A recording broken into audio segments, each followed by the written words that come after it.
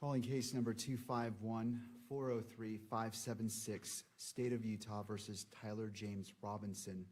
Counsel, please enter your appearances. Chad Grunander, Ryan McBride, David Sturgill, Lauren Hunt for the state, Jeff Gray, the county attorney, as well as Chris Miller are also present. Good morning. Good morning, Judge. Good morning, Your Honor. Good morning, Your Honor. Good morning, Your Honor. All right. Kathy Nestor, Michael Burt, Richard Novak, Stacy Visser here for Mr. Robinson, who's seated to my right. Good morning, counsel. Good morning, Mr. Robinson.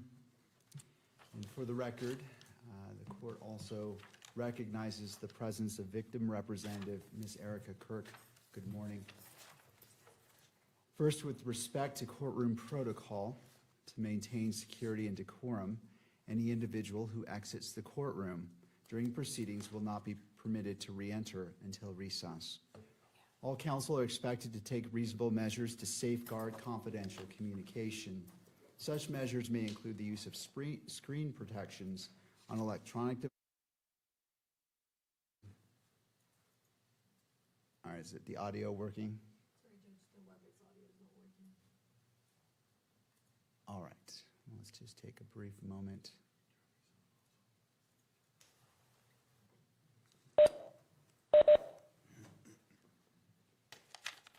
And just let me know when it appears to be working.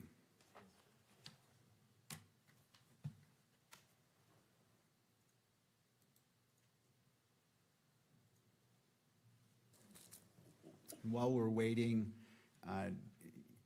if you have any water bottles or such, feel free to drink them. It is a little bit warm in here today, so I will be drinking from my water, so don't hesitate to use that if you need to.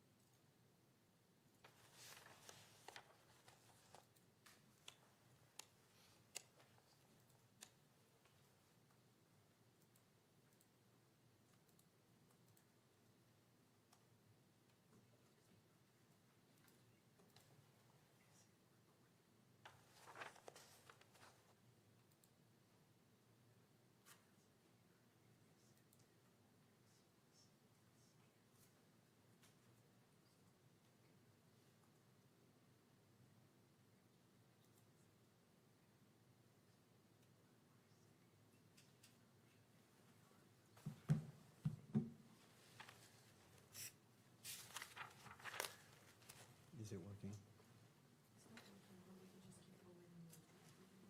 Can you send them a link to where this is being streamed so they have something to look at? I see. All right. All right, let's go ahead and continue. And let me repeat it, just because the audio may have cut out. All counsel are expected to take reasonable measures to safeguard confidential communication. Such measures may include the use of screen protections on electronic devices and care to avoid the inadvertent capture of privileged or private discussions by recording equipment or by those present in the courtroom. Second, the court will address the camera operator and still photographer, and I will invite you to come forward.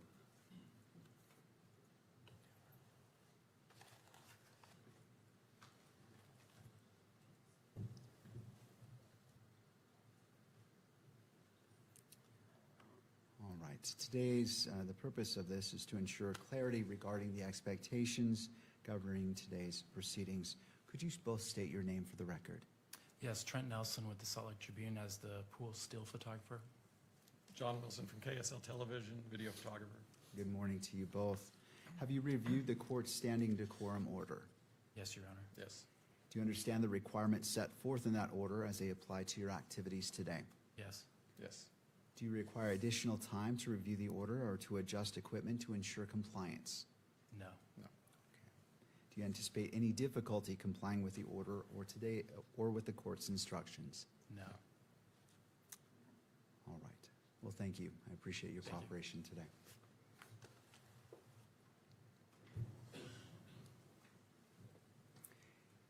As we begin this morning, the court wishes to acknowledge the importance of the safety, dignity, and well-being of all those who are present or who may be present during these proceedings, including the parties, counsel, witnesses, court staff, and members of the public.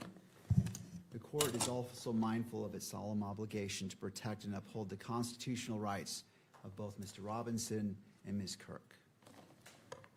In furtherance of those important interests, all persons attending these proceedings are reminded that portable electronic devices are not permitted in the courtroom or on the fourth floor. The court also expects every person in attendance will be treated with the dignity and respect to which they are entitled. Consistent with the court's standing decorum order, all spectators shall remain quiet, civil, and orderly during all times. Spectators shall not engage in conduct that is distracting, disruptive, provocative, disrespectful, uncivil, or threatening in any manner. Spectators shall not make audible comments of any kind, shall not shake or nod their heads, and shall not make gestures or other visible reactions during today's hearing. Spectators shall also not wear or display pins, buttons, signs, clothing, photographs, or other items expressing support for or opposing to any person connected with this case, or expressing any position concerning the status of this case as a capital offense. The court appreciates the cooperation of all present in maintaining a courtroom environment that is safe, respectful, orderly, and faithful to the rights and dignity of every person involved. Turning now to counsel. Before we begin, I wish to acknowledge the professionalism, civility, and competence demonstrated by counsel for both the defense and prosecution during yesterday's proceedings. It is evident to the court that each of you approach this matter with seriousness, preparation, and a deep commitment to your respected responsibilities. The court appreciates the care which you have taken in advocating for your positions and the respectful manner in which you have done so. Thank you. Do either party require the benefit of the record before we proceed? The state does, Your Honor. Mr. McBride will address the court.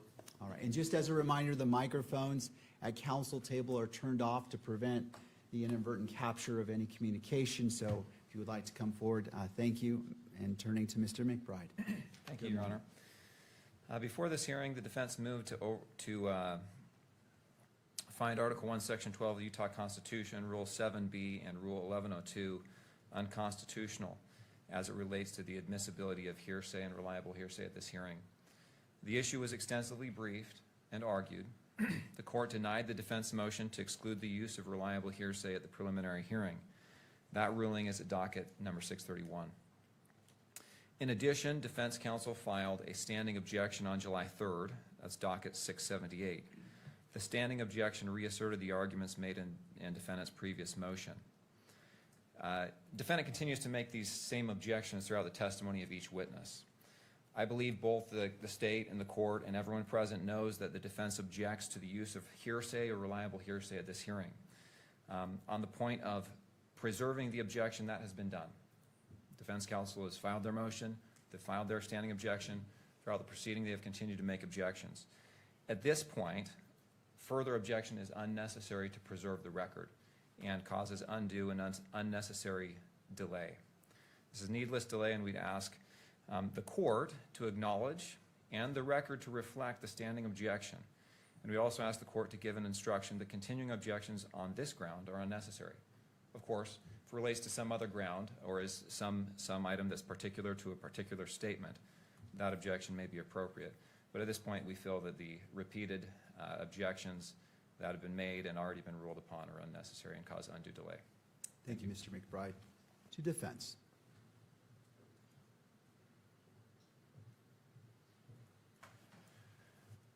Good morning, Your Honor. Michael Burt for Mr. Robinson. We have no objection to that procedure. As long as the court makes a ruling that the objections are preserved, we do think it would expedite matters if we didn't have to repeat the standing objection. There may be particular objections that are not covered by the standing objection we've made, and so we ask permission to be allowed to make those objections as needed. Thank you, Mr. Burt. Thank you to both sides. I appreciate the presentation and your argument about this. The court takes no position in regards to whether the objection is made again and again or not. I leave that to the parties. I recognize the need to expedite this, and if both sides stipulate, I will adopt the request that the standing objection as it relates to 1102, Article 1, Section 12 of the Utah Constitution, and all relevant authorities that have been cited have been noted, and the standing objection by defense is in place. However, if defense feels the need to do that in order to protect the constitutional rights of Mr. Robinson, the court will not prevent that, nor stand in its way. This court is not is acting in the role of a magistrate and will allow the parties to move forward as necessary. But as noted, I will make that note that the standing objection has been noted for all of the yesterday's proceedings and will be in place throughout the rest of the preliminary hearing. Anything further or any need for the record given the court's statement? Not from the state. No, Your Honor. All right, thank you. All right, the court acknowledges that the exclusionary rule is in effect. At this time, any witness who is subject to exclusion should be excused from the courtroom. And again, I will leave it to the parties to monitor the courtroom to ensure that if a witness has come in and they shouldn't be, that they are redirected. I invite Agent Hull to return to the stand to resume direct examination. And Agent Hull, you are still under oath. Mr. Sturgill? Thank you, Judge. And before we begin, is there a way to dim these lights just a tad like we did yesterday?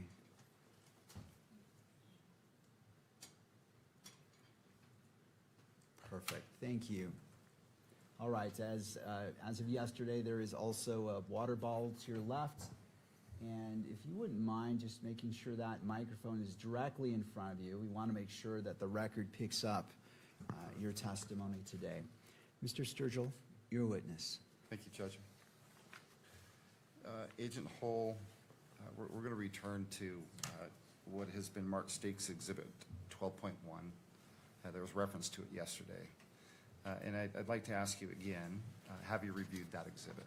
Yes. And if you wouldn't mind, just briefly remind us what that exhibit consists of. The exhibit is a compilation or a running of a summary of videos from UVU campus security footage that was obtained.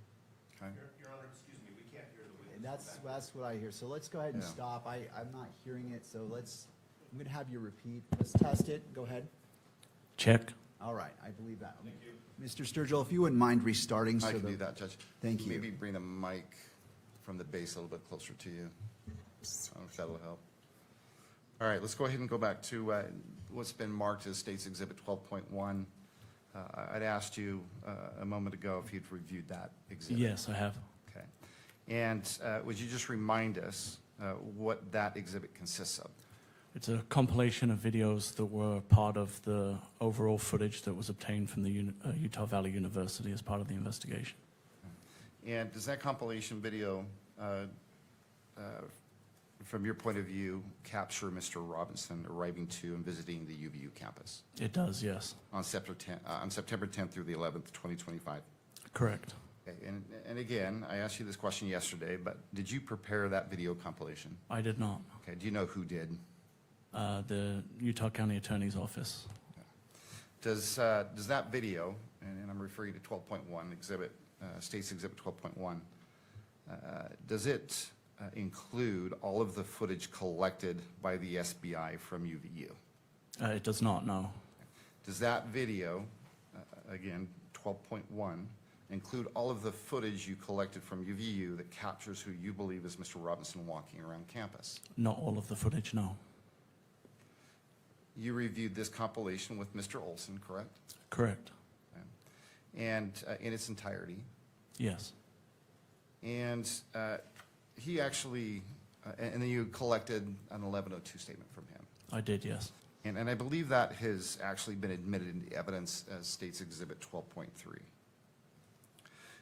Did Mr. Olson refer to that exhibit, 12.1, in his statement? He did, yes. Okay. 12.3. I'm going to put on your monitor State's Exhibit 12.3, and I'd ask that you scroll down towards the very bottom. And I would ask that you read from the statement specifically what Mr. Olson said about State's Exhibit 12.1. And I want to narrow your focus, so I'm going to draw your attention about 3/4 down the page. There's a sentence that begins on the left margin, "I have reviewed." Do you see that? I do, yes. Okay, would you please read that sentence? I have reviewed State's Exhibit 12.1, and the recordings are true and accurate, including timestamps, dates, and camera labels. The only changes are some zooms and red highlights, which were not part of the original recording. Would you Have like me to- you, I'm sorry? Sorry, I didn't know if you wanted me to continue. Or... No, that's good enough. Have you had a chance, well, you reviewed the raw footage yourself, is that correct? Correct. And does that comport with your viewpoint of that exhibit? It does, yes. Have you had a chance to review what's been marked as State's Exhibit 12.4?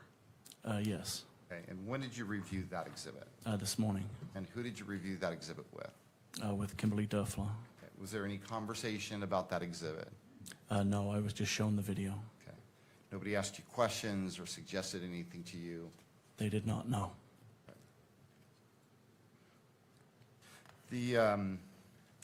Did you prepare that exhibit? I did not. Do you know who did? The Utah County Attorney's Office. All right. And I'm referring specifically to what's been marked State's Exhibit 12.4. What is depicted in that video? That video is, again, a compilation of videos from the overall footage that was obtained from Utah Valley University for September 11th and September 12th. And how does it compare to what's been marked as State's Exhibit 12.1? It appears to be the same footage. However, on this particular version, there were no circles or blurs that had been made to the video. How about zooming in and zooming out? No, there was no zooming or zooming out. Does it appear to be identical to the raw footage that you've seen that portrays this particular part of the UVU surveillance video? It does, yes. Judge, the state would move to admit what's been marked State's Exhibit 12.4. And Your Honor, we just object to the publication of this for all the reasons we argued yesterday. We think this video is going to play a big role in the trial, and to allow the public to see it now would seriously impact our ability to get a fair trial, and we're asking the court not to publish it. thank you. And Mr. Sturgill, and to all counsel, as it will apply to all counsel, when you are moving a piece of evidence, it's the three parts, whether admissibility into the record, Right. to be published in the courtroom, to be published in the courtroom and captured by the media. So, Mr. Sturgill, as it's your request, what are you requesting? Judge, first of all, clearly I'd move to admit the exhibit. I'd ask, and Judge, the presumption is that this is a public record and should be published. And so the state's position is that it should be published here in the courtroom, and it should be published in such a way that the media can capture it on video. All right. Your Honor, can I be heard on that very briefly? You may, if you would approach the lectern, please, and state your name. I'm David Ryman. I represent the news media. I didn't make an appearance because the news media technically aren't parties, but as you know, they do have the right to be heard on issues like this, and I've tried to keep that to a minimum. But since this is the first one coming up today, I thought it might be helpful to just address it again. There is a presumption not just that it be published in the courtroom, as we talked about yesterday, because the participants or the spectators in the courtroom have a right to know what the court is viewing so that they can understand how you're making your decision. This seems like a very important piece of evidence. It doesn't seem like there is a basis to keep the people who are in the courtroom today from understanding why it's being introduced. It is not like the videos yesterday, my understanding at least is, and you can correct me if I'm wrong, but we didn't object to the videos that weren't published yesterday that were graphic. We didn't object to the non-publication of the autopsy report. The argument here that Ms. Nestor just made is this seems really relevant, and that is precisely why it needs to be public. With the last thing I'll address is just EMC. There is a presumption, it's a rule presumption, not a constitutional one, that EMC is allowed. And I think that for all of the reasons that we've briefed this for your honor several different ways, there needs to be a really good reason why. You know, if it's being published in a public proceeding in the courtroom, it should not also be, it should not also be allowed to be published to the media. So, Thank you. thank you. Mr. Sturgill, do you wish to respond or perhaps give a little bit more detail on what this video purports to show? Well, do you want me to proffer that, Judge, or have the witness? I'll defer to you. Okay. Well, first of all, if I could take one step back. Let me ask you, I may have misheard, but let's just be clear about this video, the compilation video. It includes video surveillance from UVU campus from what dates? September 10th, 2025 into the morning of the 11th, 2025. And if you wouldn't mind just describing in a bit more detail what this compilation includes. The compilation shows the movements of the individual believed to be Mr. Robinson on Utah Valley University campus, arriving and leaving in a vehicle, arriving and leaving on foot, and then returning and leaving, and then attempting to gain access again in a vehicle. And his movements throughout the day are included in the videos also. Is there any footage of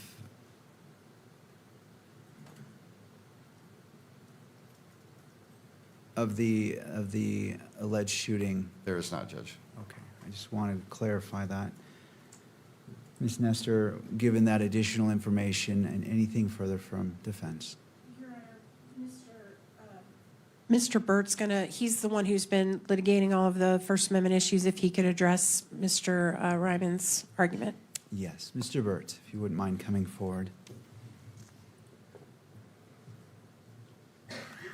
Judge, I wanted to clarify one argument that was made by counsel for the media yesterday, and that was the rules, the Rule 4-202.02 does not apply to the situation we're in right now, and that is wrong. The rule says that this rule applies to the judicial branch, and 4-202.02J says the judge may regulate or deny access to exhibits to ensure a fair trial. So I think that rule does apply to our situation, and the Supreme Court in the Algier, ALLGIER case, 258 Pacific 3rd, 589, applied the rule in the context of an evidentiary exhibit. And I know the court has not mentioned, since counsel made that argument, this particular rule, but I think it does apply here. And also applicable is the Supreme Court's decision in the Kearns case, which we talked about when we argued the motion for denying access to the cameras. And that case, Kearns versus Tribune Corporation, 685 Pacific 2nd, 515, says that the standard the court ought to apply in determining whether an exhibit at a preliminary hearing should be sealed is one of a, quote, realistic likelihood of prejudice. And we rely on the evidentiary showing we've made in connection with our motion to exclude cameras, that there is a realistic likelihood of prejudice in this way. The court knows and has access to the media coverage up to the time when we litigated the motion concerning closing this hearing to the cameras. And the court knows that one feature of the media coverage has been a very pro-prosecution bias of every story that has been published on this account.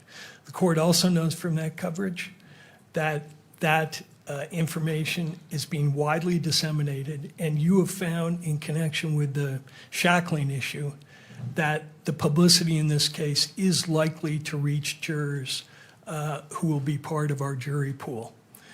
And we've also submitted to the court a public opinion survey which shows that the prejudicial publicity that the media has already generated in this case has affected the jury pool.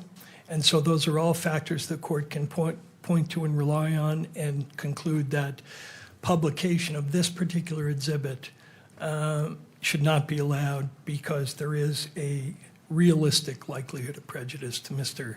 Robinson's right to a fair trial. So under that standard and under the rule, the court ought to deny publication. Thank you, Mr. Burt. Thank you. Any final argument from the parties before the court issues its ruling? Your Honor, can I be heard on that briefly? Yes, you may. Thank you, Your Honor. David Ryman. I just wanted to clarify. I don't know that Mr. Burt and I necessarily disagree about what he said about the rule. What we were talking about yesterday was something different. That is the portion of the rule that classifies records that are in the court file. It's not the same as what happens in a public hearing. And Mr. Burt referenced the portion of the rule that essentially just tracks the constitutional standard, which of course, controls here as to whether in this public proceeding it can be closed in any way, and non-publication of exhibits as a form of closure. So I don't necessarily disagree. I would just underscore a lot of what Mr. Burt just said has been briefed ad nauseum at this point. Their position that publicity is incompatible with a fair trial. The Allgaier case he mentioned, I know that case. I litigated that case. It involved a confession that the court found public because you have so many other tools to seat a fair and impartial jury. And we have cited that case repeatedly, and so has Your Honor, I think, recognized it in your ruling, saying pretrial publicity can coexist with the defendant's right to a fair trial. So the last thing I'll say is just that the constitutional standard that I think we're all agreeing applies here is weighty and difficult to overcome. And it is never satisfied, as we've explained, by just generalized assertions that there's a lot of publicity out there. It's got to be something really specific, and they just haven't made that showing. And I certainly don't think that a video that apparently just shows the defendant walking around the UVU campus qualifies. Thank you. Anything further? Judge, from the state, no, but I think I'd like to be crystal clear. You asked if there's any portion of this video that captures, and I believe you asked of the actual shooting. There's no video of that. There is video, however, and you've heard testimony related to this, where the shooter goes to the top of the low-C building, goes out to the edge of the building, low crawls, and then leaves after what we assume is the shot being fired. That's as close as it gets. I don't know if that makes a difference, Judge. I just wanted to make the record clear, and I want to be crystal clear with Your Honor. Thank you, I appreciate that clarification as it is guiding for this court and making its ruling. I turn to Utah. Well, let me pull this up.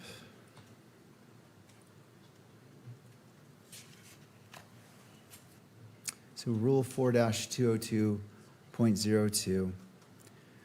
I go down to, well, first it says statement of the rule.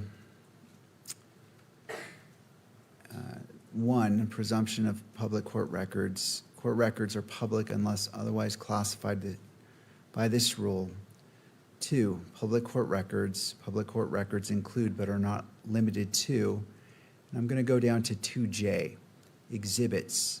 But the judge may regulate or deny access to ensure the integrity of the exhibit, a fair trial, or interests favoring closure. And the court recognizes the importance of the constitutional rights of Mr. Robinson being upheld and protected. At the same time, the court also recognizes the importance of transparency and a proper balance to ensure that the constitutional rights of all parties are upheld. As it relates to this exhibit, I believe it's 12.4. 12.4, yes. Based off the representation of what is in that, the court differentiates this exhibit from the exhibits from yesterday, namely Exhibit 7, Exhibit 8, and Exhibit 9, as those are different in nature, and those go to issues relating to Utah Constitution, Article 1, Section 28, as it relates to the Declaration of the Rights of Crime Victims.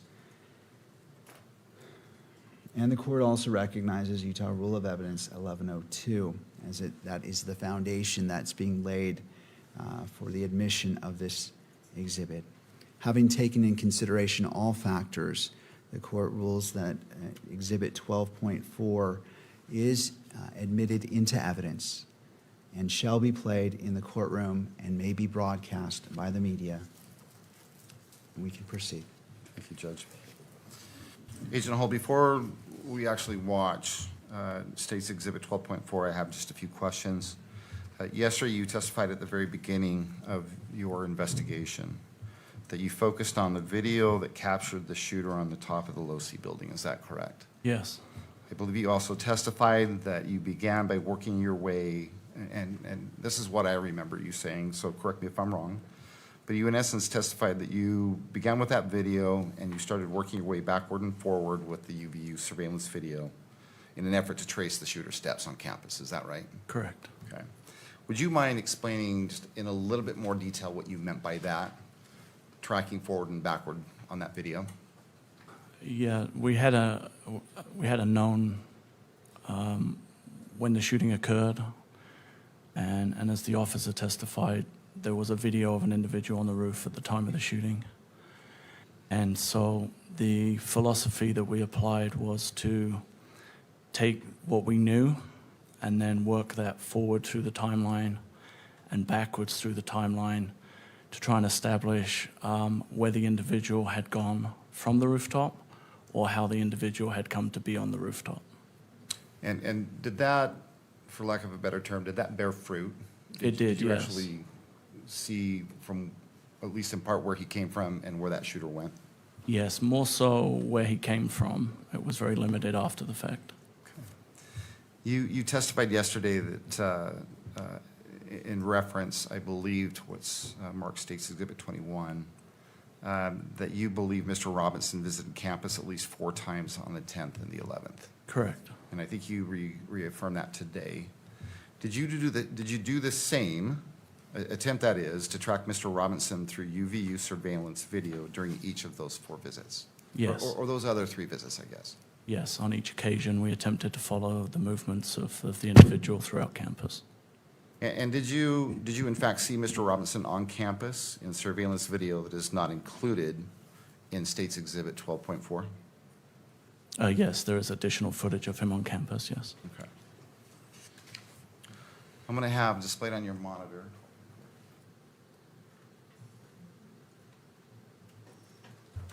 what you're going to see is a paused or a still image.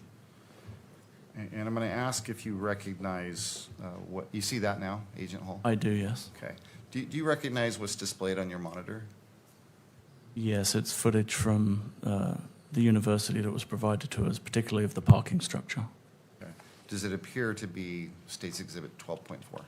It does, yes. So I'm going to go ahead and I'm going to have this video run. And then if you don't mind, as it's running, I'm probably going to be asking you some questions. And so this video has no audio, is that right? No, there's no audio on the cameras. Okay. Let's go ahead and start the video. Your Honor, it's just not up on the screen yet. Maybe Let's go ahead and put it on all screens. No, I appreciate it. Is, so it is admitted and may be published to the screens. And just want to make sure it's on your screen, Agent. All right.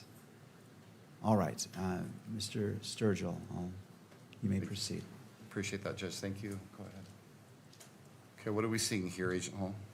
That's the vehicle that is believed to belong to Mr. Robinson arriving in the parking garage on campus. At what time in the morning? What time of the day? It's approximately 8:30 in the morning on September 10th, 2025. And what leads you to believe that this particular vehicle belongs to Mr. Robinson? Information that was provided regards to driver's license and Department of Motor Vehicle records. The vehicle fits the description of a vehicle owned by Mr. Robinson. Is there anything unique about that vehicle that stands out to you? The shape of the vehicle is very distinct, but predominantly the wheels were very distinctive on this version of the vehicle. Now what do we see? The driver of the vehicle exits the vehicle and then walks on foot to exit the parking garage. It's the individual in the red T-shirt and the shorts and the shoes. And do you believe you recognize who that person is? Yes, Who is that? I believe that's Tyler Robinson. All right, and where does he go from there? He heads out of the parking garage on foot into the campus and actually goes to the quad area of the campus. At that time, he makes contact with some representatives from TPUSA. By quad area?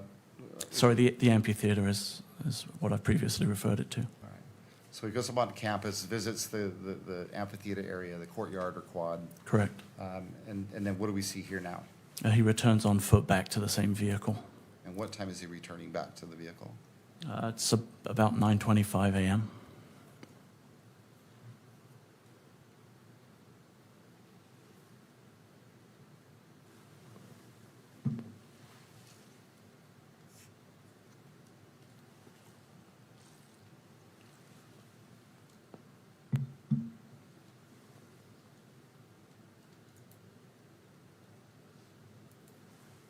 And where is this parking structure located on campus? It's just off of Campus Drive. It's a short walk from the amphitheater. What do we see now? That's the vehicle exiting with Mr. Robinson driving the vehicle.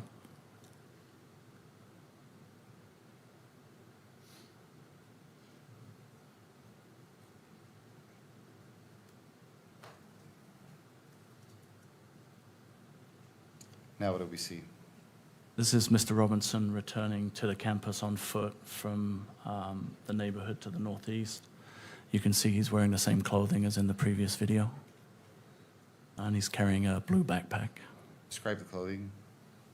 It's a maroon colored t-shirt with gray or olive colored shorts and then Converse shoes. And what time did he return to campus? Just after 10 a.m. And does he leave the parking structure eventually?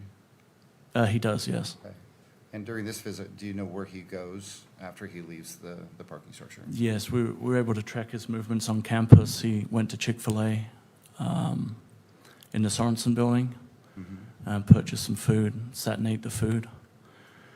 Then, And I'm sorry, Where did he purchase the food from? Chick-fil-A in the Sorensen Center. And where is that in relation to the amphitheater or the courtyard?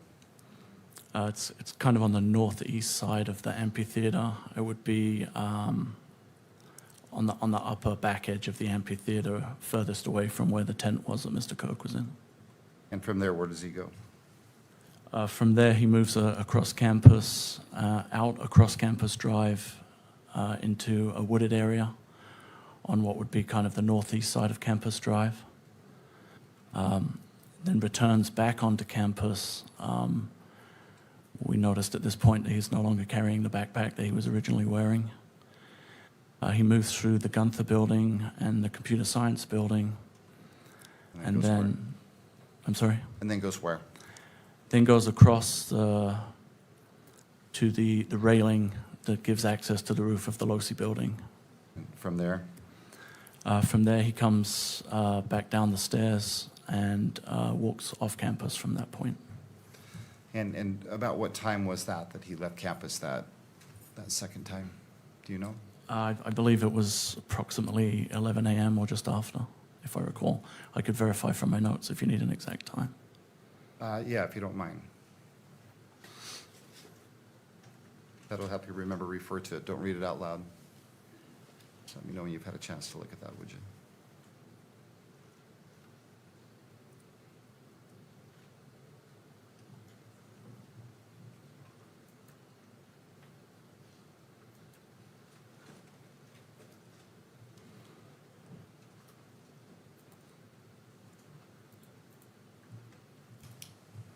Were you able to refresh your memory as far as the time? I was, yes. And what time was it? It was just prior to 11 a.m. when he walked off campus. Okay. And before we go any further, the parking structure that he left initially, where is that parking structure in relation to the LDS Institute building? I'm sorry, in relation to? The LDS Institute building on campus?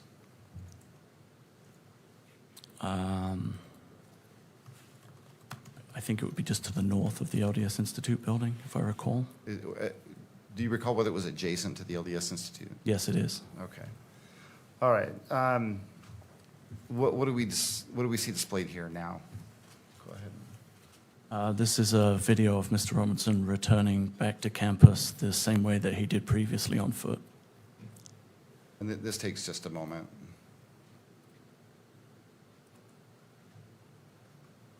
And why, well, let me ask you this. You believe this is Mr. Robinson returning to campus? I do, yes. Okay. And why do you believe it's Mr. Robinson? The shoes are the same, and the images that we have are from my viewing and seeing Mr. Robinson on the video, it's the same person. He's noticeably wearing different clothing. He is wearing different clothing, and he also is walking with a gait or a limp in this video. With a gait or what? A limp. Okay.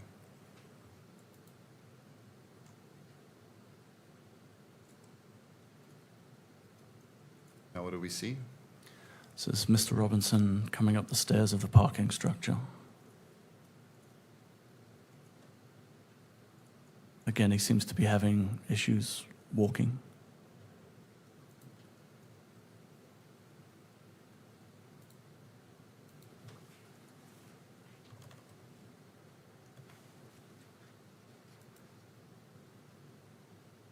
And again, were you able to track Mr. Robinson when he leaves this parking structure? Yes, we were able to. Okay. So when he leaves the parking structure, where does he go?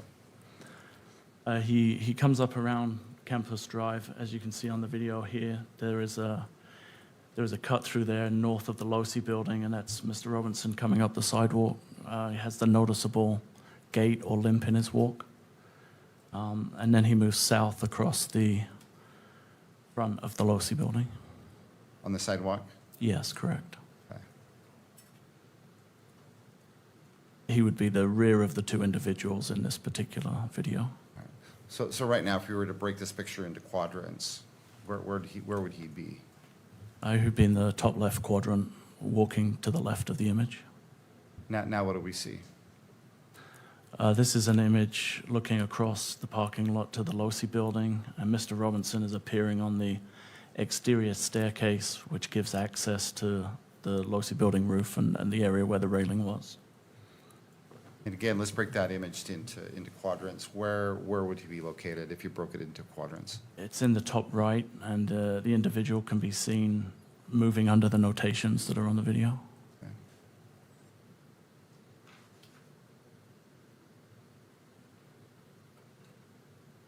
And what time is this? It's just afternoon, about 12:15 On what day? on September 10th, 2025. What just happened, or what did we just see happen? The individual actually kind of rolls over the railing onto the roof of the Losi building. All right. ahead, I'm sorry. And again, in the top left corner, the individual is now seen running across the rooftop of the Losi building to what would be the southwest corner of the building, crouching down and then crawling to the corner of the building.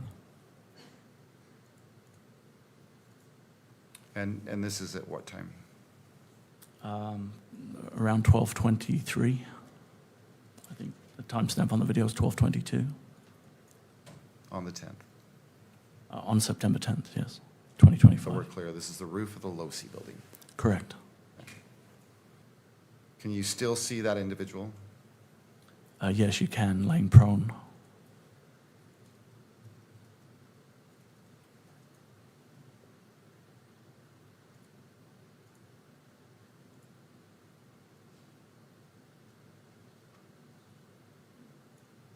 You believe this to be Mr. Robinson? I'm sorry? You believe this to be Mr. Robinson? I do, yes. And how long is he out there on the edge of the building? Just until the reported shot was fired at 12:23 and 28. The individual then stands up and then moves across the building to the north. Is that what we're seeing happening right now? It is, yes. They move behind the atrium area on the rooftop to the northeast corner where the white triangle is. Do you see Mr. Robinson now? I do, yes. He's just arriving at the corner of the building, almost the top center of the image.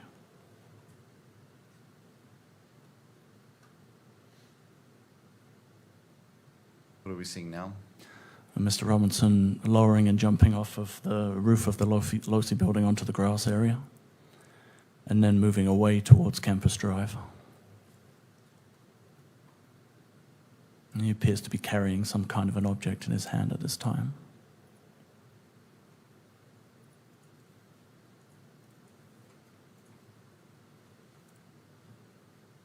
So he's approaching, Campus Drive. and again, broken into quadrants. Where is he currently?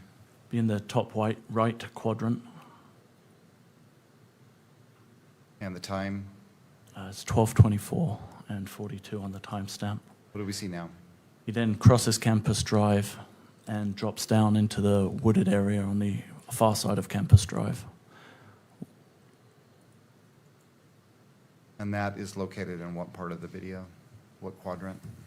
It would have been just off center on the top left side. What do we see now? This is the intersection of Campus Drive and 800 South. There's a vehicle attempting to turn right onto Campus Drive. That's the vehicle that's driven by Mr. Robinson. And on the screen, where is that vehicle that you're referring to located, if you broke it into quadrants? It's on the left side, on the upper side, the upper quadrant. Now what do we see? That vehicle's now pulling away and heading east on 800 South. And why do you believe that that vehicle is Mr. Robinson's vehicle? When that vehicle was stopped, it actually made contact with an officer who was doing security detail. Okay, and do you know who that officer is? or Officer was? Goforth, Okay, and do you know which department he works for? Spanish Fork Police. And did you have a conversation with Mr. Goforth regarding this interaction at that intersection? I did, yes. Okay, and what time was that interaction? I'm sorry, did I ask you that? It was approximately 12:30 a.m. On the 11th? on September 11th, 2025. So you talked to Officer Goforth about that contact on the corner on that, during the early morning hours of the 11th. Correct. And what did Officer Goforth tell you about that interaction? It was an interaction that, I guess cop intuition, but there was something about the interaction that made him make a note of the license plate of the vehicle.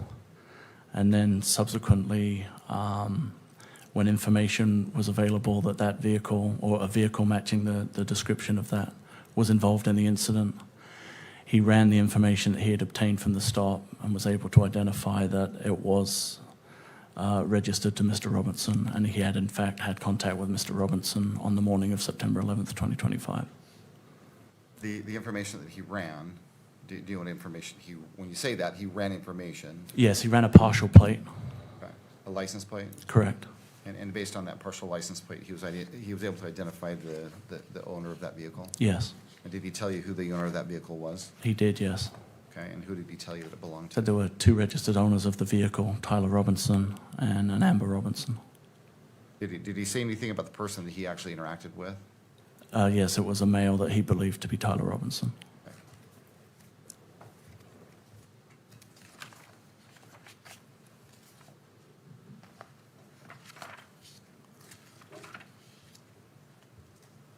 Let's return again to what's been marked State's Exhibit 12.1. Again, you've reviewed that video. Yes, And the difference between 12.1, or what's been marked as State's Exhibit 12.1, and 12.4 are, if I understand you correctly, are these enhancements that we've been talking about. yes. And specifically, be specific about the enhancements, and let's go one at a time. Okay, I think there's a reference to either red circles or red highlights. I think Correct. That's how Mr. Olson described it, red highlights. yes. Do you know what he's, or what is he referencing by the red highlights, or what do you believe he's referencing? I believe he's referring to red ovals or circles that were placed over the image to identify specific individuals of note. And these red circles, are they permanent red circles? Are they temporary? I'm, Something different? I would assume they are temporary. I'm not very technological, but I believe they would be overlaid over the image. And this is a bad question. What I mean by that is do they appear and disappear quickly, or do they linger or last for a period of time? They're there for a notable period, but I believe they come off the video. But All right. And other than, well, and you said that the circles, what do the circles do? they identify an area or a person of interest within the video. And other than do that, do the circles or the highlights, do they do anything with regards to the video itself, as far as its Not- accuracy? Not to my knowledge, no. I think the next enhancement that has been mentioned, that we've talked about, is there's some blurring. Yes. Do you know what that, tell us what that is. What blurring do you see in what's been marked as State's Exhibit 12.1 that you now don't see in 12.4? If I recall, there were some individuals in the parking garage footage and their faces were blurred. Excuse me. Is anything other than faces being blurred? Not that I recall, no. And how often do you see the blurring throughout the video? I believe it's just in the original sequence in the parking garage. Other than the blurring, does the blurring, other than obviously blur out part of the image, does it change or impact the accuracy in your mind of that part of the compilation video? Not to my knowledge, no. And then the last thing is, I believe, is there's some zooming in and zooming out that's in 12.1 that has been removed Yes. from 12.4. What can you tell us about the zooming in and the zooming out? Predominantly, it's in the area that was referred to as viewing the Losi building rooftop. I believe it focuses on the area where Mr. Robinson comes up the stairs and onto the rooftop. Those portions of that particular footage were zoomed in for clarity. Other than zooming in and zooming out, does at least that enhancement to the video, does it change the content of the video, No, the accuracy of the video in your mind? no. Okay.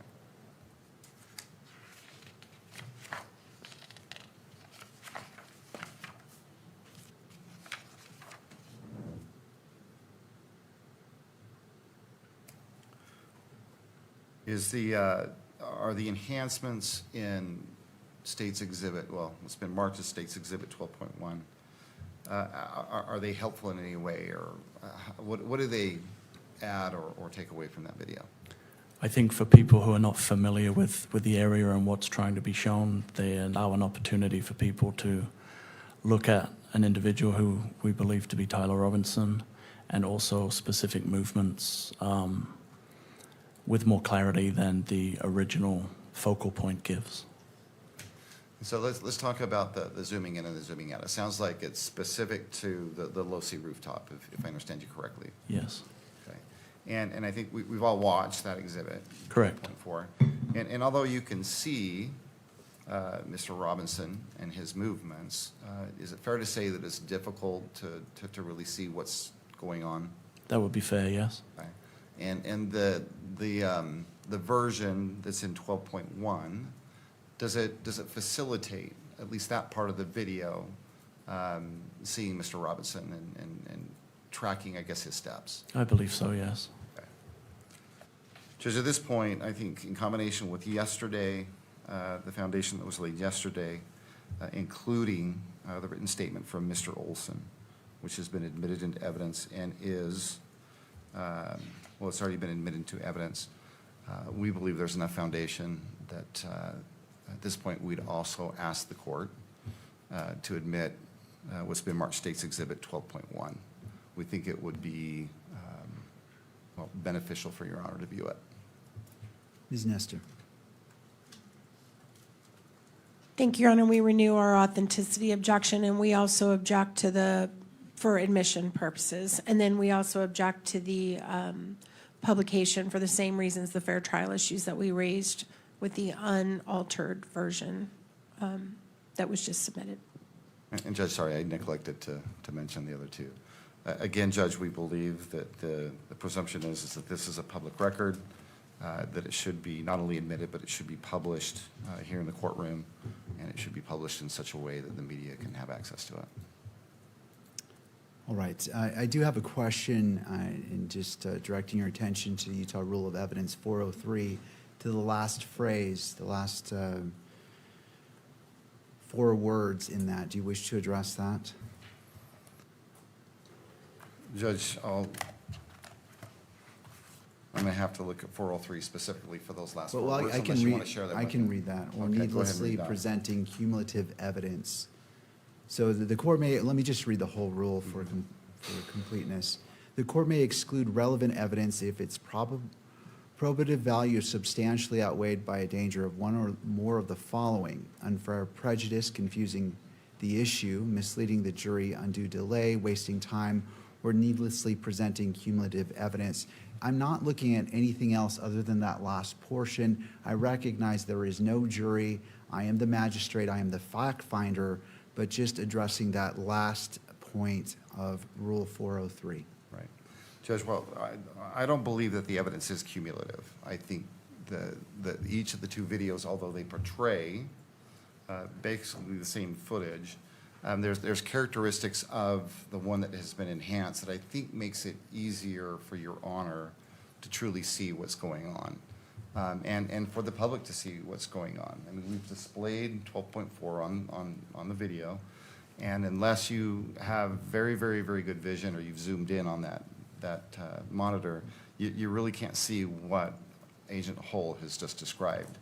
The character of 12.1 is it simply, it enhances that at least important parts of that exhibit, and it just makes it easier to see, not only by Your Honor, but also by the public. And specifically as it relates to the zooming in and the zooming out. Okay. Anything further from the parties as it relates to 12.1? All right, well, I will admit 12.1 into evidence, but as it relates to playing it in the courtroom or on the television, well, for the media, I find that it is, well, as the fact finder, I will look at the evidence and weigh it as a magistrate is required to do, but I do not find it is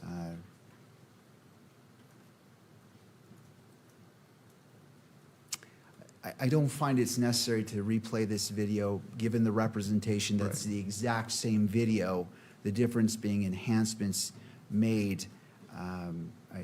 If it was different in any way, or if it added to or subtracted from, that would be one factor. But because it's simply the same video, simply zooming in with circles or notations, the court does not find that the interest of justice requires it being played again. But it is received into evidence and will be reviewed by myself in determining a probable cause determination. And I appreciate that, Judge. And just so we're clear, State's Exhibit 12.1 has been admitted. It is received into evidence, yes. And your intent is to review it in its entirety, but not here in the courtroom. Yes. Can I make one suggestion, Judge? Or maybe Sure. one request? I believe the most important part, the most helpful part of this video is the zooming in and the zooming out. And that is a portion that, if you want, we could isolate that and only play that portion of the video, if you'd be willing to publish that portion of the video. And that's really the thrust of why we are trying to introduce that exhibit, because I see. we believe that it's helpful to see it up close. And unfortunately, because of the way it's formatted and the way it's been recorded, there's no way any of us can zoom in and zoom out on this video to get a better look at what's going on. And that's the reason why we did what we did, but we had to memorialize it and save it, and then present it in that way, rather than just present it in its raw form and then have the ability to zoom in and out, if that helps Your Honor understand why we're doing what we're doing. All right, Ms. Nestor, to the second request of not playing the whole video in its entirety, but simply the portion with the zooming in, how long is that, Mr. Sturgill? I think it's a couple of minutes. All right, Ms. Nestor. We object to the prejudice of that, Your Honor, and ask the court to stand by your previous ruling on that. All right, thank you, I appreciate both parties. What I will do is review this video in court, and it will be displayed to the monitor's counsel table and to the court's monitor on any portion that you wish to play for me to look at, so all parties can see clearly that the court is reviewing it in court. But I do not find that it is necessary for its publication, because this is the exact same video. I recognize it's zooming, but in balancing the constitutional rights, there is nothing on this video from what's been represented that the public hasn't already seen. It's simply zooming in, and I don't find that that is necessary, or and so in balancing the constitutional rights of all parties, I'll view it on the monitor. Counsel's free to view it with me as I'm looking at it, but it will not be broadcast in the courtroom or by the video camera. I appreciate that, Judge. I respect that. I think there's a natural break where we can start. And what I'm going to ask is just we simply play the most. You will have this entire exhibit in evidence, though. Thank you. Is that right? Yes, I Okay. will. All right, whenever you're ready.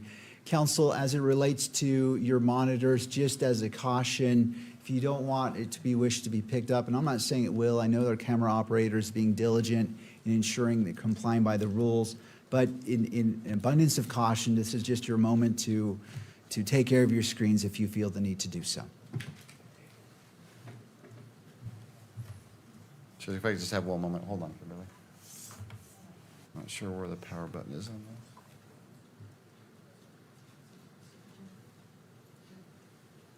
There we go. All right, counsel for defense, are we prepared? And for the state? Yes, Judge. All right, thank you. Having heard from both counsel, I'll go ahead and review it on my screens. It is not being displayed in the monitor in the courtroom. And you may present 12.1, the portion you wish for me to view.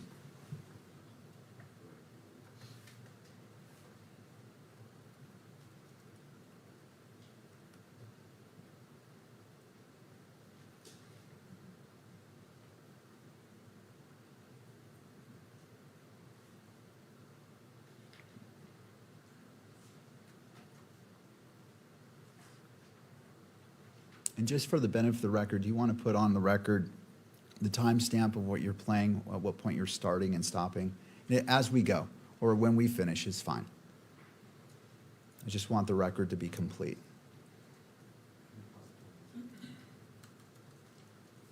Just the difficulty in doing that apologize, because we've zoomed in, it's removed the timestamp on it.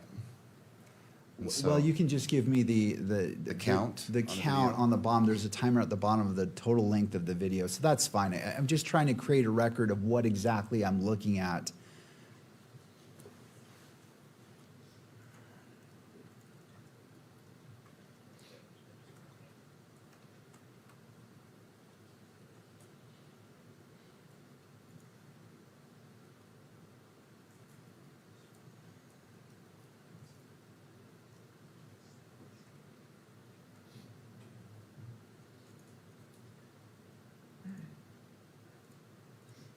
Whenever we pause on the court system, Oh, I see. No, it's limitations of technology sometimes. Thank you for letting me know.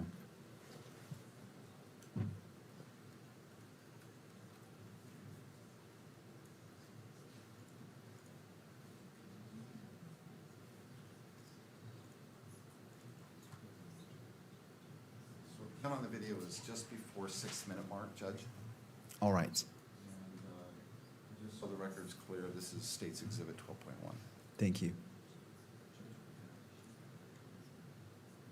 I have it on my screen. So it looks like it's been paused at 6 minutes and 9 seconds. Agent Hall, can you see it? Yes. Okay, well, let's just, I'm good with playing it.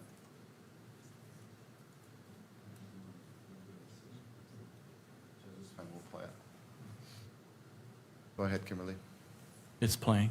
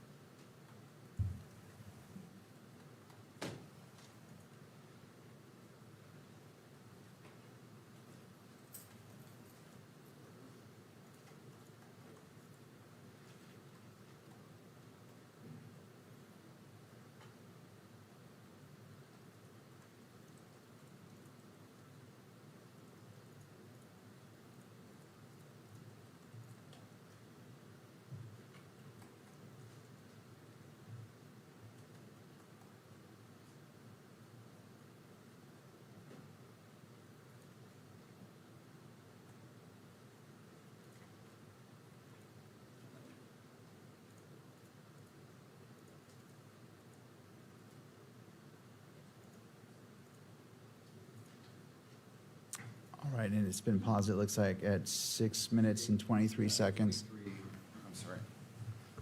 Judge, at 8:23, we stopped the video. Oh, 8:23, okay. 8:23. See That's the the count numbers. on the video itself. Thank you. Okay. All right. Thank you, Mr. Sturgill. Agent Hull, you were able to watch that zoomed-in version, is that Yes, sir. right? Okay, and was there anything that stood out watching that zoomed version? For me, on the zoomed version, it's apparent that Mr. Robinson, the individual jumping off the roof, is carrying an item. Okay. And you can see clear the clothing that he's wearing? Object to leading. Strike that. Mr. Sturgill, do you want to respond to the objection? Judge, it is leading. I'll go ahead and sustain the objection, and that you may move forward. Is it easier to see? Well, strike that, Judge. I'll let the video speak for itself. Judge, I have nothing further with Agent Hall. All right. Ms. Nestor, Just one moment, Your Honor, Of if I may have course. the court's indulgence.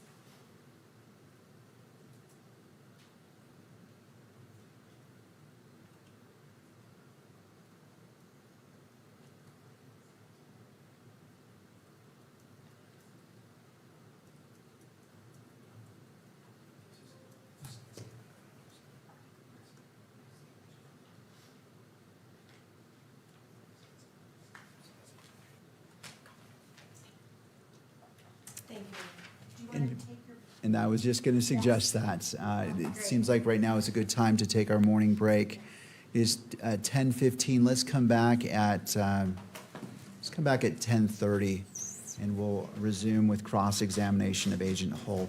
Court is now in recess.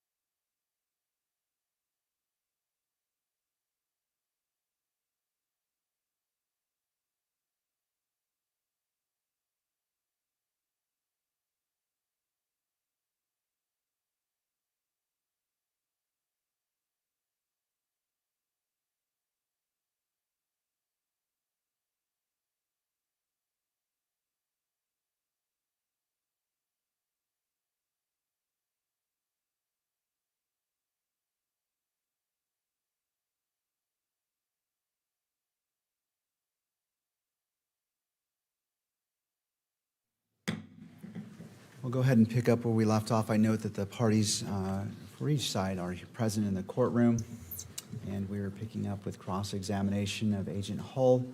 Ms. Nestor, your witness. May it please the court, thank you. Good afternoon, Agent Hall. Good You morning. and I have met before, but just to remind you, my name's Kathy Nestor. I'm one of the attorneys representing Mr. Robinson. So, when did you leave the SBI? The State Bureau of Investigation? Yes, March of this year, March of this year? yes. So you were involved in this investigation from September to March, basically? Yes. And your new position at Post, what is your new position? I'm an investigative sergeant. So you investigate potential wrongdoing of police officers? Correct. Okay.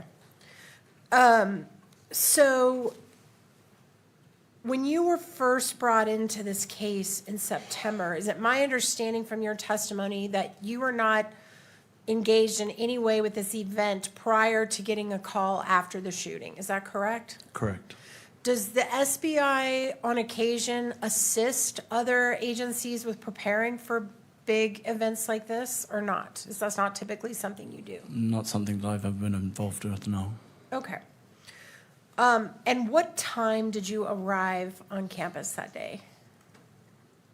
I believe it was shortly after 1:30. So approximately an hour after Mr. Kirk had already been removed from the... Approximately, yes. Okay. And were you involved in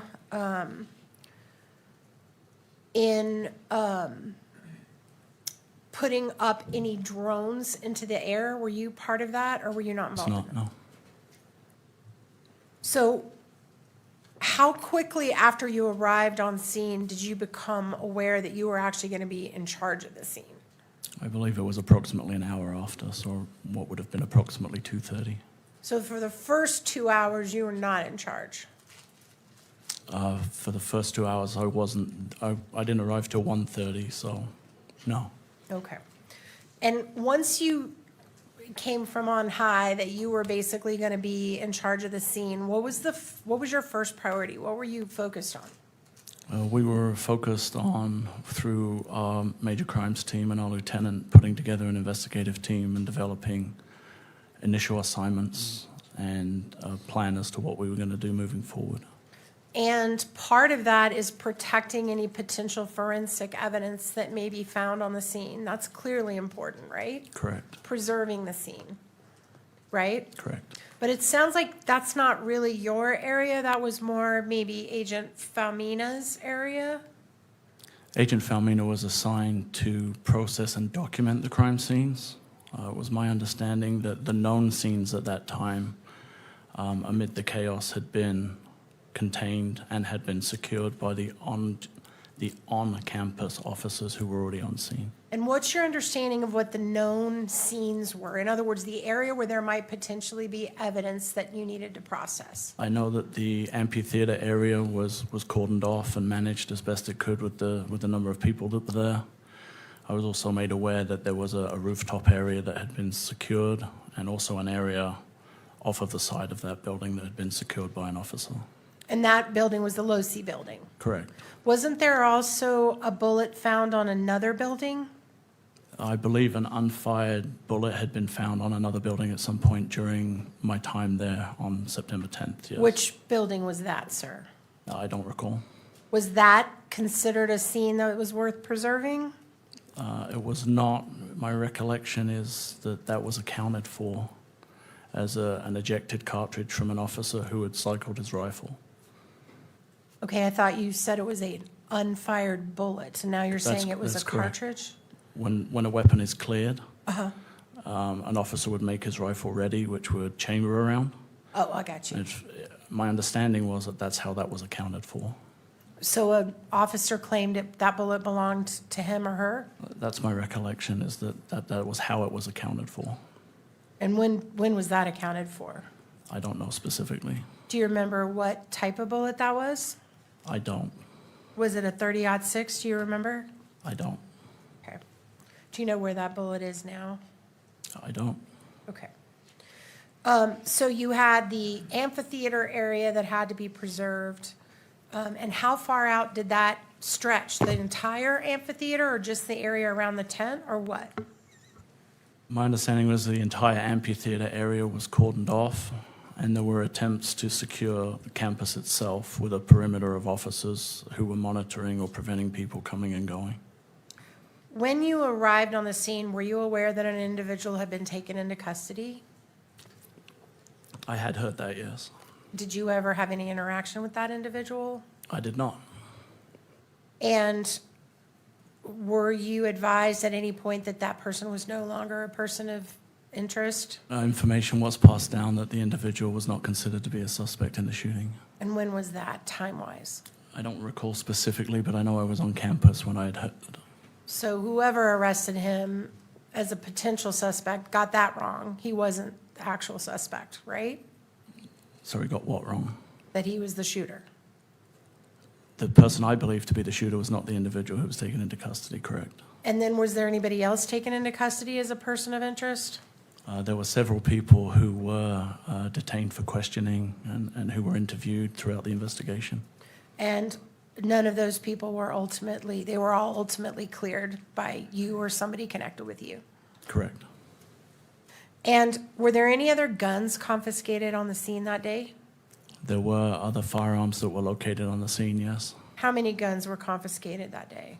I don't know specifically confiscated, but I know that there was a firearm found in a backpack that was accounted for during the day. What type of firearm was that? It was a handgun, Any other guns that were found on the scene? not that I recall.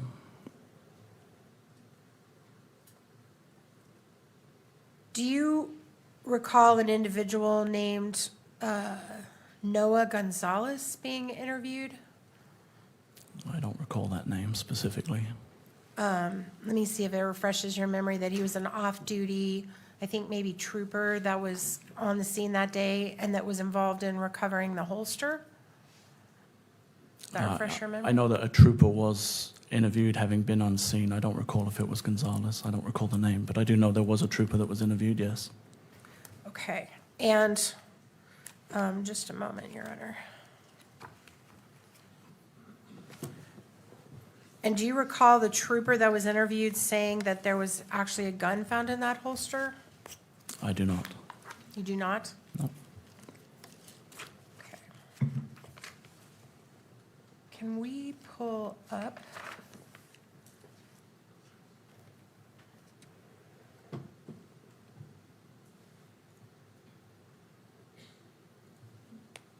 Exhibit Hole 13 and just show it only to the witness for right now?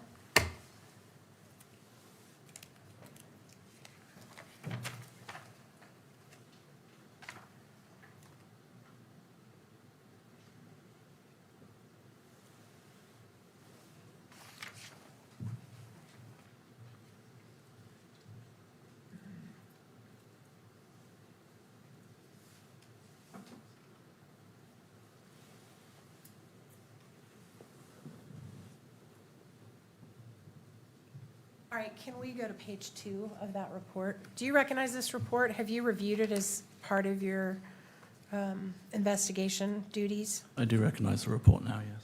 Okay, and this is a report prepared by actually Mr. Davis, who's going to testify later in this matter. Is that right? Correct.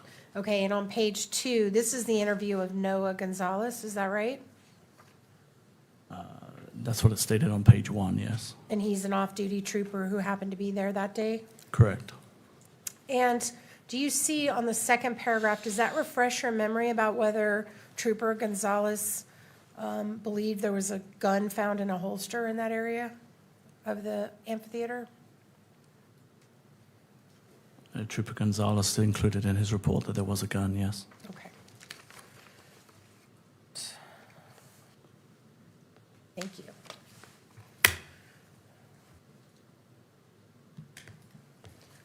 Okay. When did you first personally go up to the roof of the Losi building? Do you remember the time of that? I don't recall. I know it was dark when I went up to the roof, so it would have been later that evening. And at the time you went up there was already crime scene tape that had been placed around it? There was an officer standing security. Right. And to your knowledge, as the head of the investigation, did they ever find any bullets or casings anywhere on the low-C roof? Not to my knowledge, no. Did they ever find any bullets or casings anywhere around the low-C building? When you say around the low-C building, you mean how close? Like immediately around the low-C building? Correct. Not to my knowledge, no. Okay. And then you've been talking a lot about a timeline here that seemed, you talked about it when you were watching the video, but you also talked about the fact that you developed a timeline, is that right? Correct? And can you pull up hole 1, please? I'm pulling up on your screen your report that you prepared. Do you recognize that? I do, yes. And what's the date that you drafted that report? That looks like September 14th. It says date created. And that's the place where, if you could go to page 2, please. Do you see down at the bottom where you summarize Sergeant Bricker's report listing the timeline? Yes. Okay, and so it was actually Sergeant Bricker that prepared the timeline, is that right? He prepared a timeline. And you incorporated that into your report? No, I created a timeline. You created your own timeline? Yes. Separate from the one that's in this report? Yes, using information obtained in the investigation. And when did you create that timeline? Over the course of the investigation, over a long period of time, after a lot of reviewing video and investigative time. So, as of September 14th, Tyler Robinson had already turned himself in to the authorities, is that right? Yes, I believe he turned himself in on September 11th. So, prior to the time that Tyler Robinson turned himself in, had you all prepared a timeline? A documented written timeline? Yes. Not to my knowledge. I don't know when Sergeant Bricker produced his specifically. And isn't it fair to say that as of the moment that Tyler Robinson voluntarily surrendered to authorities in Washington County, as of that moment, you all did not know who the shooter was, is that right? We had identified a person of interest, but we did not specifically know who the shooter was at that time. Okay. And you became aware that Mr. Robinson was voluntarily surrendering how? How did you become aware of that? That information came originally, I believe, from the Washington County Sheriff to the administration at the control center at the university on the evening of the investigation, Okay. or the second evening of the investigation. All right, we're going to get back to that in a minute, but I just wanted to get the timeline down. All right, now I want to go back to the videos that we've seen and the question that I just asked before, which is it fair to say that nothing about the video of the individual on the roof revealed to you, you couldn't see facial features, you couldn't see what they were wearing, correct? Of the individual on the roof? Correct. I know that there was a meeting to discuss perhaps a pattern on the front of the shirt that was observed when the individual was jumping off of the roof. Okay, that's fair. But at that time, as of the 11th, before Mr. Robinson turned himself in, you all had not been able to determine that, is that right? Excuse me.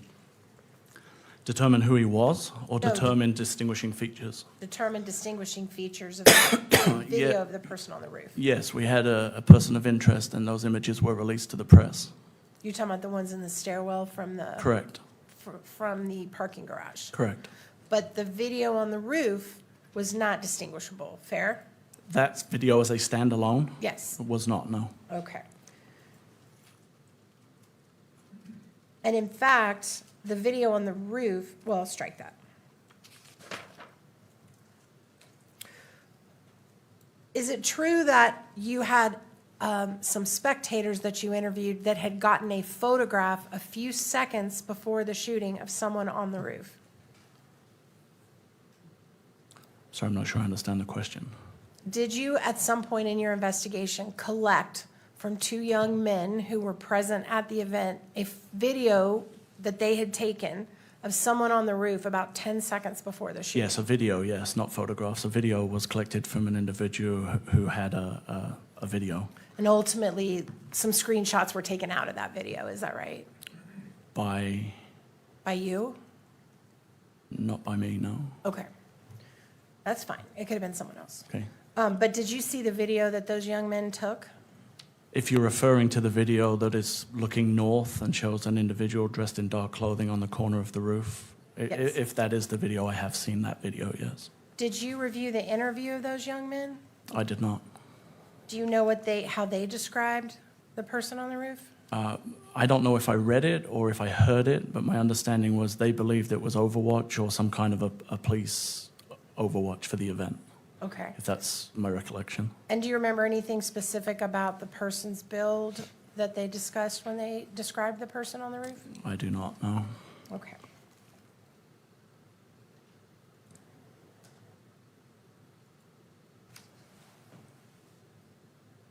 There is a portion of the video after the individual jumped off the roof, which we all saw here, where the individual crosses, I believe it's Campus Drive. Is that right? Correct? And there's a moment where the individual waits and there's two cars that pass in front of him, right in front of him. Correct? And is this the moment where you are submitting that he was holding a gun in his hand? As he crossed the road? Yes.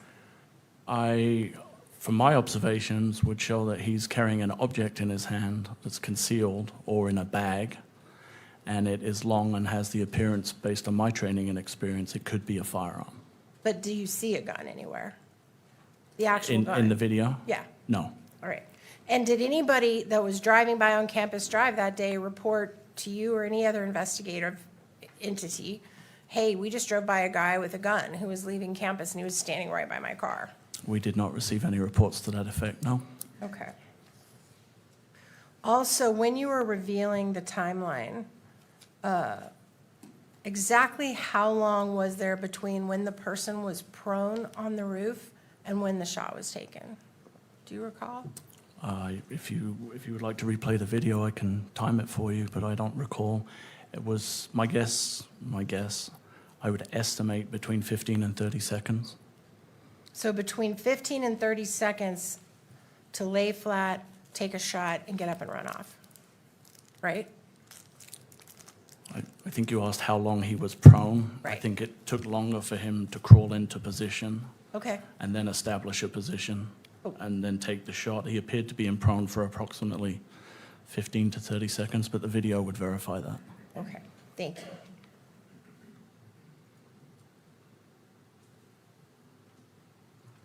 All right.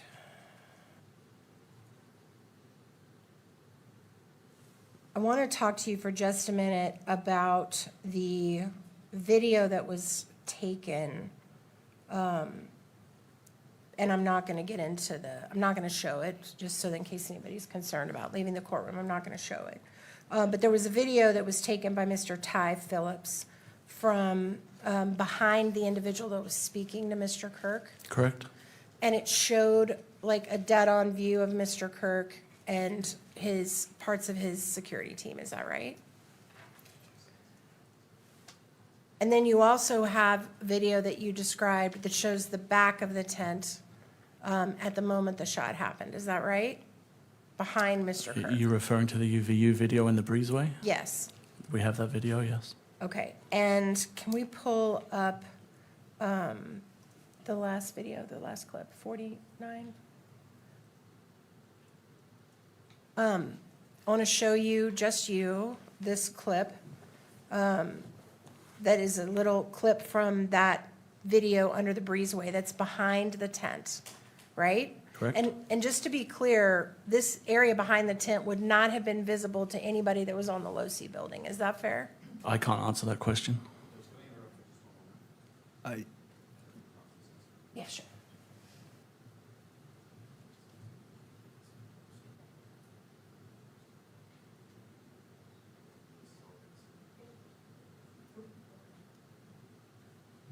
And Ms. Nestor, as you're playing this, are you just being cognizant if the sound is on or not.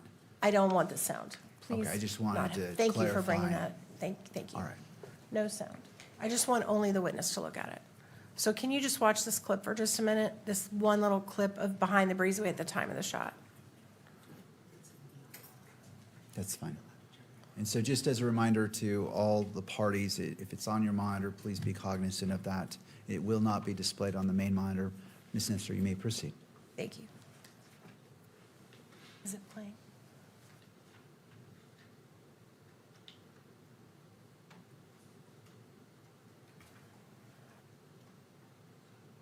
Okay. Do you remember that? Does that refresh your memory of what's in that clip? Yes. And having reviewed that, at the time the shot was fired, there was no one standing directly behind the tent. Is that correct? You'd have to show me it again. I wasn't specifically looking for that. Okay, But I can answer that question if I can view the video again. okay. And just before you do that, I think you testified before that Mr. Kirk would have been dead center behind that banner. Is that right? Approximately.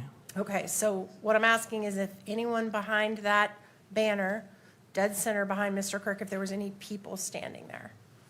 Go ahead.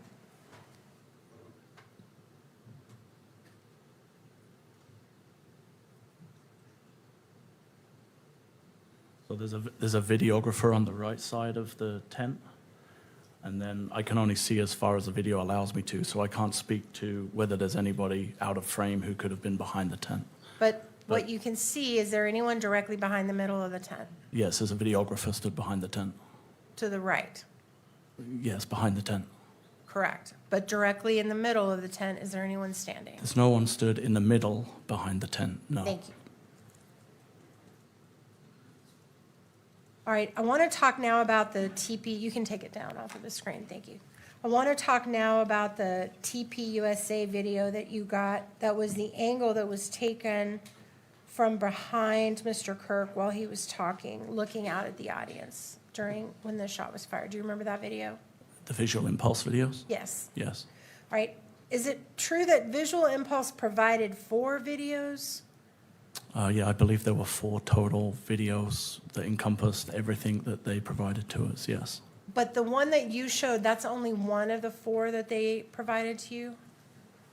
That one that was shown had a Bates number. It was an item that was provided by Utah County Attorney's Office. Okay, but were there more that you haven't seen in this courtroom, in this prelim, that you got from? There's the original footage.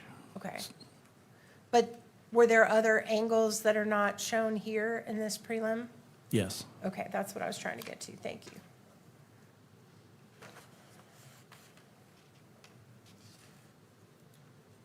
All right.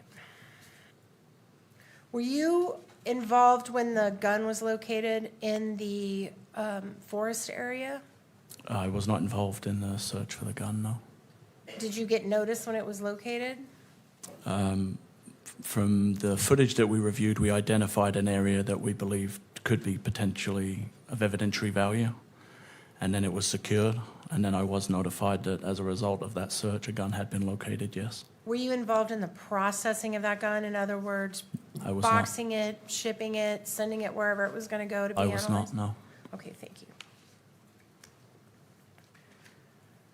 All right, now I want to shift to the autopsy for just a moment.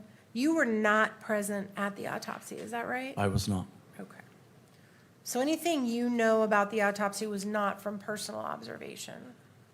No, other than from my meeting with the medical examiner and his report, no, I was not present. Did you meet with the medical examiner after he had conducted the autopsy? I did, yes. And when you met with him, did you provide him information about what you all had learned in your investigation so far? We didn't have any reason to provide any investigative information to him. The purpose of the meeting was to establish what information he could provide to us. Well, in fact, on the front page of the medical examiner's report, he talks about the investigation and information he learned. Did he learn that from you, or did he learn it from someone else? It would be my recollection that he did not learn that from us, but I couldn't speak to how he did learn about it. Okay, so you didn't share with him your conclusions about what happened or how Mr. Kirk was injured or anything like that? That's my recollection. Okay, thank you. And isn't it also true that fingerprints that were taken from Mr. Kirk and autopsy photos were provided to you on a CD? Yes. Was there anything else provided to you from the autopsy other than that? Other than the CD and the report? Yes. Not to me, no. Okay. You did mention not to you. Were you aware of anything else from the autopsy going to anyone else? I believe standard practice is anything of evidentiary value that the medical examiner collects is transferred through a chain of custody. And are you aware of anything that was transferred after Mr. Kirk's autopsy? I'm aware that there were items transferred for evidence, yes. What items? I believe some fragments of a bullet casing. I know Mr. Kirk's personal items to be returned to the family. That's all I can recall off the top of my Do you head. know how many fragments from the bullets? I don't. Now, I'd like to talk a little bit about the ring camera that you obtained, and you interviewed a woman named Ms. Noble, is that right? To get that ring camera that we watched with the car on the outside? We interviewed her to verify the authenticity of the video, yes. And were you involved in that interview? With Miss Noble, yes. And do you recall what they told you about what they remember seeing in and around that car that night? I don't recall. I just know we were there to verify the video. I didn't conduct an interview with Miss Noble at that time. Okay. Can we please bring up whole, sorry, just a moment.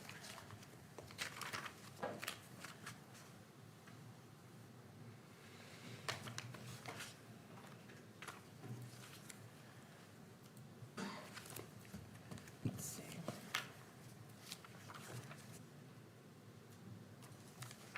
Whole 48. This is Miss Noble's interview. Do you have it?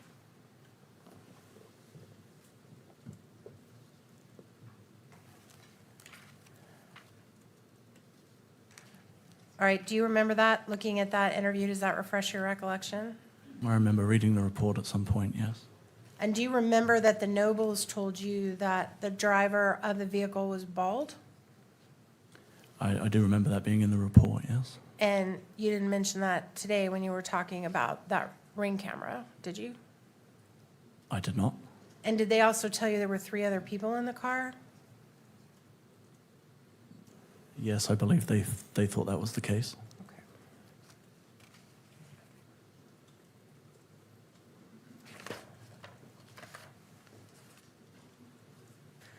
I want to go back, if I can, to the scene itself, the preservation of the actual scene where Mr. Kirk passed. Did you all have canine dogs at any point that sniffed that area? I don't know specifically that area, but I do know that canines were present, or a canine was present on the day. But you don't know what task the canine was given? My understanding was that it may have been used in an effort to track an individual that had jumped off the roof, but I don't know for certain. And obviously that didn't produce any results, or we would have heard about that, right? Yeah, not that I was made aware of. Okay.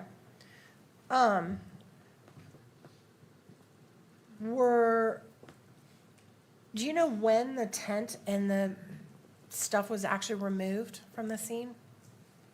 I don't. I would imagine it had been at least a couple of days, if not longer than that, before anything was removed from the scene. You didn't have to give permission to remove the tent? Me, personally? Right. No. So you're not sure when it was removed? No. And were you involved in the decision to pave over the dirt that was under the tent? At UVU? Uh-huh. No. Did you know that happened? Only because it was in the news. All right. But you don't know when or who ordered that? Nope.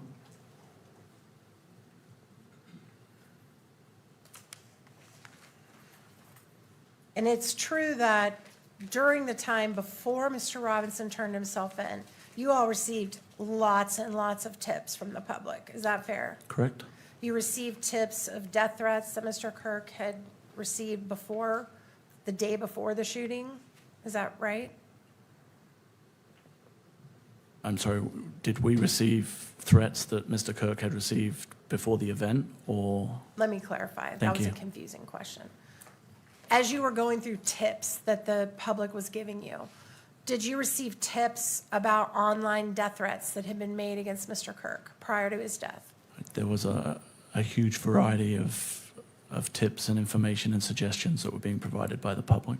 Okay, and a lot of those, some of those filtered through you, right? Some of them filtered their way down to us, but predominantly that was being handled by our State Information and Analysis Center that had been set up.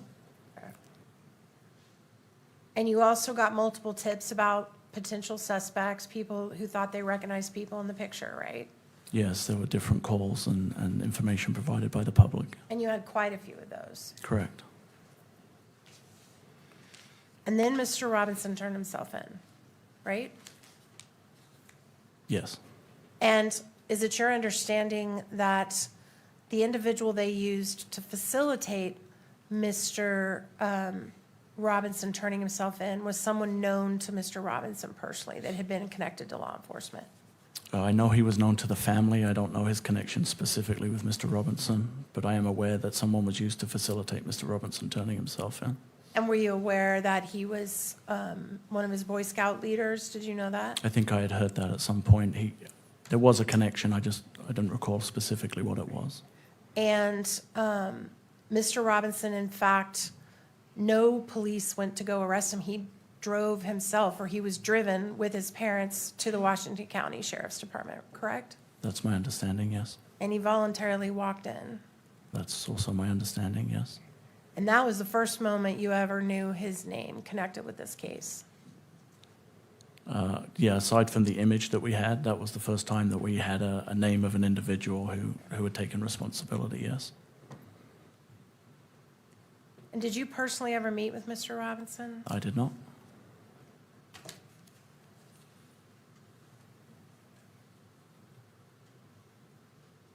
And as far as you know, Mr. Robinson did what he said he was going to do. He told the police he was coming peacefully, he was coming with his parents, and that's exactly what happened. I don't know any of the specifics of how he was arranged to turn himself in terms of what you've described. I just know that it was being facilitated with the sheriff's office. Okay. Court's indulgence for just a moment, Your Honor. Yes.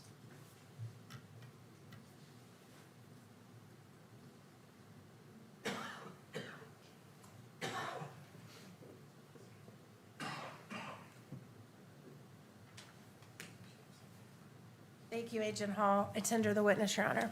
Thank you. Redirect by the state.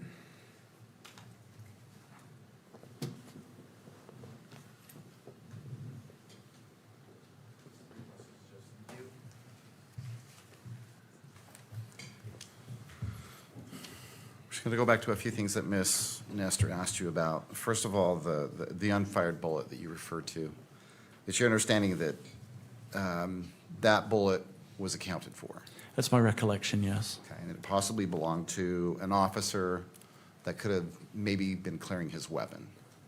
Yes, that's what I recall being told about that particular item, yes. Are you aware of, if on the 10th, there were police officers present that were actually securing buildings and securing rooms there at UVU? I know prior to my arrival, it was a dynamic and active scene that I believe was originally being treated that there was an active shooter on campus. So there was a large, rapid response of law enforcement who were actively trying to clear, secure, and ensure that the campus was safe, if that answers the question. The entire campus? Yes, correct. Okay. And what types of officers were there clearing the campus? Originally, there would have been probably local units who would have responded, but subsequently, specialty teams would have been deployed to do a more methodical search of the campus and what we would call a clearing of the campus. And those specialty teams and any other officers, how were they equipped? Like what type of equipment were they I carrying? believe most officers carry a sidearm, a handgun, and most officers in this day and age are equipped with a rifle platform as well. When you said that it was possible that that round was from an officer clearing his weapon, what exactly do you mean by that? Our standard practice in our department is to carry a rifle cruiser ready, I'm which is, sorry? we carry our rifles in a situation which is called cruiser ready. What does that mean? It means we don't have a round chambered. So if an officer deployed with his rifle, he would chamber a round. Once he had done whatever task it was that he was doing in order to put that weapon back, he would eject the magazine and eject the round. Sometimes in doing so, rounds are dropped or not accounted for. Have you personally done that yourself? We do that at training, and I've done that in the field as well, yes. And you're aware of, is that something that's common among police officers in this situation? I believe for most agencies, that's how they carry their weapons, but I can't speak specifically to agencies outside my own. Do you have any idea how many officers were dedicated or sent out to clear the campus? I can tell you I had to park on University Avenue and walk all the way onto campus between hundreds of police cars, so I would say hundreds, if not 1,000 officers, high hundreds would have responded to the campus that day. Now I'm going to ask you about, Ms. Nestor asked you about your observation of seeing Mr. Robinson with something in his hand. And I think she was asking you about Mr. Robinson just prior to crossing Campus Drive, following the shooting. Do you remember that question? Yes, I think I was asked whether he had a gun in, or I had seen a gun in his hand in the video. And you said that you did see something in his hand? Correct. Okay, I want you to go back as far as you can remember. At what point, after Mr. Robinson stood up on top of the Losi building and ran across, I believe to the northeast corner, when did you first notice in that video something in his hand? The first time you can clearly notice he has something in his hand, without a doubt, is when he's on the white triangular portion on the northeast corner of the Losi building preparing to jump. It is very apparent he has an item in his hand. Okay, and that's based on your observation of the videos? Correct. Okay.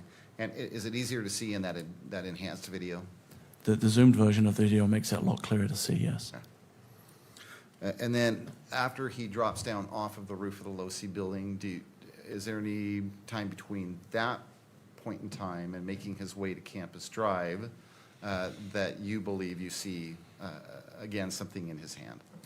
As Mr. Robinson lands on the grass, it's almost like he either drops it or goes into a crouched position, and then when he returns up from that, it is again clear that there is some kind of an item in his hand, yes. Can you be more specific or describe in more detail It what that appears, item might it be? appears to be black, and it appears to be longer.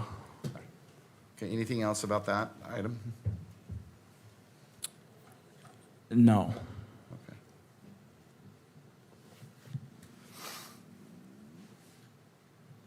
Okay. I believe it was Exhibit 9, State's Exhibit 9 that Ms. Nestor pulled up on the screen, and she had you look at that.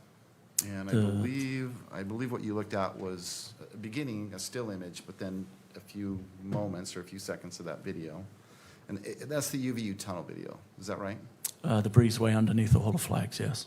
And the view is from behind, where I believe you testified that Mr. Kirk was on the other side of what appears to be a banner Sure, in that tunnel view. yes. And on the other side of that banner is the tent and then the rest of the courtyard. Is that fair to Correct. say? Do you remember seeing the banner Yes. in the video? Okay, and You're referring to the back of the pop-up tent? correct, yes. Okay, yes. Okay. And do you remember, what do you remember about that banner? It has some kind of an emblem on it, and it forms the back portion of the pop-up tent. Is it opaque? Is it transparent? How would No, you describe can't see through it. It's white, Right. and you cannot see through it, no. And how much of the tunnel does that banner, I guess if it's opaque, obstruct?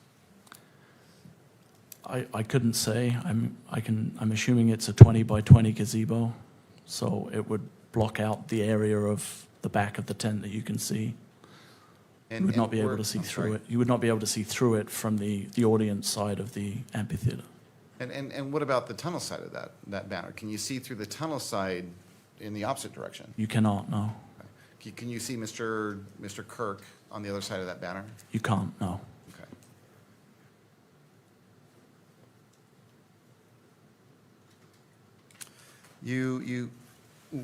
Well, we exhibited, or Ms. Nestor had you watch just, I believe, just a brief few seconds of that video.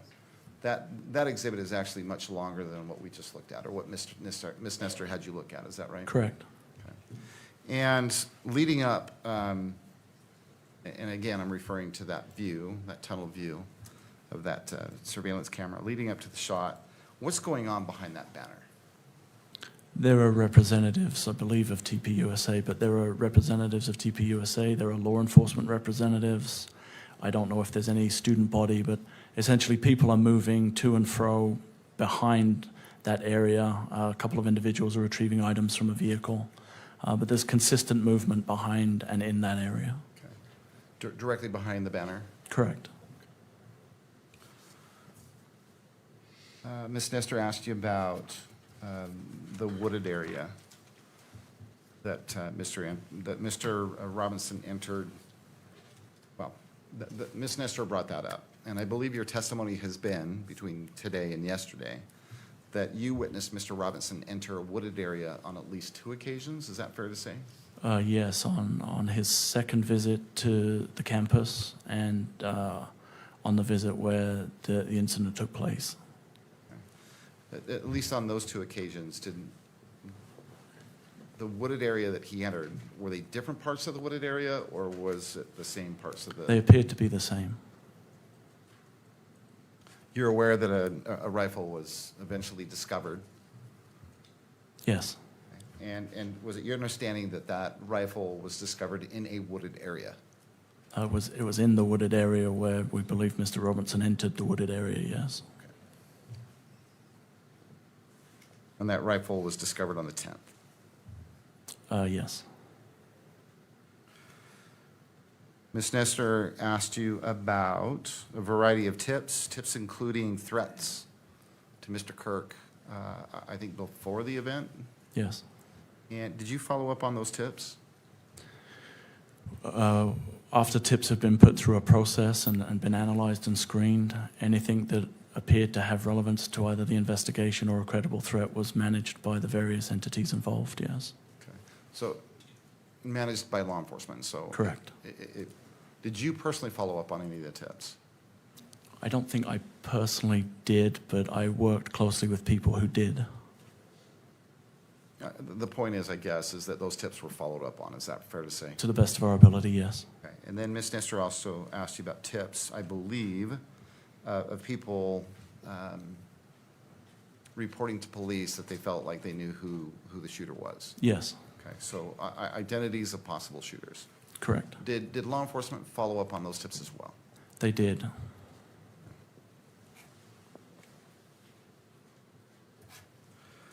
Ms. Nestor, finally, Ms. Nestor asked you,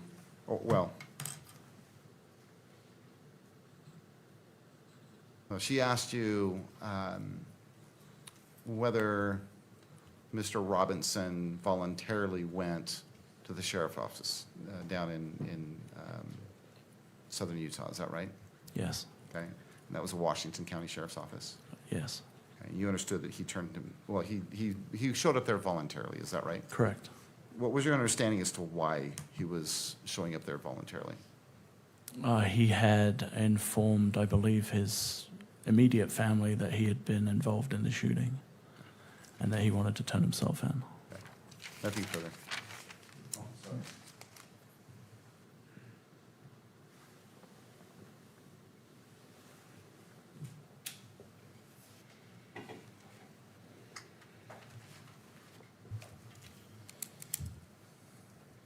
In the video that we've already talked about, the video where Mr. Robinson stands up and runs across the top of the Low-C building, do you notice whether at that point, after he stood up until you see him last, at least in that part of the video, do you notice whether he's walking or running with a limp? He is not. From the time he left after going over the railing, when we see him on the video move out to the position Correct. and then leave the position, There is no longer a visible limp or gait. Thank you. Ms. Nestor. No follow-up, Your Honor. All right. May Agent Hull be excused? Yes, Your Honor.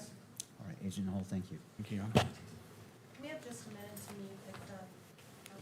All right, let's take a 5-minute break and allowing parties to confer. Court is in a brief recess.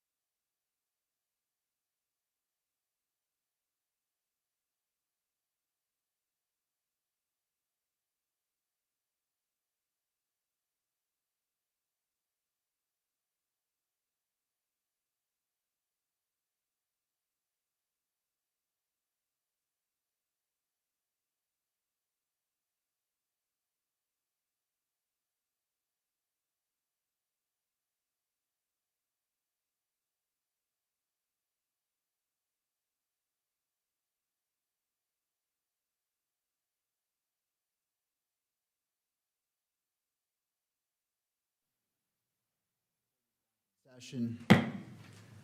We left off with Agent Hull was excused, and we are proceeding. Mr. McBride. Yes, Your Honor. We intend to call Jennifer Falmuina, but before I do that, I'd move the admission of State's Exhibit 5.1, if I can approach the bench. Yes. Thank you. Your Honor, there will be an objection, and we want to be heard on the objections. And I didn't know this was coming now. It could be a lengthy call. All right. Let me just, do you wish to identify what State's Exhibit 5.1 is? Yes, Your Honor. Exhibit 5.1 is a self-authenticating 1102 statement issued by David Engelhardt from Turning Point USA. All right. And yeah, again, I say it's a self-authenticating document. As you can see there, it's got the admonition on page 1. The body of the 1102 statement is there on pages 1 and 2. I would say number 4 is kind of the foundational statement, paragraph 4, but the self-authentication portion is the notary acknowledgement on page 3. All right. Turning to Mr. Novak. Thank you, Your Honor. Thank you, Mr. McBride. So the court, obviously, because the court can decide how much of this we discuss in open court, how much we discuss at the bar, so to speak, sidebar. There's initially a fundamental relevance problem with this 1102. There are also there are other issues, but I think that just to help the court parse the evidentiary issues, we should start with the relevance.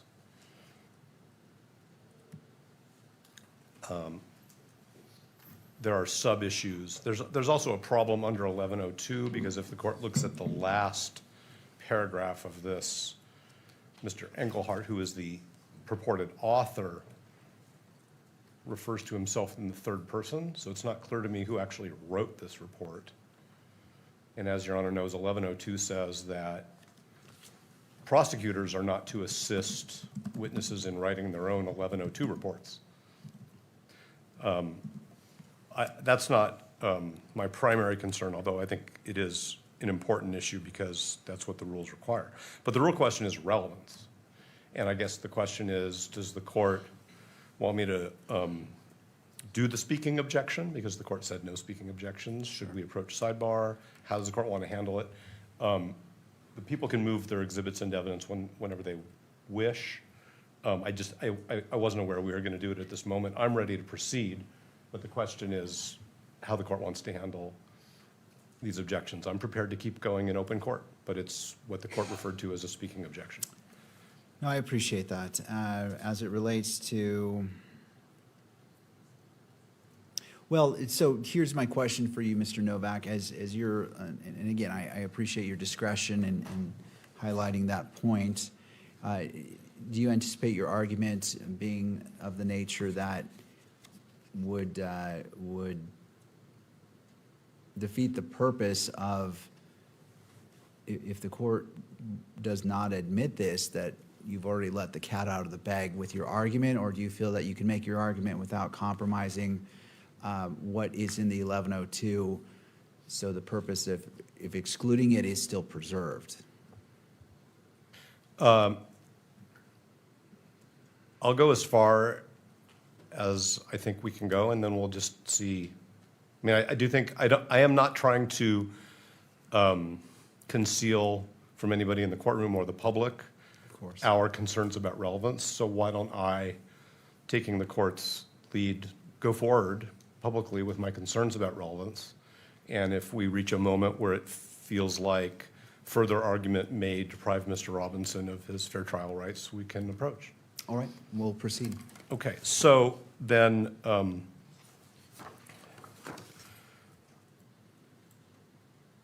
what I'm going to do is I'm going to point out that this proposed exhibit, which is the 1102 statement of Mr. Engelhardt, is basically 4 paragraphs. The 4th paragraph identifies Mr. Engelhardt, although I say in the 3rd person, as a pastor and as an attorney who was a friend and a counselor to Mr. Kirk and was involved in leadership of Turning Point USA. So that identifies who the author is. Beyond that, it's not really relevant to any of the issues before this court. Paragraphs 1, 2, and 3, paragraph 1 talks about Turning Point USA's status with the Internal Revenue Service, the purposes of Turning Point USA, within the context of the Internal Revenue Code, and sort of what I'll just refer to generically as the goals and objectives of Turning Point USA. And it also then talks in the 2nd paragraph about Mr. Kirk's relationship with TPUSA. None of this is unknown information, that he was a founder, that he was the chief executive officer, that he was the president of the board until his death. So I'm still not sure what the relevance is, and I guess actually what I should say is I don't believe there is any relevance of any of this information. Paragraphs 2 and 3 are, and actually I'm going to preface this. My discussion of this is within the context of the rules of evidence, and there's nothing that I'm going to say here that is meant to derogate, criticize, question Mr. Engelhardt's beliefs. What he says were Mr. Kirk's beliefs. What Mr. Engelhardt says he believes are tenets of Christianity. That's not what we're talking about. What we're talking about is whether this document is admissible in this proceeding under the rules of evidence. Okay. So paragraphs 2 and 3 include not only Mr. Engelhardt's opinions, and now I'm going from relevance to opinion evidence. It's not clear to me whether it's lay opinion evidence, whether it's expert opinion evidence, but it's Mr. Engelhardt's opinions about a branch of Christianity, his opinions about a portion of the Bible. He quotes the Bible, and he talks about Mr. Kirk's religious beliefs. And I could go into more detail, but the court has the exhibit in front of it itself. So none of this is relevant. If the court looks at the information, that is the document which lays out the allegations against Mr. Robinson, when I use the word information, I'm talking about the court document. There are, with respect to certain counts, what Utah Code refers to as a victim targeting enhancement. That is alleged with respect to count 1. It is alleged with respect to count 2. It is alleged with respect to count 7. And may I step away just to get my laptop? You may.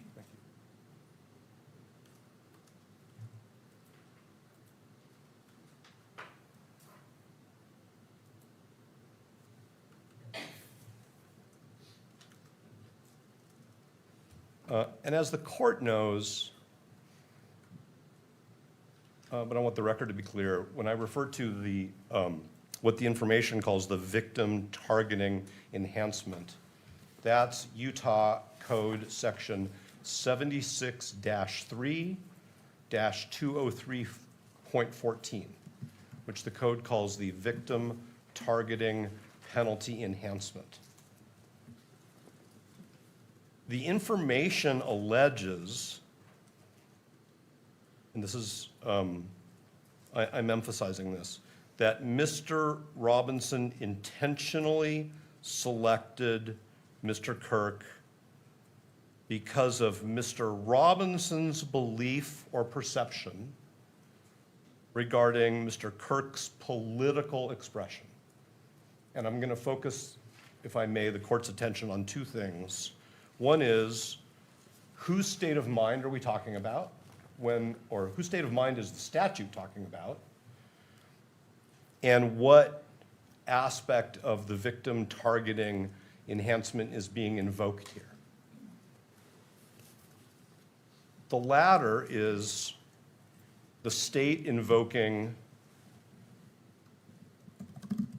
Mr. Kirk's political expression, and now I'm quoting the statute, as the personal attribute that the state alleges is the gateway to this penalty enhancement. And if the court will bear with me, because there's a reason why we have these hearings in public, there are various categories for alleging, I should say, there are various categories of personal attributes, that's the phrase the legislature uses, which authorize the pursuit of a penalty enhancement. And those personal attributes are listed in the statute A through R. I'm not going to read all of them because the court knows the law, but political expression is subsection K.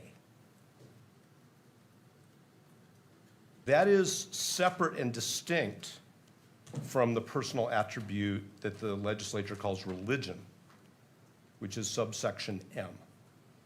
So what we have is an allegation that the personal attribute, which is one of the elements of this enhancement, the allegation that Mr. Robinson selected Mr. Kirk was based on his political expression. That's actually the exact same phrase, political expression, as is in the statute subsection K.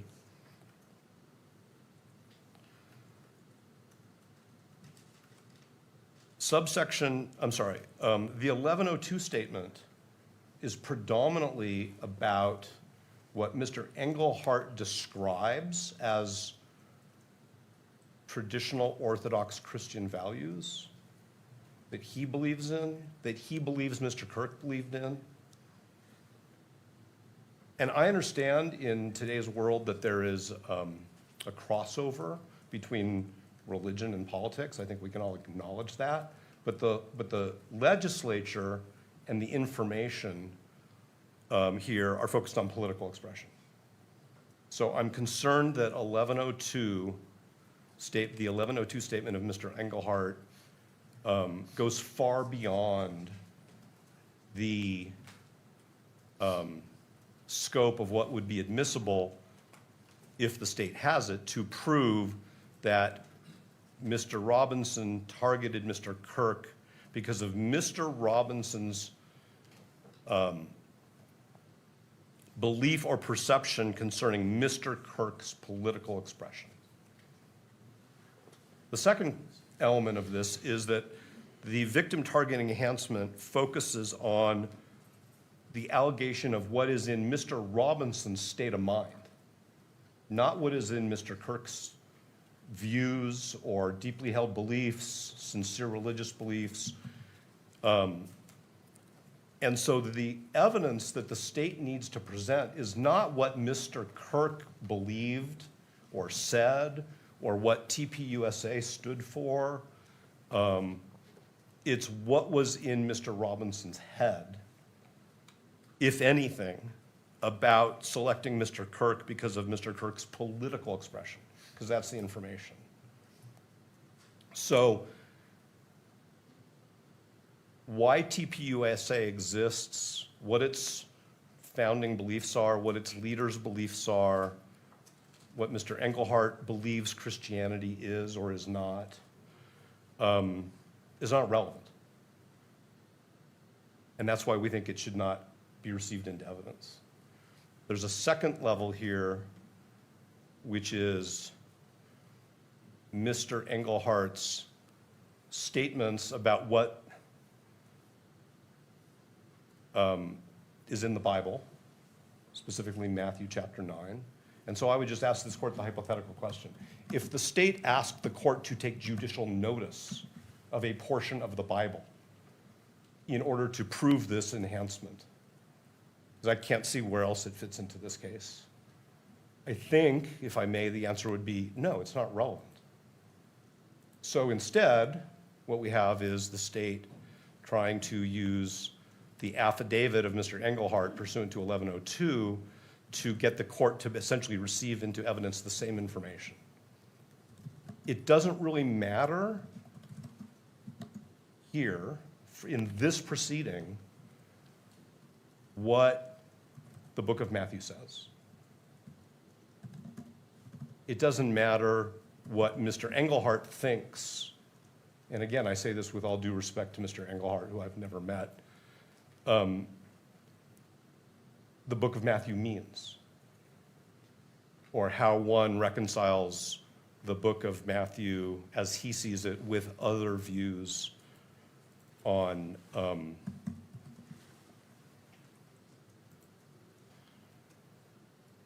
the topics that are there. I mean, I want to be careful and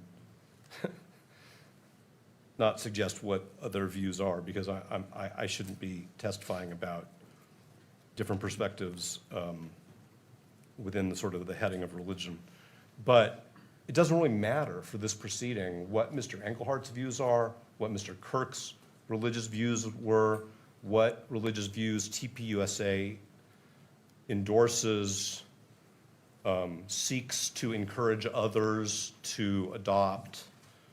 None of that really matters.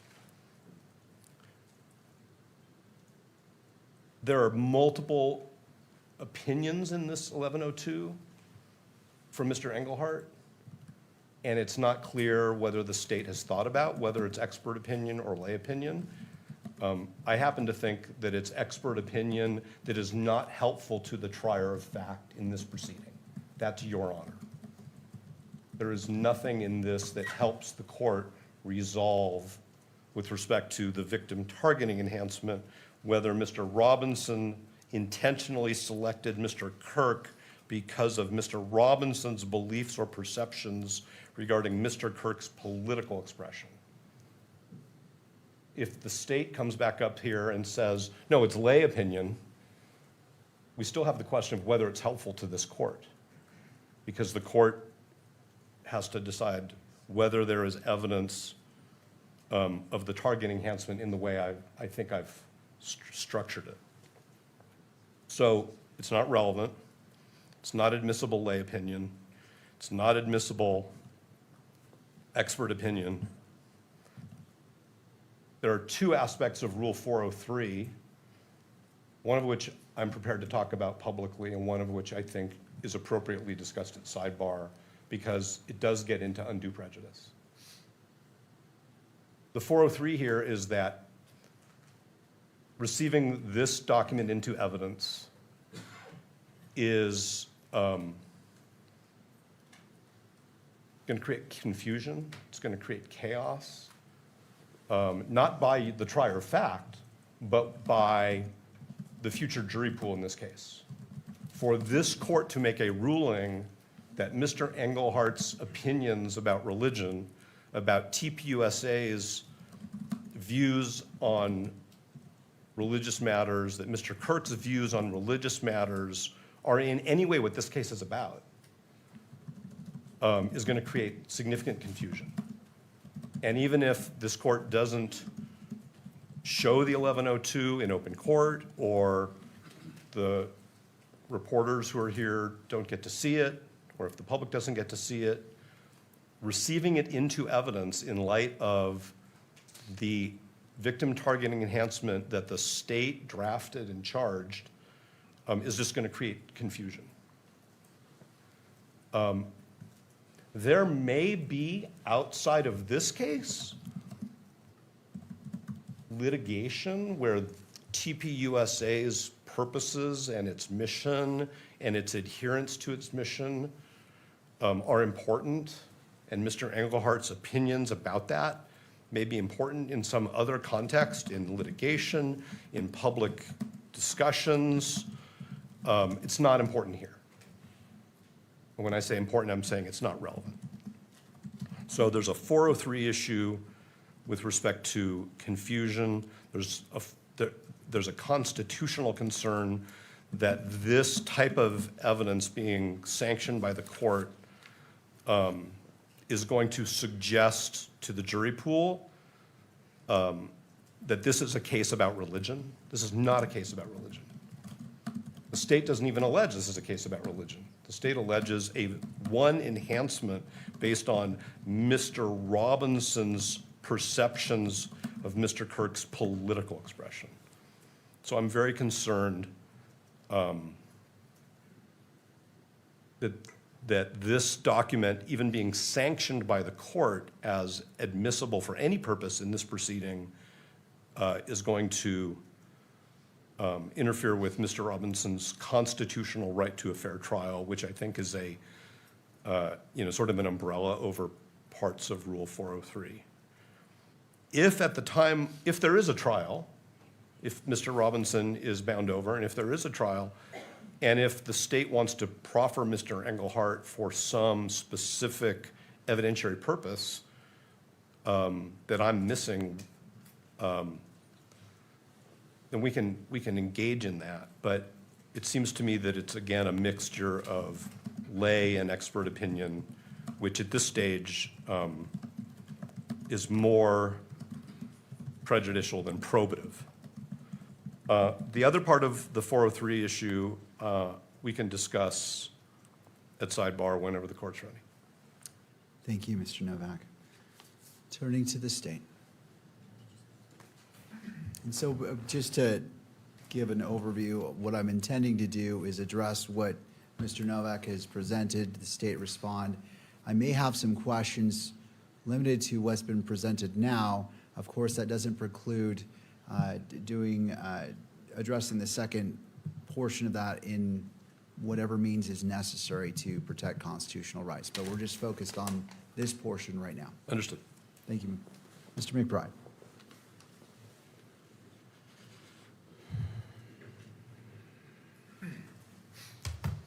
Your Honor, the evidence is relevant to 2 points. One is to the defendant's motive, which is not an element of the offense, but nonetheless is powerful evidence, persuasive evidence. And 2, it is relevant to the victim targeting enhancement, which has been described and appears in the information. The statement clarifies what Turning Point USA, what Charlie Kirk's business was. And I think as you read this statement, it's clear that Charlie Kirk presented both religious and political arguments and positions in his presentations. And that is what paragraph 3 says, that he engaged others in debate, discussion of traditional family values, Orthodox Christian views on sexuality, marriage, gender, sex, America's founding principles, political doctrines, and so forth. He often spoke specifically and attempted to persuade attendees to follow a mindset rooted in Orthodox Christian and politically conservative values. Excuse me, Your Honor, can I lodge an objection to Mr. McBride reading the exhibit which we are discussing the admissibility of? And I'd ask the court to strike his statements and admonish him. All right. So as it relates to reading from the actual 1102, because it's not admitted into evidence, I will, well, before I do that, let me turn to you about the objection to make sure that you are heard as well. Yes, Rule 104 requires the court to consider evidence before determining its admissibility. How can you determine whether an exhibit is admissible without knowing what is contained in that exhibit? That's what I'm putting in front of Your Honor, is explaining this is why the exhibit is admissible, because it contains this language that is relevant and probative.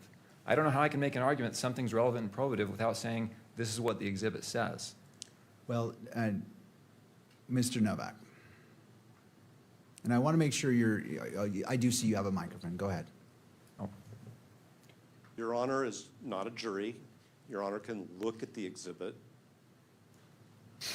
and determine for itself whether it's relevant, whether it meets other criteria for admissibility. It's not necessary for Mr. McBride to read aloud in open court an exhibit which the court has available to it. I'm not saying that the court shouldn't read it. I'm saying that it's not admissible. I understand that the court has two roles, one under 104 and one as the magistrate, but that doesn't require Mr. McBride to read in open court the exhibit which we are discussing the admissibility of, especially where I have just expressed our concern that the exhibit has a tendency to confuse the issues in this case and create fair trial risks for Mr. Robinson. All right, thank you, Mr. Novak. Any final thoughts before I rule on this specific issue about reading from the 1102 by Mr. McBride? Yes, Your Honor. I have to be able to argue here. I have to be able to refer to the exhibits. I can't do my job as an attorney without being able to refer to the exhibits. If the court doesn't want this to be in public, then we've got to close this proceeding. But I have to be able to argue the exhibits. I don't know how I can make an argument without actually pointing to the language of the exhibits, unless I want to say, you know what I mean, or referring to line 13. It's just so cumbersome to do, Your Honor. And I think my job and my duty to my client, which is the state of Utah, and to their right to fairness, requires me to make a good and powerful argument, and that requires me to refer to the exhibit. And I'll submit it with that. All right. Thank you to both of you. In looking at this, typically in court, when evidence is being taken, until it's admitted, it doesn't come in. For example, if there's a witness on the stand and one is trying to get a piece of evidence in, that witness cannot read from the document and prior to it being admitted into evidence. And so the court applies that same principle here. However, the difference is, in noting Mr. Novak was drawing points from this specifically, he mentioned Matthew, I believe, chapter 19, and talking about certain points in here specifically. There is room for it to be mentioned in argument in order for the court to fully consider what's before it. I'm going to sustain Mr. Novak's objection and simply say, if you want to talk about it conceptually, talk about the points, you certainly may, but simply reading from it exactly, saying, and I understand, I don't want to constrain either party from being able to make their full argument, but quoting from it in open court, I fear does risk issues to the constitutional rights of the parties. If the parties prefer to go into a closed evidentiary hearing on this issue in order to be unrestrained, and it appears Mr. Novak has requested that for a second portion of his argument, we certainly can do so, because I do not want to put out evidence that is not admitted in open court until the appropriate time, until the court has gone through its decision-making process on whether it should be admitted or not. So to the parties, if you feel you can move forward on this first portion of it, I'm happy to entertain that argument. If the parties feel at this point, at this juncture, that a closed evidentiary hearing is needed in order to fully explore all the issues, I will leave it to the parties, because I don't know your arguments, and I don't want to say, constrain you from saying, well, I don't know what you're going to say, but Yeah.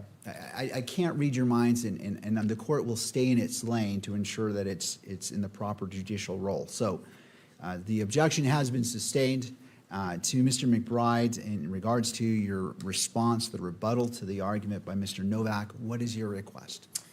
Yes, Your Honor. I do not believe it's necessary to close this hearing. I would argue against closing the hearing on the admissibility of this exhibit. However, the court needs to rule on that issue before I launch into the fullness of my argument, because I do not want to be admonished for discussing an item that I'm asking to be admitted into evidence in public. So I would ask the court to make a ruling on the closure of the argument about the admissibility of this hearing so that I can make that argument unconstrained. And after that time, after the court rules on that, I will make my full argument.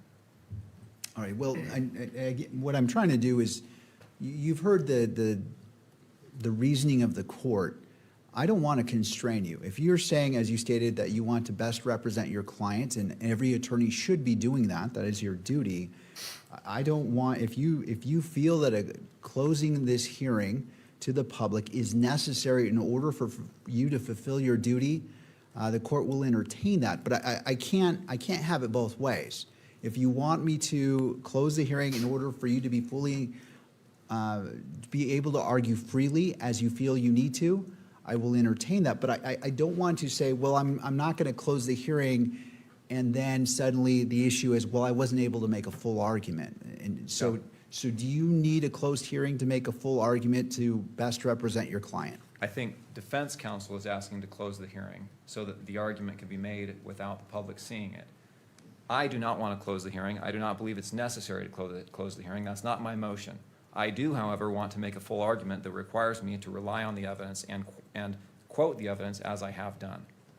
That's my position. If I am not permitted to quote the evidence in my argument, then we need to decide whether or not this hearing should be closed. I would oppose closing it, but I do think it's necessary for me to quote the evidence. All right. Are you able to make your full argument to the best of your ability to best represent your client by simply referring to the paragraphs and to the lines so it is clear to the court what you're talking about? There's no ambiguity without quoting it verbatim in open court.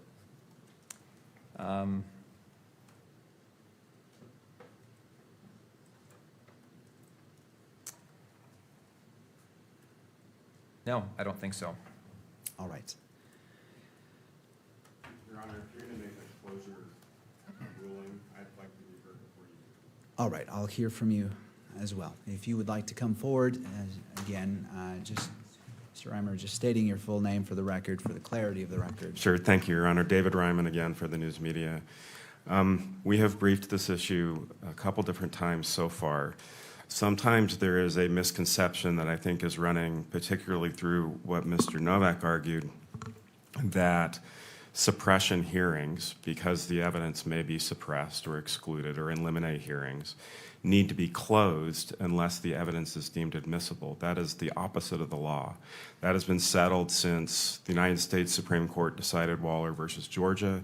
You can see it in Kern's Tribune, which dealt with a preliminary hearing and access to a preliminary hearing where, as you know, and as we've heard repeatedly today, all kinds of evidence is presented at the preliminary hearing that may not be admissible at trial. And so the universe of the public's right of access to proceedings is not limited just to what eventually gets admitted at trial, which, you know, if there even is a trial. And that's been, we've cited the court to, you know, numerous cases on this, and I don't have the brief in front of me, and the docket is huge, and I can find it for you if you'd like. But I just wanted to correct the misimpression that the public is not entitled to hear argument and to see evidence just because it may not be admissible. Otherwise, we would never have admissibility arguments in public. And I do want to I'll just make one other point. Kern's Tribune also speaks to this. And that is that if you do decide that there's and so let me just make two quick points. To the 403 point, just because evidence isn't admissible is not a basis to close the hearing. There may be a 403 argument. I haven't seen this document. I don't know what's in it. Maybe there is something incredibly prejudicial. You would have to make that decision. I'm at a loss. I haven't seen it. I'm happy to take a look at it and give you substantive argument, but it's the same high constitutional standard that you have to satisfy in order to close it. And then the last thing is just on the scope of any closure. Kern's Tribune speaks, and I know the court is aware of this. If you are going to close it, it needs to be as minimal as possible. And it's my experience, at least, that most of the argument about things in this context can occur in open court. And if you want to have, a closed session or a sidebar or however, you have also done it in chambers, I just ask that it be as limited as possible. Thank you. Thank you. All right, Mr. Novak, and it appears like, would you like to respond to that before, and then I'll return to Mr. McBride for any final thoughts, and the court will make its ruling. Well, I just wanted to mention the Utah Supreme Court decision in State versus Archuleta, 857 P. 2nd 234, where this state's Supreme Court reminds us that the First Amendment right of access is qualified, and that what needs to be carefully judged in light of the qualified right of access with respect to preliminary hearing exhibits, that was the issue in State versus Archuleta, is the defendant's right to a fair trial. So we're in this slightly twilight zone situation where counsel for the media is saying, even if the court has decided that the exhibits are not going to be made available for copying and inspection, and the court may decide that this exhibit is either not admissible or admissible for the court's eyes only, counsel for the media is counseling that the court permit Mr. McBride to read the exhibit verbatim in open court. And that basically defeats all of those principles. So I don't think that's the correct path. Counsel for the media is correct that the court's sealing or closure should be narrowly tailored. And the 403 issue, which we are prepared only to discuss because of the sequencing of things in this case, in this proceeding, we're only prepared to discuss at sidebar, has to do with potential future evidence that the court may receive in this hearing, or it may not. So I'm not going to address other 403 issues in open court. If the court wants to defer this entire exhibit and discussion of it until later in the proceeding, then it may be that part of the 403 argument doesn't need to be at sidebar. And I think we're all assuming that sidebar proceedings in this preliminary hearing are going to be part of the sealed transcript until some later point in time. In other words, it's not sidebar just for the moment, it's because the transcript's going to be sealed. So it very well may be that taking this issue up at a later point in time in this proceeding eliminates the need, from our perspective, for that 403 issue to be discussed at sidebar, or at what counsel for the media says in a closed proceeding. However, I agree with the court that Mr. McBride can't have his cake and eat it too. If he wants to make his argument and he thinks that his argument requires that he read an exhibit in court, which we in good faith are saying is not admissible, then we need to have a closed proceeding.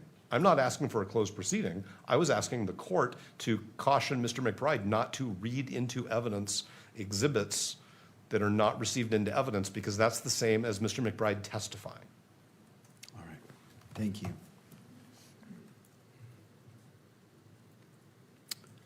Anything further, Mr. McBride? Just to note, I have not made my full argument on admissibility, that's all. All right. All right, I appreciate the arguments by the parties. This is clearly something that's very important to you all and is important for this case, as is every piece of potential evidence. I note that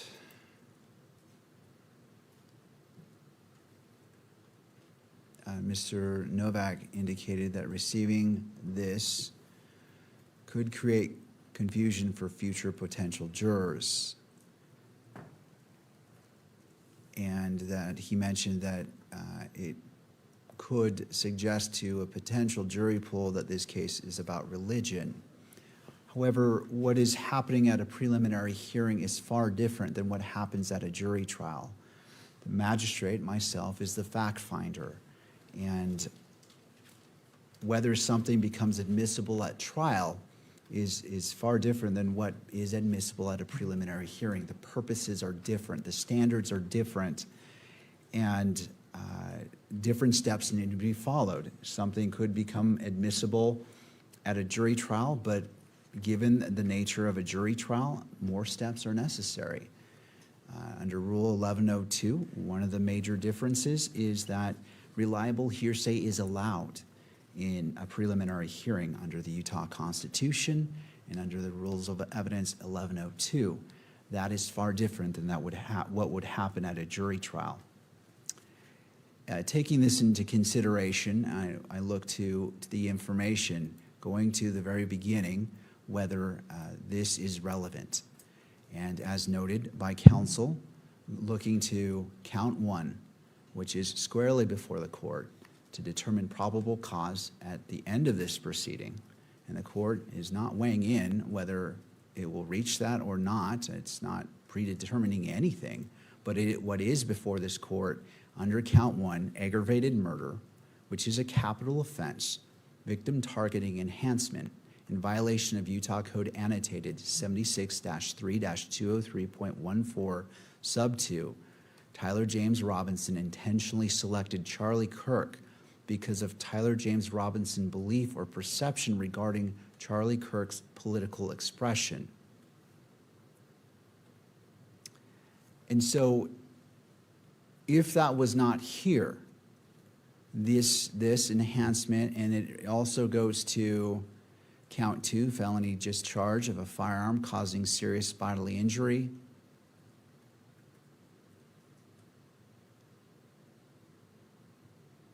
And I'm just reviewing. And then finally, count 7, violent offense committed in the presence of a child, where the victim targeting enhancement also is in play. Because that is part of the information that's squarely before the court, this becomes relevant. Now, trying to determine what is political expression versus religious expression, that goes into different grounds, but at this point, the court finds it is relevant for consideration, and for at the very least for argument. What the court is going to rule is that the need for a closed hearing is not been met at this point, because what needs to be shown is prejudice, or that the exhibit contains inflammatory information that would prejudice the jury pool. That begins the path where we can consider closing the hearing from the public. However, that's not what's before the court, nor has the court heard that. And so the ruling of the court is, previously I sustained Mr. Novak's objection, and the court will expound upon that Mr. McBride in his argument cannot read the entirety of State's Exhibit 5.1. Can he reference points of it and specifically quote certain points? The court rules that he can, just as Mr. Novak pulled from this, and it was broad, but he quoted Matthew chapter 19. He stated that this came from the Bible. He talked about the going from paragraph 1 where he quoted, or at least drew from, about the Internal Revenue Service and the type of business. And so there is grounds for that to occur in order for the court to consider the argument fully and making the determination whether it is relevant and should be admissible. Therefore, the court rules that Mr. McBride can continue in his arguments in order that the court can make its determination whether State's Exhibit 5.1 is admissible or not.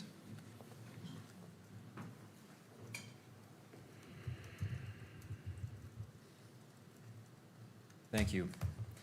5.1 is a general explanation of what Turning Point USA, Charlie Kirk's organization, is and was on September 10th. The exhibit describes the events that Turning Point USA holds, talking about at least 200 plus of these events featuring Charlie Kirk as a headline speaker had taken place by that time. That's in paragraph 3. That these events discussed political issues as well as religious issues. Most political issues in the portion I previously quoted talked about gender issues in particular, gender, sexuality issues, the difference, or the Christian and political view regarding marriage and families and gender identity. And that information is relevant to the motive that we are alleging in this case. And it's also relevant to the victim targeting enhancement, which is in part a motive type enhancement. And the evidence will be introduced through, or we will offer evidence through other witnesses that talks about some of the defendant's statements that indicate his gender persuasion, and that he falls into some of these political and gender views that Charlie Kirk argued against. That's the relevance of this statement, is it shows Charlie Kirk publicly in front of large gatherings of people debated and presented his views, his political views, which were tied to his religious views about gender identity, LGBTQ rights type issues. And the relevance to that is the defendant's motive is that he was on the other side of those views. And you'll see evidence that talks about that through other witnesses, that talks about that being the inference and the motive that he had, or the inference from that evidence supports that motive, which supports the victim targeting enhancement, and frankly, motive in general, which goes to identity. For that reason, Your Honor, this exhibit is relevant. I don't see the prejudicial effect, unfair prejudicial effect this would have on the fact finder. Whether or not it has, some capability of prejudicing the potential jury pool, I think that's a completely different question. I don't think it does. I think this case has already highlighted the political issues that we're talking about here, but my job here is to present this case to the court, to you, Your Honor, for you to make a decision.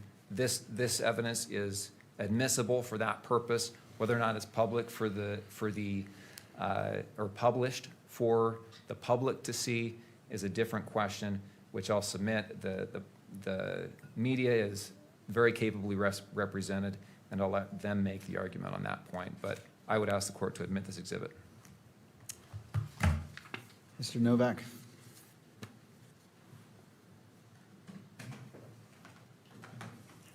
Thank you, Your Honor.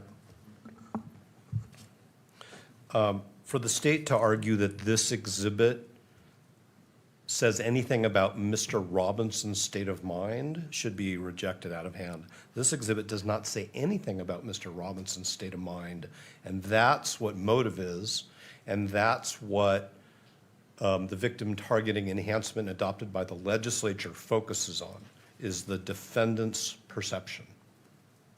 If Mr. McBride wants to propose significant redactions to this exhibit so that Your Honor, acting as a magistrate, can consider things that are narrowly tailored to what the information alleges, which is the allegation is that Mr. Robinson perceived that Mr. Kirk had certain political views, that's one thing. But this document talks, and now Mr. McBride, not to be colloquial, has sort of thrown down the gauntlet. This document talks about foreign affairs, political doctrines, America's founding principles, cultural trends, and what Mr.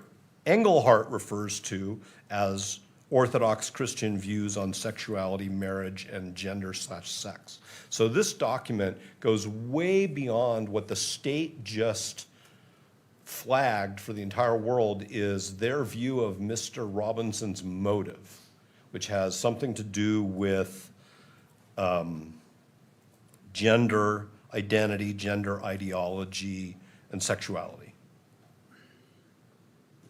That's what Mr. McBride has just said this case is all about. This document goes way beyond that, and that's why it's not admissible. There may, as I said, be other evidence which Mr. McBride and the state want to rely upon, which they haven't presented yet, and Mr. McBride hinted at that. So I think that it's not admissible at this point in time. I don't think it's relevant in the sense of has a tendency to make a fact of consequence more or less true. That's the definition of relevance. So how does this court go from what the state has to establish, which is motive, or well, actually, the state doesn't have to establish motive. Motive is not an element of the offense. But at least with respect to the victim enhancement, according to the legislature, the question is, what is in Mr. Robinson's state of mind? The other thing I want to say is that Mr. McBride did not address the admissibility of these opinions. Now, the court talked about 1102, but 1102 doesn't resolve all of the other rules of evidence. It's just a gateway for an affidavit. So what we have in this document are what I think are purport to be untested expert opinions or at least lay opinions. And the question is, under the rules of evidence, is whether this document is helpful to the court when it makes a determination about whether Mr. Robinson perceived that Mr. Kirk had certain political views. So where is the evidence that Mr. Robinson, in this document, that Mr. Robinson was aware of Mr. Kirk's political views? Where is the evidence in this document that Mr. Robinson had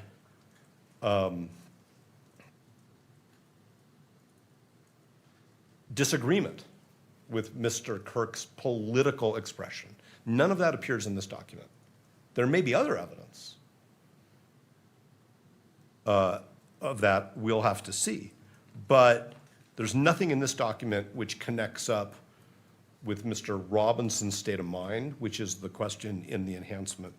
And Mr. Engelhardt cannot, of course, express any opinion about Mr. Robinson's state of mind because he doesn't know him, and because that would be improper opinion evidence under any rule of law.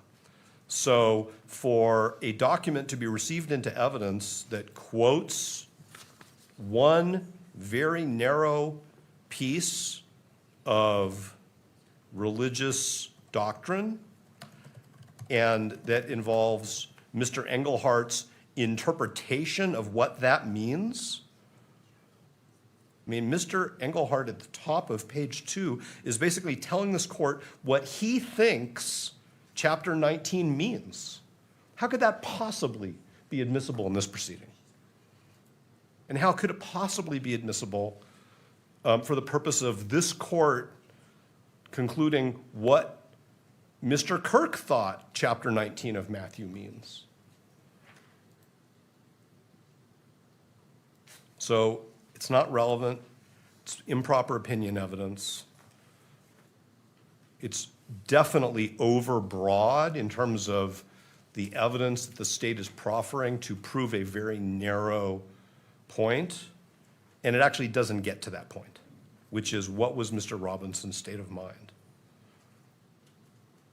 It also doesn't say anything that Mr.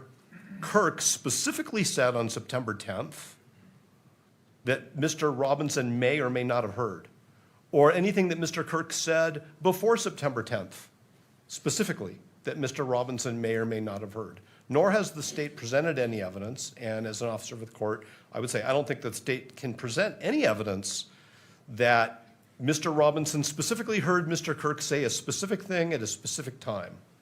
There are some statements which I think that the state will say are admissions by Mr. Robinson, which reference Mr. Kirk, which we will get to later. But none of those reference specific statements by Mr. Robinson about specific statements by Mr. Kirk on any specific issue that would even make a piece of of this relevant. So I'm pretty sure that I've reached that point where anything more I say, I'm going to be repeating myself, and so I'm just going to stop unless the court has questions. I don't. Thank you. Well, I do have a question as it relates to political expressions. Does religion or gender intersect with political expressions? I think that's a great question, but probably not a question to be answered by me in this proceeding. That's actually a really, really complicated question that the state wants the court to say is a simple yes. All right. Because I don't want to be the expert. I mean, the court's basically asking me to testify. I'm not trying to be flippant. The court is asking me to testify about where religion and politics intersect. And that's a fascinating question.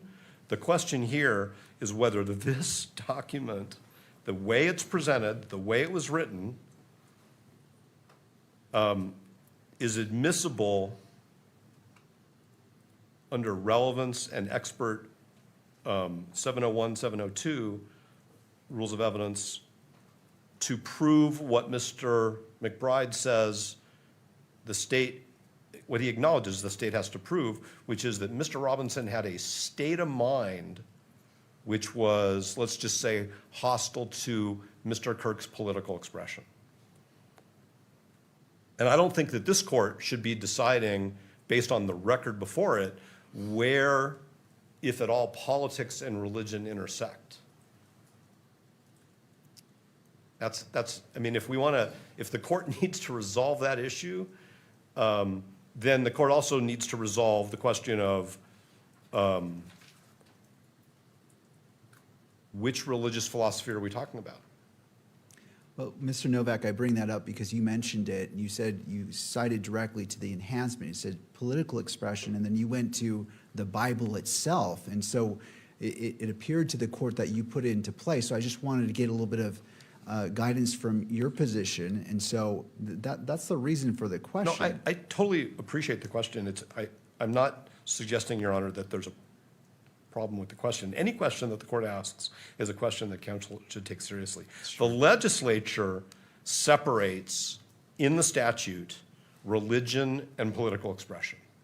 The state selected the victim targeting enhancement based on political expression only.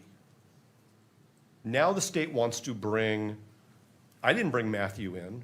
The state is bringing Matthew in through Mr. Engelhardt.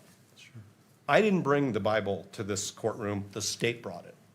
And that concerns me greatly because the state is turning this into a question of whether Mr. Robinson's views, identity, life are anti-Christian. And that's a huge problem. And the state has created that problem. And this hearing is being broadcast to the entire jury pool. And that's what Mr. McBride just did, is he turned this case into whether Mr. Robinson's life is inconsistent with what Mr. Engelhardt calls Orthodox Christian views. I'm going to just stop right here because I think the court knows what the problem is. Thank you. All right, anything further before the court makes its ruling? I appreciate the in-depth argument and the passion behind the argument. You are advocating for your clients, and I respect that. Yeah, Your Honor, I'd just say it provides context for the defendant's state of mind. All right. That's all. All right, in making this determination whether it's admissible or not, I'm going to start at the beginning, which is this. This is a preliminary hearing. The purpose is to determine whether the state has established probable cause to believe a crime was committed and that Mr. Robinson committed it. As it relates to this case, as I turn to relevance, I turn to the information as previously stated, and is this relevant, what is before me? And without indicating my decision on probable cause, because I am not at that point, I'm withholding all decision-making until all evidence is properly before me. And so in this ruling, it is not indicating either direction that the court is heading.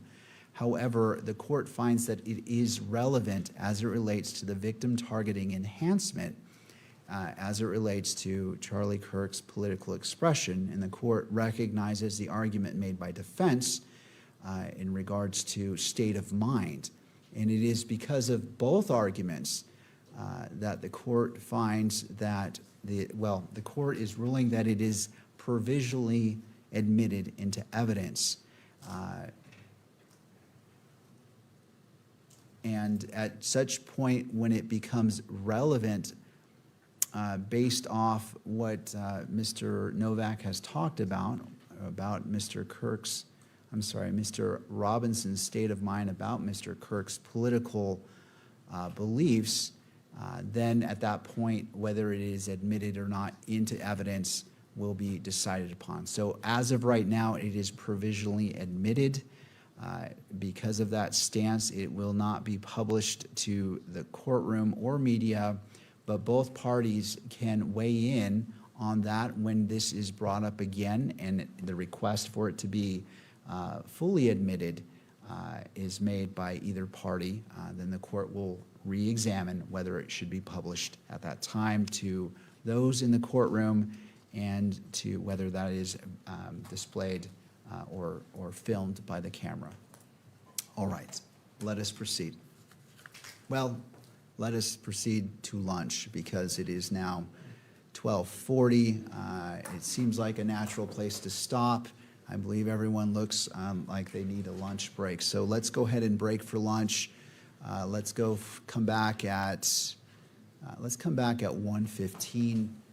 Well, I need to give you a full lunch here. I need to do my lawyer math and see what that would bring us to. So it's 12:40. Let's come back at 1:45 for lunch. All right. Any party need the benefit of the record before we break for lunch? Not from the state, Judge. No, Your Honor. All right. Court is in recess until 1:45. All right.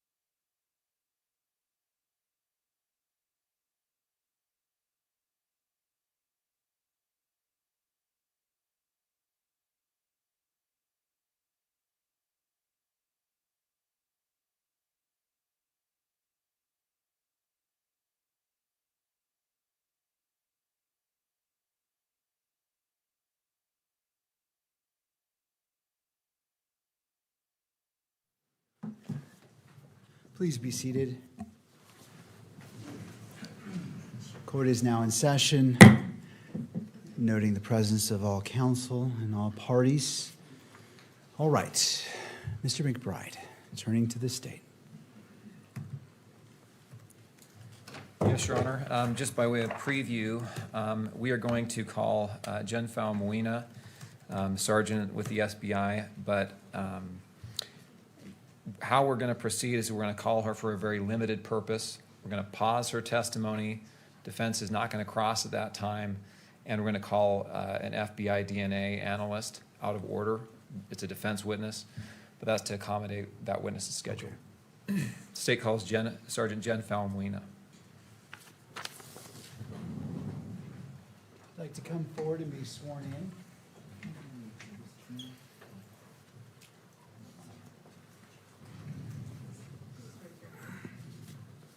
Do you solemnly swear that the testimony you are about to give now before the court will be the truth and whole truth and nothing but the truth, so help you God? Yes.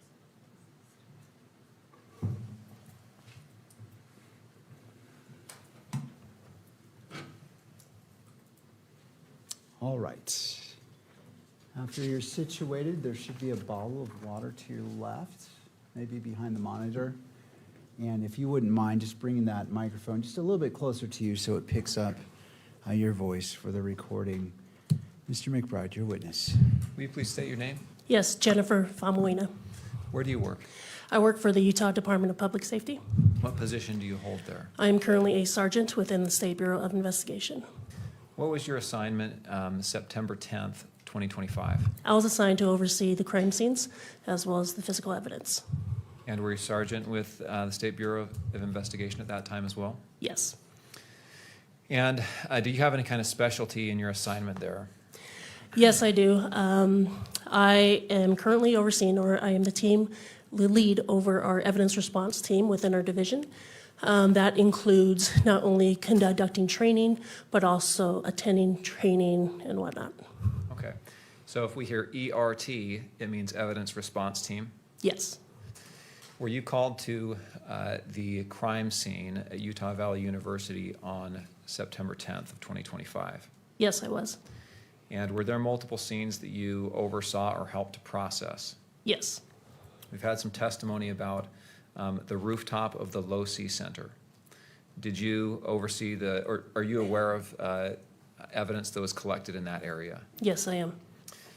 Was there a screwdriver that was collected from that rooftop? Yes. And do you know how that was collected and what happened to that screwdriver?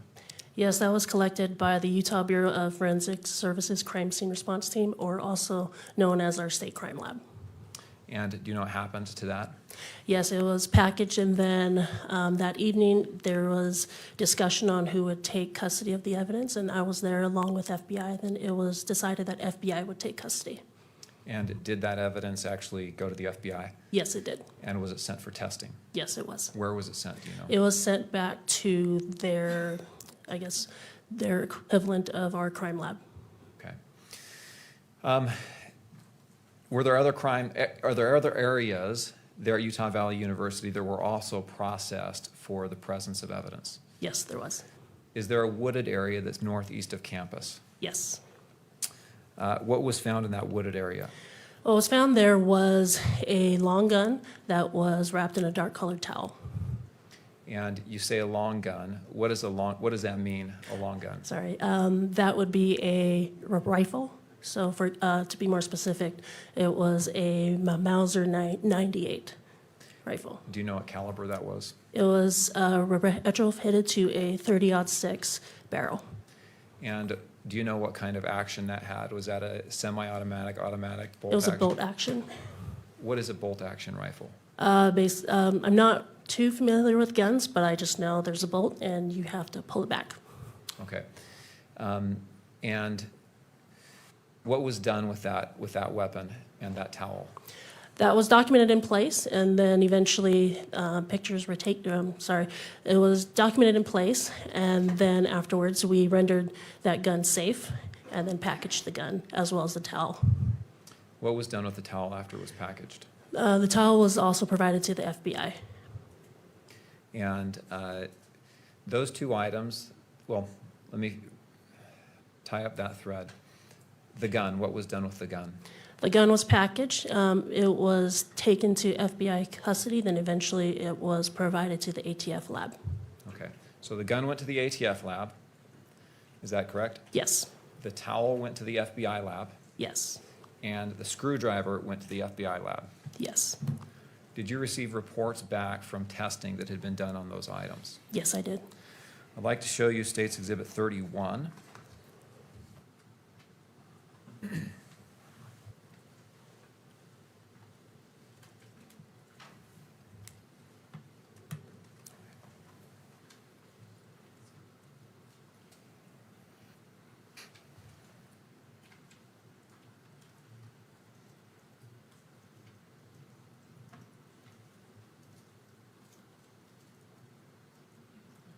I think that's connected to the defense computer right now. Is there any way to switch it?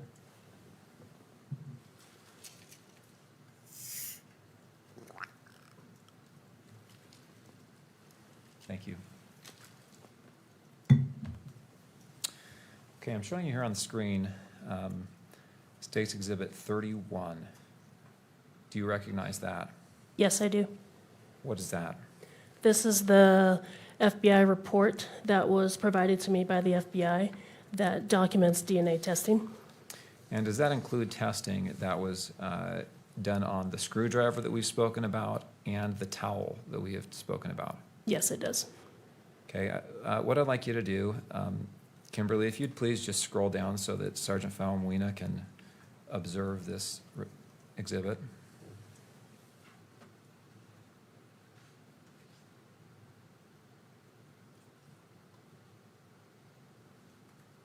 If I can have just a moment.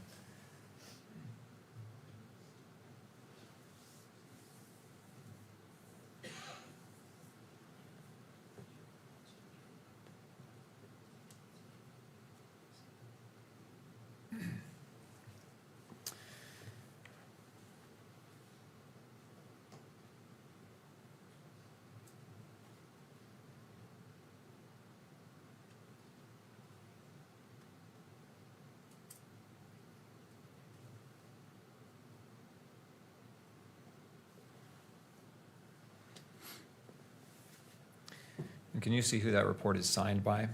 Yes. Who's that? Amanda Baker, I'm assuming is how you pronounce her last name. Is that, in fact, the report that you received documenting the testing results on these items and some other items from the Yes. FBI? Sorry, yes, And does it appear to be in an accurate condition as to how you received it? yes. I'd move the admission of State's Exhibit 31. Defense? No additional objections. All right, so I'll note the standing objection, and as it relates to admission, what is your request as to publication? I'd move this admission and its publication both to the court and to the public. All right. Anything further, Mr. Burt? All right. The court will admit State's Exhibit 31 into evidence and allow publication of this exhibit to the gallery and to the monitor on screen in the courtroom and for the camera to broadcast. Okay, if you'll go to, Kimberly, if you'll scroll down to, still on page 1, where the screen will show items 7 and 8. Sergeant Falmuina, do you see the lines that say item 7, that line? Yes. And will you read that portion of the report that describes what item 7 is? Item 7, towel from around Mauser rifle, serial number 8863. And there's also some other identification numbers. Is that the towel that you found with the rifle that day? Yes, it On is. September 10th? Yes. Item 8, will you read what that says is a description of item 8? Item 8, screwdriver from perch. And is that the screwdriver that you described that was collected from the rooftop? Yes. Okay. If we can go to page 3 of 6, please. Will you, item 7, sub 1, will you please read the result there from the title, item 7, until the word contributors. I'm going to object to that. It's cumulative. We have the analysts here who can describe what the report is. Not sure it assists the court to be having her read from a report that's already in evidence. And would you mind repeating that, but with the microphone? I want to make sure that the record picks up your objection. All right. Either way, if you want to come up, that's fine, Mr. Burt. Judge, the objection is that her reading to the court what's in the report is cumulative, since we have the analysts here who will be testifying to what the report says and what it means. So you've got the report in evidence. We don't need this witness's reading the report to the court. So it's a 403 cumulative objection. Mr. McBride, do you wish to respond? My point is only to draw your attention, Your Honor, to the relevant results that will be discussed by the other expert, as well as the results of the items we've discussed, the towel and the screwdriver. That's all. All right, the court will overrule the objection and allow a brief overview of it, not going line by line, page by page. So if it is brief, I'll allow that. Thank you. So if you'll read item 7.1 to the word contributors at the top of that page, if you will. Yes. Male DNA was obtained from item 7 sub 1. Item 7 sub 1 was interpreted as originating from two individuals, one of whom is Twiggs. The DNA results from item 7 sub 1 are 1.7 octillion times more likely if Twiggs and T. Robinson are contributors than if Twiggs and an unknown, unrelated person are contributors. Thank you. Let's skip down to item 8.1. Do you see that bolded and underlined Yeah. line there? Yes. And this is relating to swabs of the handle area of the screwdriver. Is that right? Yes. Will you read those same two paragraphs there? Male DNA ending with contributors. Male DNA was obtained from item 8 sub 1. Item 8 sub 1 was interpreted as originating from two individuals, one of whom is Twiggs. The DNA results from item 8 sub 1 are 30 quintillion times more likely if Twiggs and T. Robinson are contributors than if Twiggs and an unknown, unrelated person are contributors. Okay, thank you. A couple of foundational questions before we finish for now. First off, do you know who Twiggs is? Yes. Who is Twiggs? Twiggs is Lance Twiggs. He was a roommate of Mr. Tyler Robinson. And do you know if Lance Twiggs's DNA was obtained for comparison in this test? Yes, it was. And how was that DNA obtained? It was obtained by law enforcement officers. And was that by a buccal swab? Yes. What is a buccal swab? A buccal swab is basically like a Q-tip or a swab that we'll just place in someone's mouth and just scrub the inside of their mouth to obtain the cells. And then that Q-tip is then packaged and sent to the lab for testing and comparison? Yes. And was the defendant, Tyler Robinson's DNA, also collected in the same manner? Yes, it was. Okay. Thank you. Nothing else. Right. Mr. Burt, cross-examination? Your Honor, I'd like to reserve the right to cross-examine after the witness completes her testimony after the following. Oh, would you mind grabbing the microphone? I just want to make sure what you say is on the record.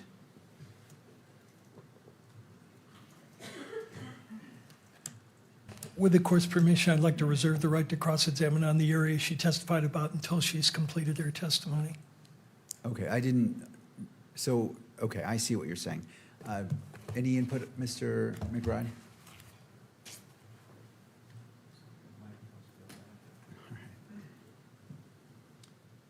Your Honor, that's what we expected to happen. We discussed this beforehand. We stipulate. All right, that's fine. And so should I have the sergeant step down, or? Yes. Okay. Sergeant, if you'd like to step down, you're still under oath, and so please don't discuss your testimony with anyone. And is she being asked to exit the courtroom, or what's the request of the parties? Yes, to exit the courtroom at this time. All right, Agent, if you wouldn't mind exiting the courtroom, and then we'll come get you when we're ready for you. All right? Thank you. All right, Mr. Burt, turning to you. Your Honor, out of order, the defense would be calling Amanda Baker. All right, Ms. Baker,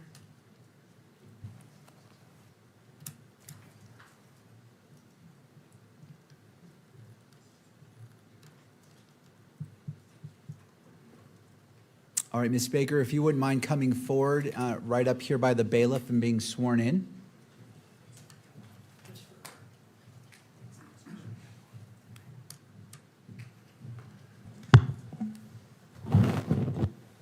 You do solemnly swear that the testimony you shall give in the case now pending before the court will be the truth, the whole truth, and nothing but the truth, so help you God. Yes, I do. All right, Ms. Baker, if you wouldn't mind being seated at the witness stand. Once you're situated, there should be a water bottle for you if you'd like behind the monitor. And after you're seated, if you wouldn't mind just pulling that microphone close to you so it picks up your voice, okay? Okay. Mr. Burt, your witness. Your Honor, we're going to need the monitor switched over to our side if we Okay. could. While we're doing that, good afternoon. Good afternoon. Tell us your name, please. Hi, good afternoon. My name is Amanda Baker. My last name is spelled Bakker. And Ms. Baker, what do you do for a living? I am a forensic examiner in the DNA casework unit of the FBI laboratory located in Quantico, Virginia. And how long have you been a DNA analyst at that location? A little more than 10 years. And just in general, what are your duties? My duties are to manage a case. When a case comes into DNA casework unit, I will review any information associated with that case. I will review any evidence that is submitted for that case, determine which items of evidence need to be tested and which tests need to be performed. I will then create something called an exam plan. You can think of this like a to-do list to let the biologist know which items I need tested. Once that testing is complete, I will review all the data, draw conclusions in the form of a report, and then testify if needed. Ms. Baker, in this case, were you requested by the state of Utah to do certain testing? Yes, I was. And when were you called upon to do that testing? That was September of 2025. And do you recall when the case first came into your lab? I believe we received evidence the first time was September 11th of 2025.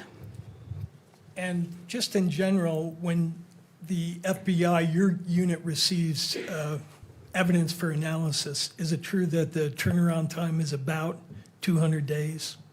It depends. We've wavered between 90 days and over 200 days. I would say on average, it's somewhere between 180 and 200 days. However, did this case come in on what's called a priority one level? Yes, it did. And what that means is we worked 24 hours a day, 7 days a week until examinations were complete. And is it true that you were conducting the analysis as the evidence was being inventoried? That is true. Because of the high-profile nature of this case, an item of evidence would be submitted to the lab. It would be inventoried by our evidence management group and then sent to the various units for testing, for example, the DNA casework unit. We would begin testing as additional evidence was being delivered to the FBI lab. Now, as a result of your analysis, do you produce case files Yes, I do. and document your examination in other ways? Yes. Do you have your case file with you? Yes, I do. Okay. And in your case file, are there notes of conversations that you have with people that are relevant to your testing? Yes, that's called our communication log. Now, do you have your case file there in front of you? Yes, I do. I think the pages are numbered. So I'll ask you to go to page 22 of your case file notes.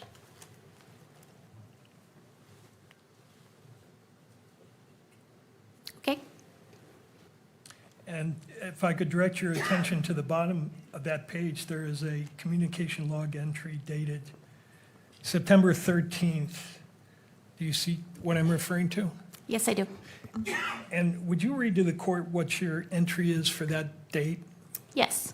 This is my communication date, communication entry on September 13th, 2025. All spoke with FBI Special Agent Folger and Utah SBI SA Dave Hull. Gave technically reviewed results that Robinson was included as a possible contributor to the DNA from the towel and the screwdriver. We discussed the additional examinations conducted by DCU, and they both agreed that no additional immediate comparisons are needed at this time. All remaining comparisons will be in the laboratory report. Is that an accurate reflection of what you told the agents at that time? Yes, it is. And you told them that, quote, Robinson was included as a possible contributor to the DNA from the towel and the screwdriver, correct? Yes. Was the language that you used in conformity with requirements that you have for reporting out test results? Yes. All right, I'd now like to direct your attention, if I could, to State's Exhibit 31, which is in evidence, and I think it's our tab 2. And that's in evidence, so if you could display that on the screen. Mr. Burt, are you requesting it to be displayed to just your screens or to all screens? No, since it's in evidence, Your Honor, I'd like it displayed to the public. Okay, let's go ahead and put it on the main monitor as well.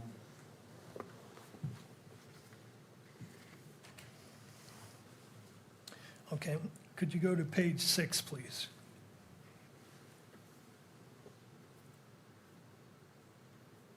And highlight the third paragraph.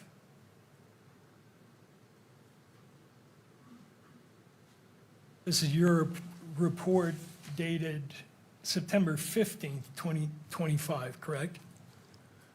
Yes, that is correct. So this is 2 days after you had the conversation with the agents as to what your results were. That is correct, yes. And in your report that you wrote 2 days later, you included this language that's highlighted there, correct? That is correct. This report conforms to the Department of Justice uniform language for testimony and reports for forensic DNA examinations. Correct? Yes. Okay. Now, I'd like you, if you could, to take a look at that standard that you referenced. And then I believe is that, and this will be just to the witness, not to the public. Okay. Calling up tab 7. Do you see that on your screen? Yes, I do. Do you recognize this document? Yes, I do. And tell the court what this is. This document is the approved standards for scientific testimony and reports for autosomal DNA testing. And is this the document that you were referencing in your report? One of them, yes. And is it a true and accurate statement of what the policy of the FBI is in regard to reporting DNA in a case of this type? Yes. I move that document into evidence, Your Honor. So is it just this page or all the pages? Because it says 1 of 6. Yes, so this would be the entire document. Mr. McBride? I don't see the relevance of this document. I object on relevance grounds. Mr. Burt? Your Honor, the document is referenced in your report, and it defines the parameters of what her opinion means. So I think it's very important for the court to understand the limitations of the opinions being expressed. And just for my understanding, when you say in her report, are you referring to State's Exhibit 31? That's correct. All right, Mr. McBride, any further thoughts? No, I'll submit it. All right, so State's Exhibit, well, I'm sorry, how am I labeling this exhibit for the defense? Your Honor, we have our exhibits organized by witness, and we Okay. would be submitting to the court electronic copies of these under named witnesses. So this would be Baker 7. All right, Defense Exhibit Baker 7 is admitted into evidence, and as it relates to publication, what is your request, Mr. Burt? Your Honor, I would ask that this be published since the report is published, and this is important to understanding the limitations of the report. And so published in the courtroom and on the monitor for the media? Yes, Okay. correct. Any thoughts, Mr. McBride? No objection. All right, it will be admitted and published both in the courtroom and on the monitor for the video camera.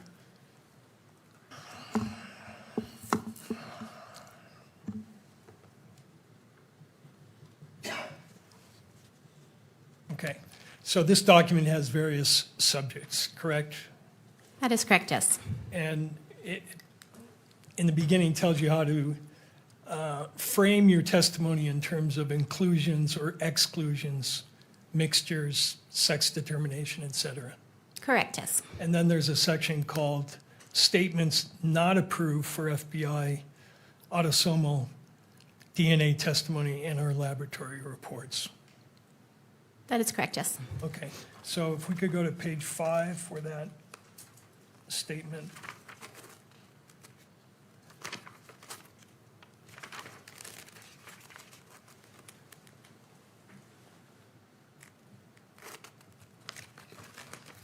Okay.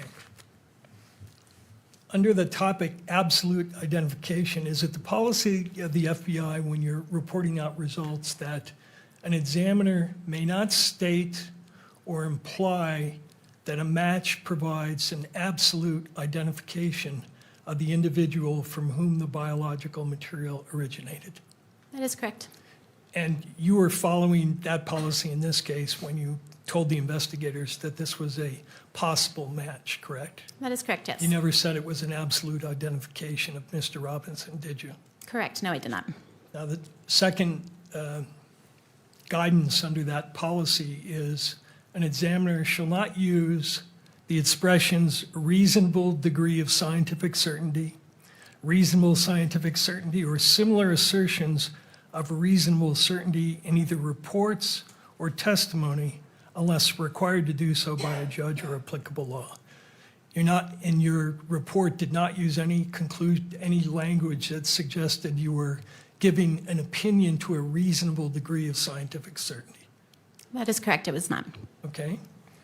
And then the next one, not that one, one more down. Not going to talk about race, ethnicity.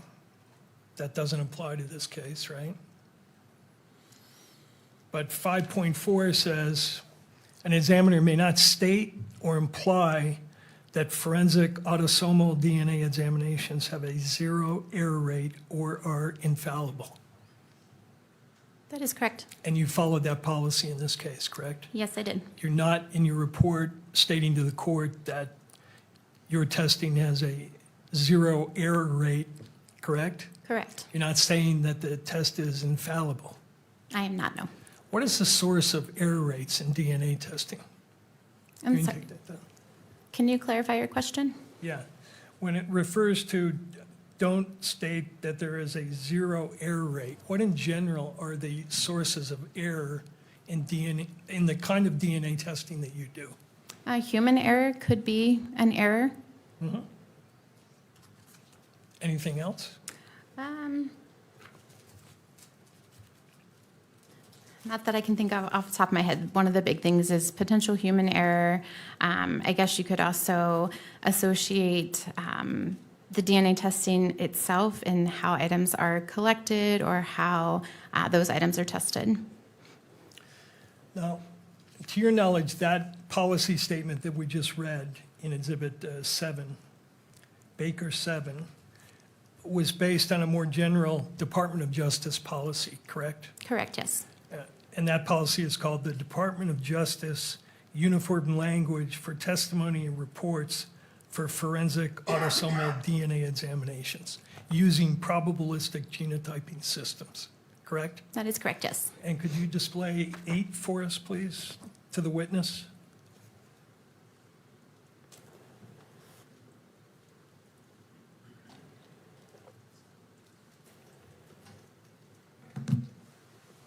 Let me know when it's on. No, not on the big screen. Okay, so not to go onto this main big screen. Correct, this is Thank just you. for the witness. And you're familiar with that policy, correct? Yes, I am. Okay.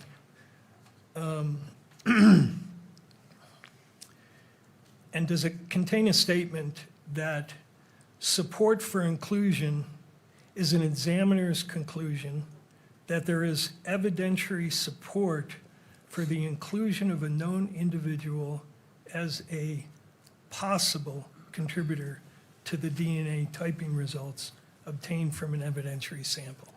I believe it does, yes. And did you follow that procedure in this case? Yes, I did. All right. Does this same policy state at page 4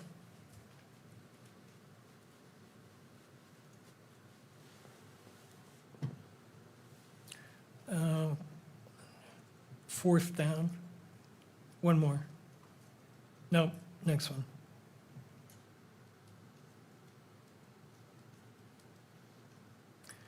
An examiner, does a policy state, an examiner shall not assert that a likelihood ratio of any magnitude provides an absolute identification or source attribution of an individual to an evidentiary sample.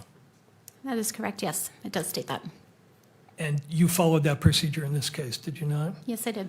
You're not implying that those numbers that a previous witness quoted in our State of the Union report provides an absolute identification of Mr. Robinson or Mr. Twiggs? No, I'm not. Okay. Thank you. You can take that down.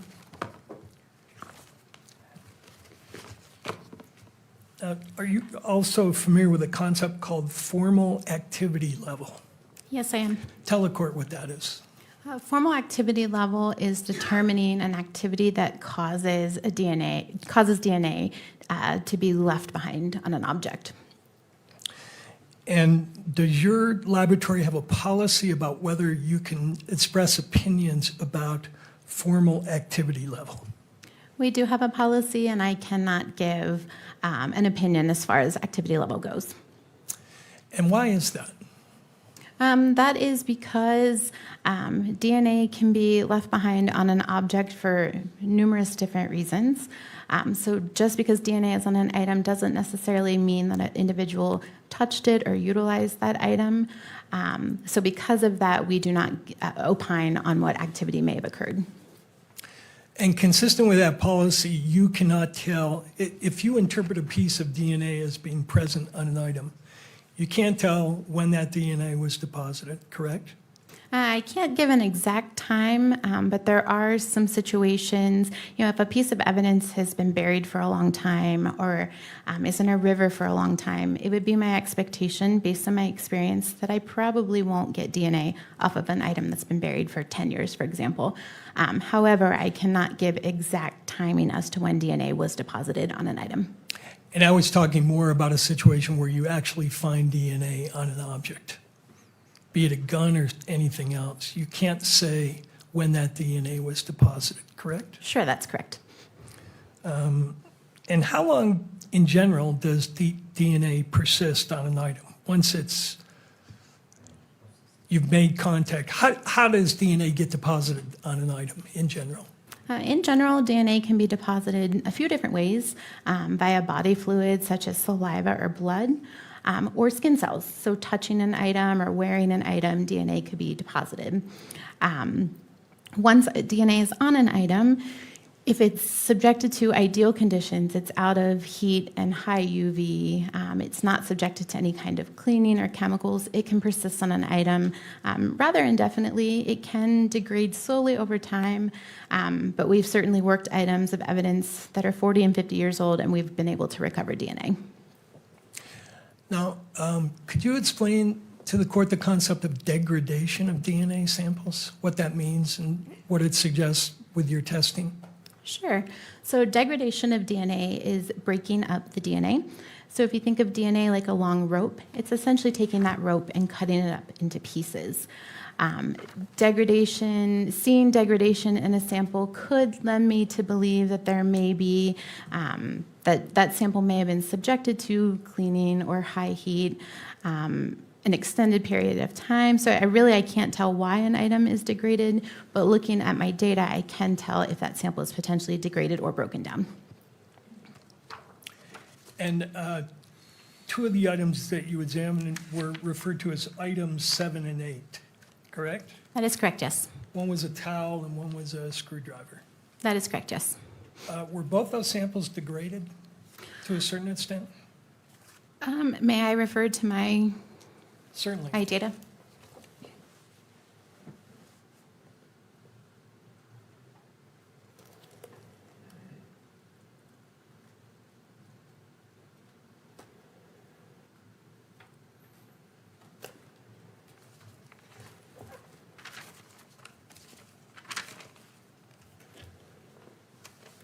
So item 8 was the screwdriver from the perch.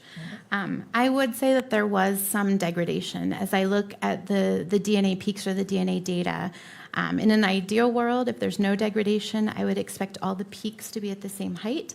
Here I see a ski slope type effect, meaning that the data on the left is a little bit taller than the data on the right. As far as item 7,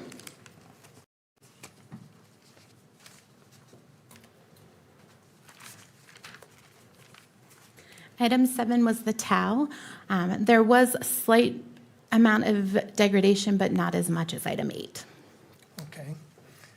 And what is the effect of degradation on production of the allele? First of all, what's an allele? An allele is an individual's DNA type. So we inherit half of our DNA from our mom and half of our DNA from our dad. We're looking at something called short tandem repeats, or STRs. These are small segments of DNA that repeat themselves over and over again. We all have those same sections of DNA, but what might differ amongst us is how many times it repeats, and that's actually what we inherit from our parents. So for example, at one particular location, my mom may give me 14 repeats and my dad may give me 15. So when I'm looking at the DNA types, I would say that I have 2 alleles at that location, a 14 and a 15. As far as degradation goes, it could cause some of those alleles to do something called drop out, meaning when I'm looking at the DNA chart or the DNA data, I do not see information. I do not obtain numbers at that particular section of DNA. And is it true that in the testing that you were doing in this case, STR testing, what you were looking at is the length of the, what I'll call, have you ever heard the boxcar analogy? I have, yes. Tell the court what that is. So the boxcar analogy is how many times that section of DNA repeats. So that section is essentially letters. So for example, A, C, T, G. So you may have A, C, T, G repeated 10 times or 12 times. Each of those sections of A, C, T, G would be considered one boxcar. And so when you're looking for alleles, you're essentially counting the boxcars. Could be 7 boxcars, and that person would be a 7. That is correct, yes. And from the mom and from the dad, he may have inherited 10 boxcars. That is correct, yes. And so that person at that particular location would be a 7-10. Yes. And what you're doing in your testing is comparing those numbers to what you get from a known sample to see if they match. That is correct, yes. Is that true? Yes. Now, is it true that what you mentioned the A, C, T, and G, correct? Correct, yes. Is it true that you are not measuring the sequence within the boxcars? You're just measuring the length of the boxcars? That is correct. So the sequence would be equivalent to letters in a word. What I'm looking at is the number of words versus the letters that make up that word. And we'll talk about this a little later, but people can vary not only in the length of the boxcars, but in the sequence within the boxcars, right? And that is correct, yes. And what your testing looks at is just the length. Correct, yes. Okay. Now, for the, and is it also true that you're looking across many different locations? Yes. So at the FBI laboratory, we use a kit called Global Filer, and this is looking at 21 different locations on a human's DNA, in addition to 3 sex-determining locations. That lets me know if an individual is biologically a male or a female. As between 2 individuals, 99% of their DNA is exactly the same, right? That is correct, and that makes sense. We're all humans. We all have arms, legs, and a head. Less than 1% of our DNA is what differs amongst us, with the exception of identical twins.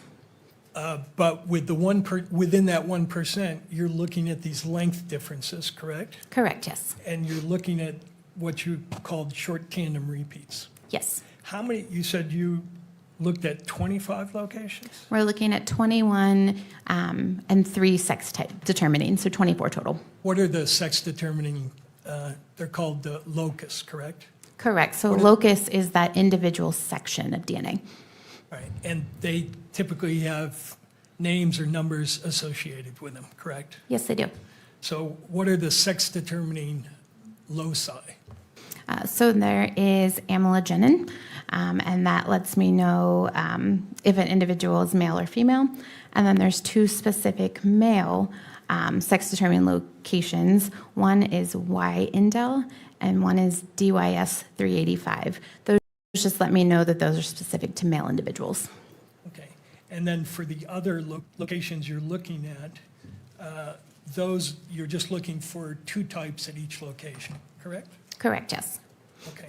Now, for the samples that you looked at, the 7A and the 8A, did you get a full, what's called a full profile would be a profile where you have all 23 locations present? That is correct. So a full profile means I have DNA at every single location. It is above our threshold, and I'm seeing one or two pieces of information at each location. For item 7, I did develop a full profile. For item 8, you developed a full profile?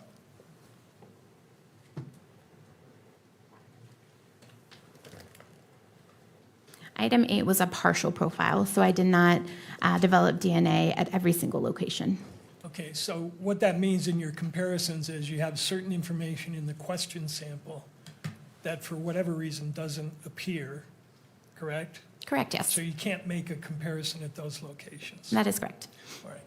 What makes it not appear at certain locations? So it could be that there's degradation.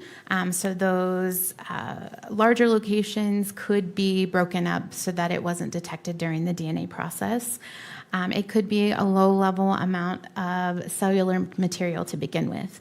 So if I only have a few cells, I may not have enough to detect at every single location. Okay. And for the 8-1 sample, did you measure Mr. Robinson and Mr. Twiggs's DNA at the 23 locations? For item 8, I did not have a full profile, so I did not have data at all 23 locations to compare it to either Mr. Robinson or Mr. Twiggs. Right, but you had full profiles for Mr. Twiggs and for Mr. Robinson, right? For their known sample? Yes. Yes, so for their known sample, that was a sample that was taken directly from those individuals, and I did develop a full DNA profile. Okay. And just to illustrate how this works, is one of the loci that you looked at called the DYS 391 loci? Yes, it is. And what type was Mr. Robinson at that loci?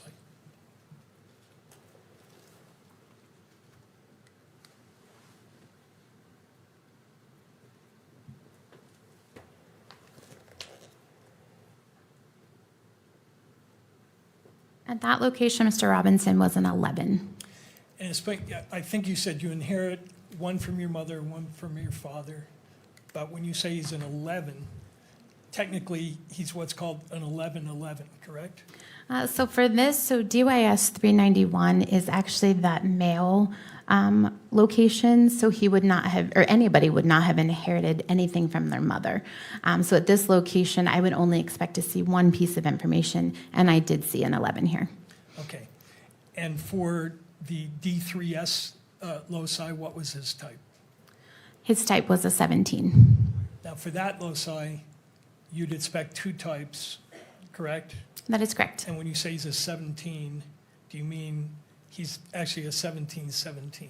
That is correct. He inherited 17 repeats of that location from mom and 17 from dad.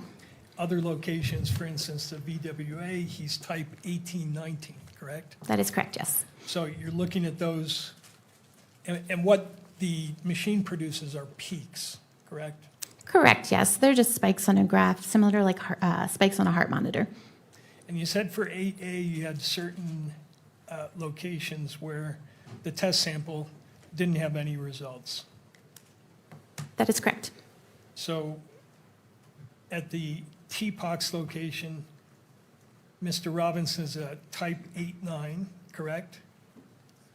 That is correct. Mr. Twiggs is a type 811, That is correct. but when you looked at the sample, 8A, it didn't have any of those types. That is correct. So I could not compare at that location. Now, are there certain rules for when you exclude someone? In other words, when you're comparing two samples, are there rules which say, here's where I would conclude that he could not possibly have contributed this sample? Yes. Your field has a lot of literature written about it, correct? That is correct, yes. And do you generally like to keep up with that literature? I do, yes. And across time, there have been several books, publications that attempt to educate you and courts and lawyers on the technical aspects of DNA testing, right? Correct, yes. One of the books, the early one, DNA Technology and Forensic Science by the National Research Council. I'm familiar with that, yes. That's an authoritative book that was really one of the first books on DNA testing, Yes. all right? And then by the same organization, National Research Council, the Evaluation of Forensic DNA Evidence, Correct, yes. published in 1996. So you're familiar with that as well. Yes, I am. And then there's an author, I believe, who did his research work at the FBI, named Dr. John Butler. Yes, I'm familiar with him. And you have studied his work both in your training and your continuing education. That is correct, yes. And he's got 3 current textbooks on the topic that we're talking about, right? I'm not familiar with how many textbooks he has. I know at least the one. Fundamentals of Forensic DNA Typing, Yes. familiar with that. Forensic DNA Typing Methodology, Yes, I'm familiar with that one as well. and Forensic DNA Typing Interpretation. Yes. Everybody in your field relies on these publications and you use them as teaching tools. Yes, I would agree with that. And then in addition to those books, there have been studies that have been done on particular topics, correct? Yes. This case, we're dealing with mixtures, correct? Yes.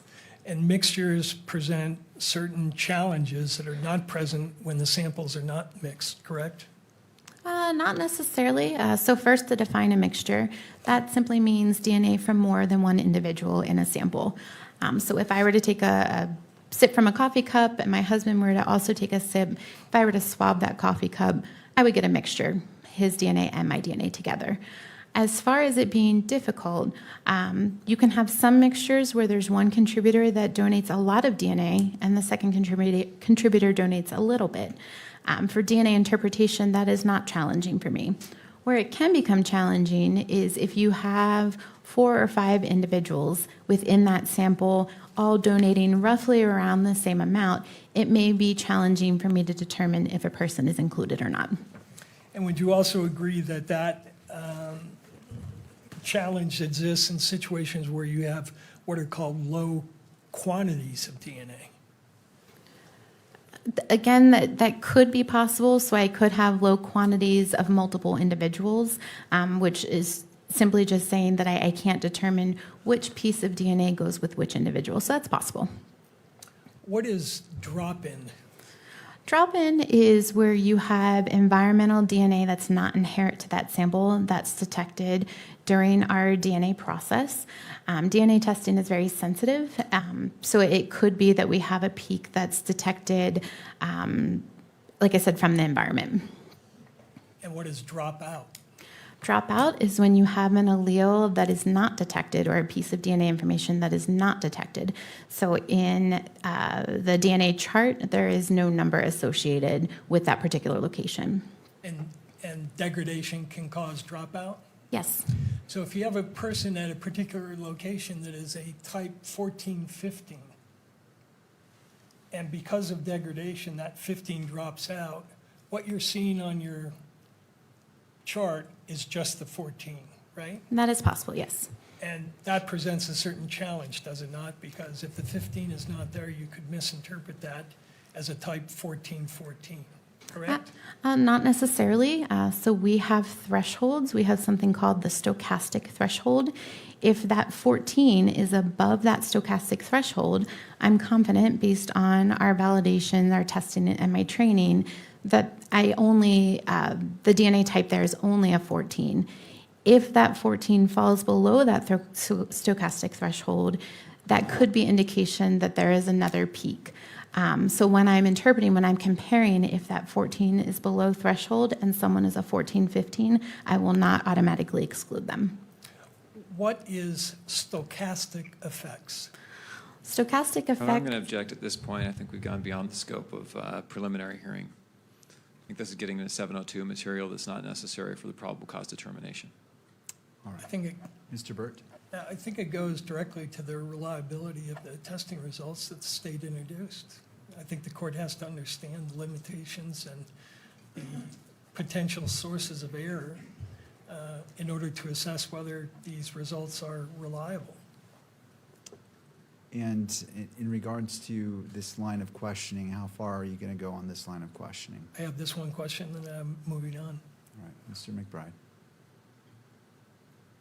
I'll hold them to that. All right, well, Mr. Burt, so the objection is overruled. You may proceed with that question. You can answer. could you repeat your question, please? Tell the court about stochastic effects. Stochastic effects, when you have low-level samples during the DNA copying process, based on how the DNA is copied, you could have alleles that are copied better than other alleles. Okay. Now, on another topic, I mentioned studies before. One of the studies that you're familiar with is called the PCAST report. Are you familiar with that report? Yes, I am. And tell the court what that is. PCAST report is, PCAST stands for the President's Council of Advisors on Science and Technology. And this was a committee that was found, I believe, under the Obama administration that gave guidance on different areas of forensics. Including how to deal with mixed samples and how to deal with samples that have low quantity of DNA.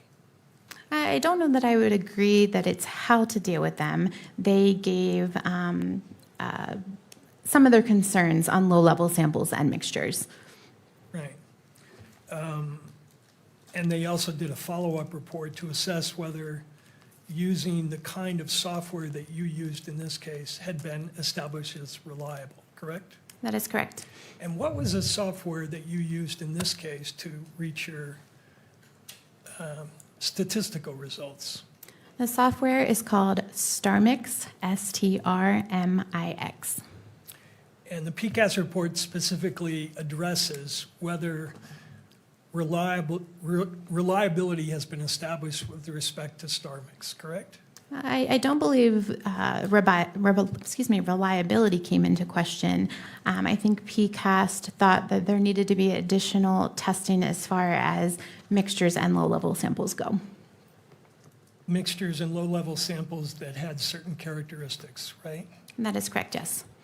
Including mixtures where what's called the minor contributor was in the sample below 20%. That is correct. So the minor contributor would be an individual that donated less DNA to that sample. So PCAST called into question mixtures of 3 or more individuals with that minor or that low-level contributor making up 20% or less. 7 and 8 samples in this case were both mixtures, correct? Yes, that is correct. And did you determine what the proportion of mixture was between what I'll call the major contributor and the minor contributor? So I did not calculate that personally. Part of the StarMix software, it does a couple different things. One, it takes a mixture and it uses math and biological modeling to try to break that mixture into its individual contributors. And then it also calculates a likelihood ratio, which is the statistic that I report. During that process, it does give an estimate of the breakdown of those potential contributors. And what was, first of all, for the 7 sample, was the minor in there at less than 20%, according to StarMix?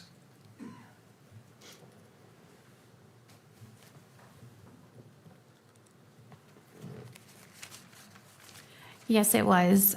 For one of the runs, when I compared to Mr. Robinson conditioning on Mr. Twiggs, it was a 5% to 95%. And how about for the other sample?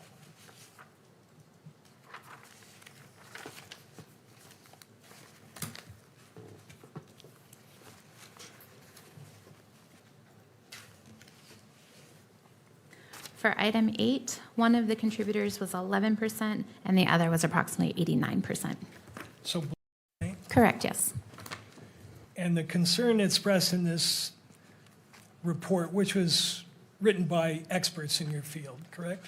No, that is not correct. The PCAST report was written by individuals that were not practitioners or any type of laboratory personnel. Right, but they list the experts who provided input into that report, do they not? Yes, they did. One of them was Bruce Bedoli, correct? Correct, yes. Who's Bruce Bedoli? He is a DNA expert within the field. Well, he was the head of your unit for a number of years before you came on board, wasn't he? He was, yes. And he's written extensively on forensic DNA testing, has he not? He has, yes. The report also lists Eric Gilkerson, correct?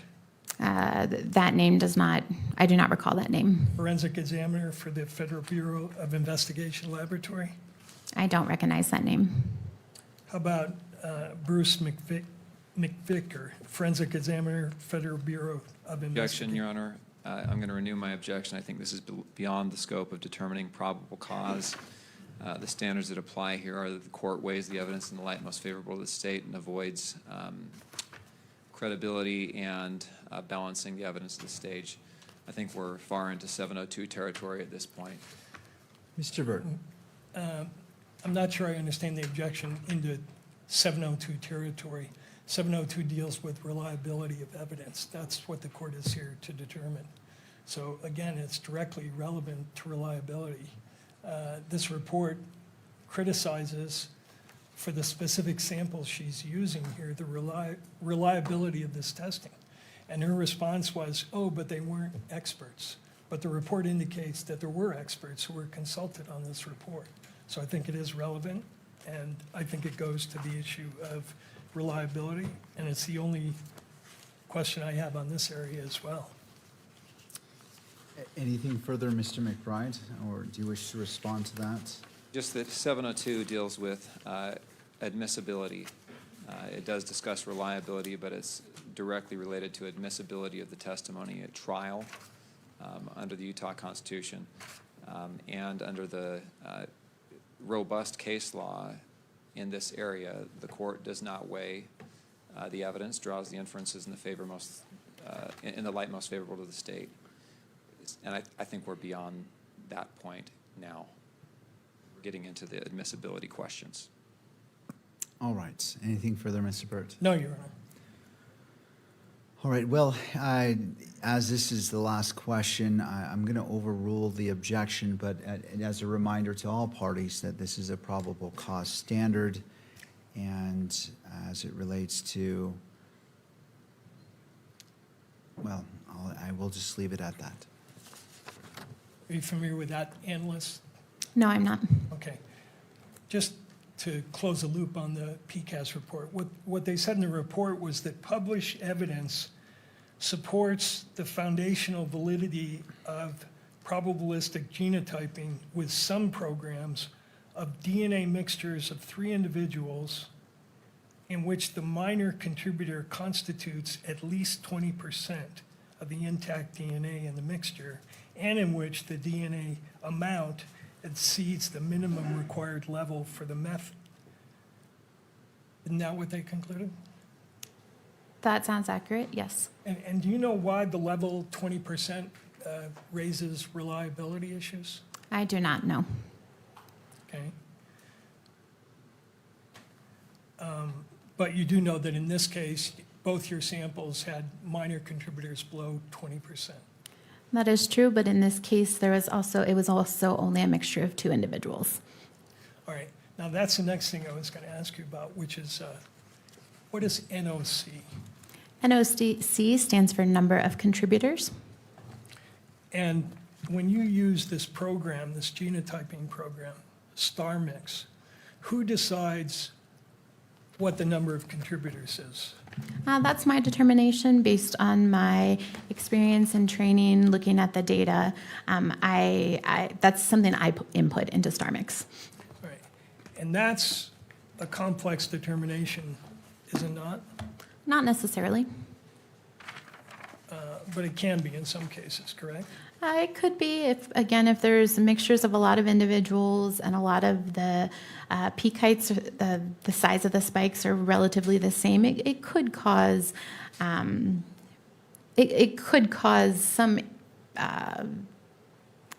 trouble for me as an examiner. All right. One of the groups that studies your field is the National Institute of Standards and Technology, correct? That is correct, yes. They're in the Department of Commerce, I believe so, yes. federal agency. Yes. And they published a report in 2024 called Forensic DNA Interpretation and Human Factors, Improving Practice Through a Systems Approach. You're familiar with that publication, right? I am, yes. And was that publication written by scientists? I don't recall exactly who the authors of that publication were. Okay. Let's make sure.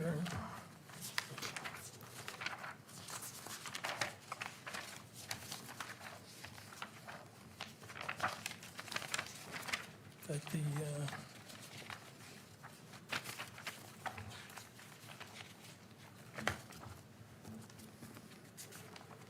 it's a long report, right? Yes, it is. And you've read it. I've read highlights of it. Is it true that one of the things that they say in that report is they have a section on the complexity of number of contributor estimations? Objection. Are you, Same objection, Your Honor. This is beyond the scope of a preliminary hearing. Again, we're talking about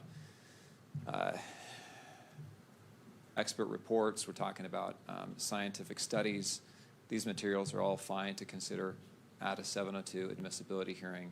At this stage, where, again, the evidence is viewed in the light most favorable to the state, this is unhelpful to the court's determination and therefore irrelevant to this proceeding. Thank you, Mr. McBride. Mr. Burt. Your Honor, I think the report that the state put into evidence, as clarified by this witness, indicates that she reached the conclusion that Mr. Robinson and Mr. Twiggs were, quote, possible contributors to these two samples.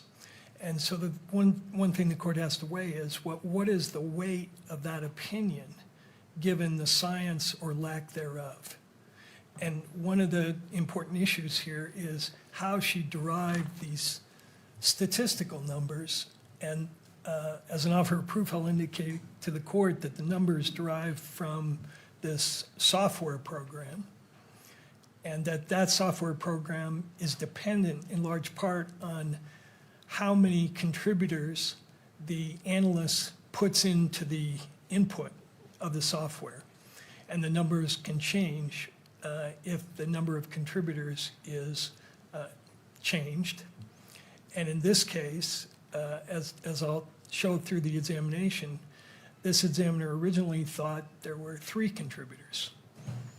And I will show to the court why she changed her analysis, and will indicate through this publication that there has been criticism of the way in which she determined the number of contributors. So I think it's important for the court to assess whether you've got accurate numbers in front of you. The state put in these astronomical numbers and are asking the court to give weight to them.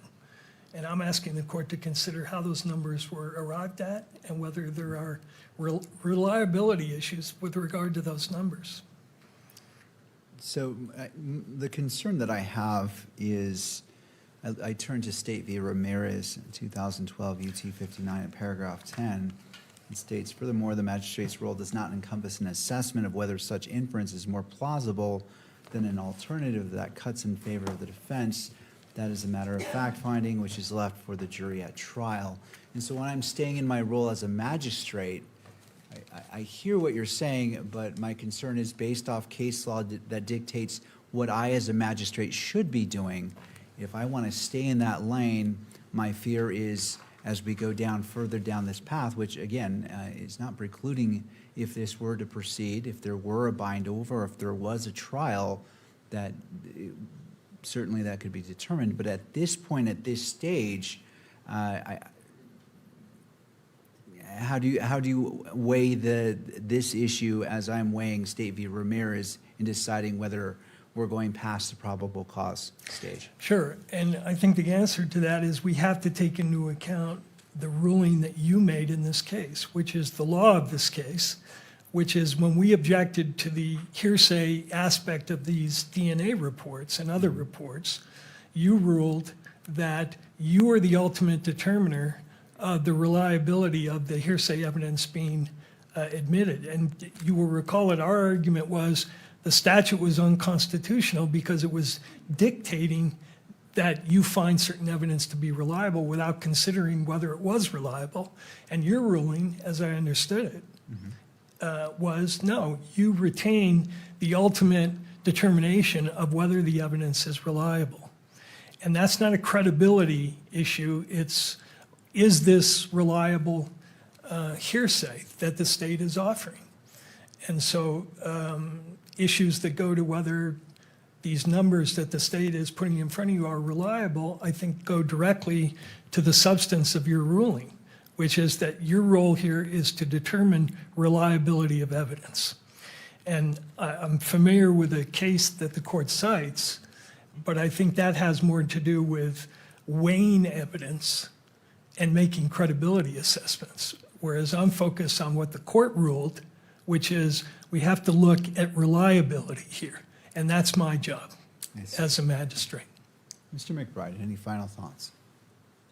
Yes, under Rule 1102B4, this, the Exhibit 31 is considered reliable hearsay. In addition, credibility determinations are not proper for the court to make here for the whole reason that, you know, studies supporting this science, studies opposing this science, testimony from this expert or that expert about what is reliable, what is not, what's more reliable, what's less reliable, factors that affect all those determinations. Those are all very, very complex decisions. There will be probably multiple day hearings dealing with that. And a probable cause determination is just not the place to conduct that kind of thorough, in-depth, and searching analysis. Rather, the case law, the Constitution of Utah that says the only purpose of a preliminary hearing is determining probable cause, the case law, the rules that all say the court does not weigh the evidence at this stage, but leaves that for a finder of fact, the jury, in the end. That all supports cutting this line of questioning off at this point rather than going on for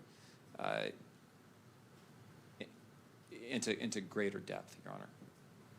All right. Well, based off what's been presented before me, I'm going to sustain in part and deny in part the objection made. I'm going to allow this question to be asked, and so that is denying, but sustain in the sense that this would be the last question, and if Mr. Burt would chooses to, may go on to a different subject or a different line of questioning. Sure.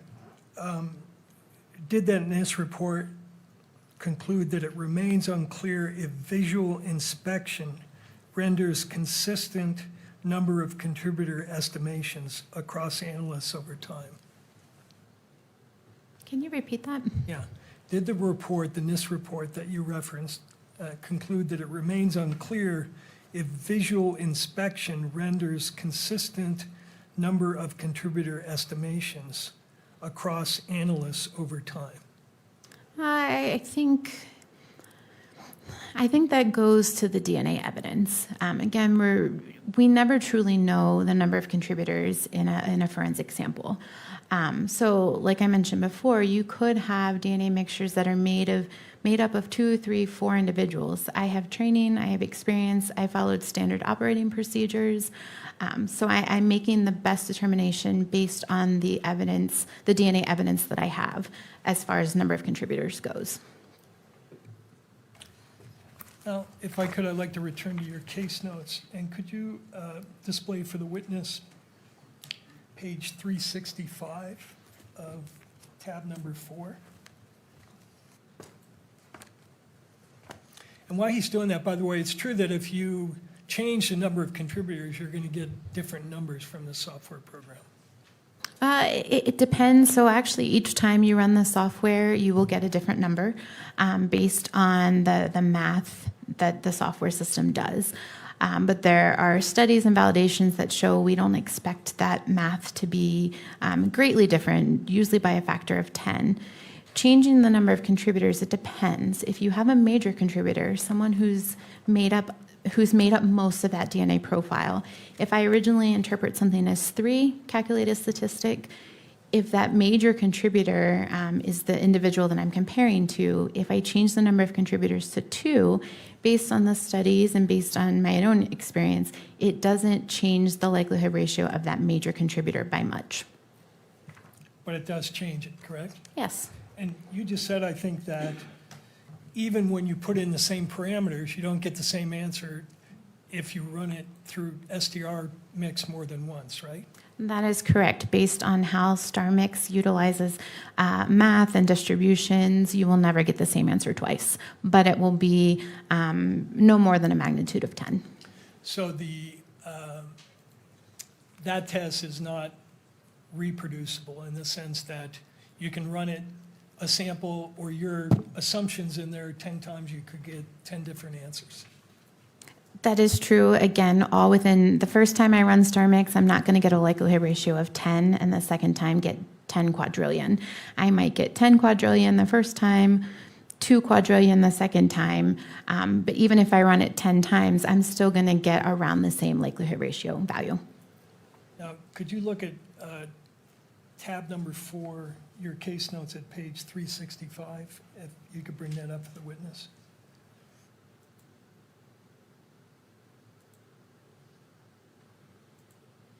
Let me know when you have that in front of you. I think you need to scroll up one page. There we go. Can you identify this page from your notes? Yes, I can. These were notes that my technical reviewer made, and my technical reviewer, they will review all of my DNA evidence. They will draw their own conclusions as far as number of contributors and comparisons, then compare it back to my conclusions. All right, so this is regarding the 7 sample, correct? That is correct. That is one of the samples. And your original assessment was that there were 3 contributors to this sample, right? That is correct, yes. And that conclusion was reviewed by a reviewer, correct? Correct, yes. She read the same electropherograms, or the name for the output of this technology you use, correct? She utilized the same electropherogram, which is the chart that the DNA is on. And does this page in front of you, is that an accurate representation of your case file? Yes, it is. If I move into evidence, page 365, and that would be Baker 4. Mr. McBride? I'll object on relevance grounds. All right, did you want to respond, Mr. Burt? Your Honor, it's relevant because the witness originally determined that there were 3 contributors, and I'd like her to explain to the court how she reached that conclusion, because I think it does go to the reliability of her testing here. All right, so as it relates to Baker 4, and this is her personal notes from Ms. Baker as it relates to what I'm assuming is State's Exhibit 31. these notes were prepared as part of the report in State's Exhibit 31. I will find that it And, is Your Honor, relevant Your and Honor. that it is admitted into evidence. As regards to publication, what is the request? Your Mr. Honor, Byrd? if I may clarify, I think the testimony was that this was not her notes. That these were the notes of her technical reviewer, is what I heard. Please correct me if I misheard that, from both sides. I want to I make did. sure, are these Ms. Baker's notes? Could I clarify that? Absolutely.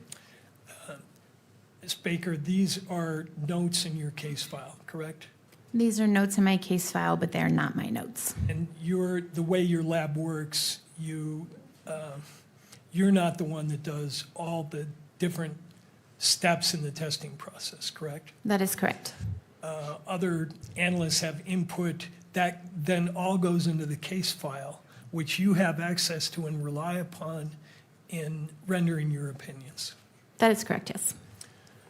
All right. And this particular page is a note written by your peer reviewer that you relied upon. Correct. After I made my interpretations and drew conclusions, my technical reviewer then reviews the data and draws their own conclusions. So this was created after I had already drew my own conclusions.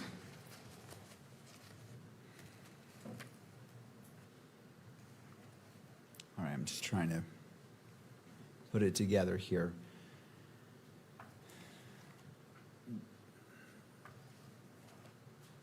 And so the question I'm trying to get to, counsel, is, was this particular, I recognize it as it being prepared by someone else, but as it relates to State's Exhibit 31, was this relied upon in order for State's Exhibit 31 to be put together as the report?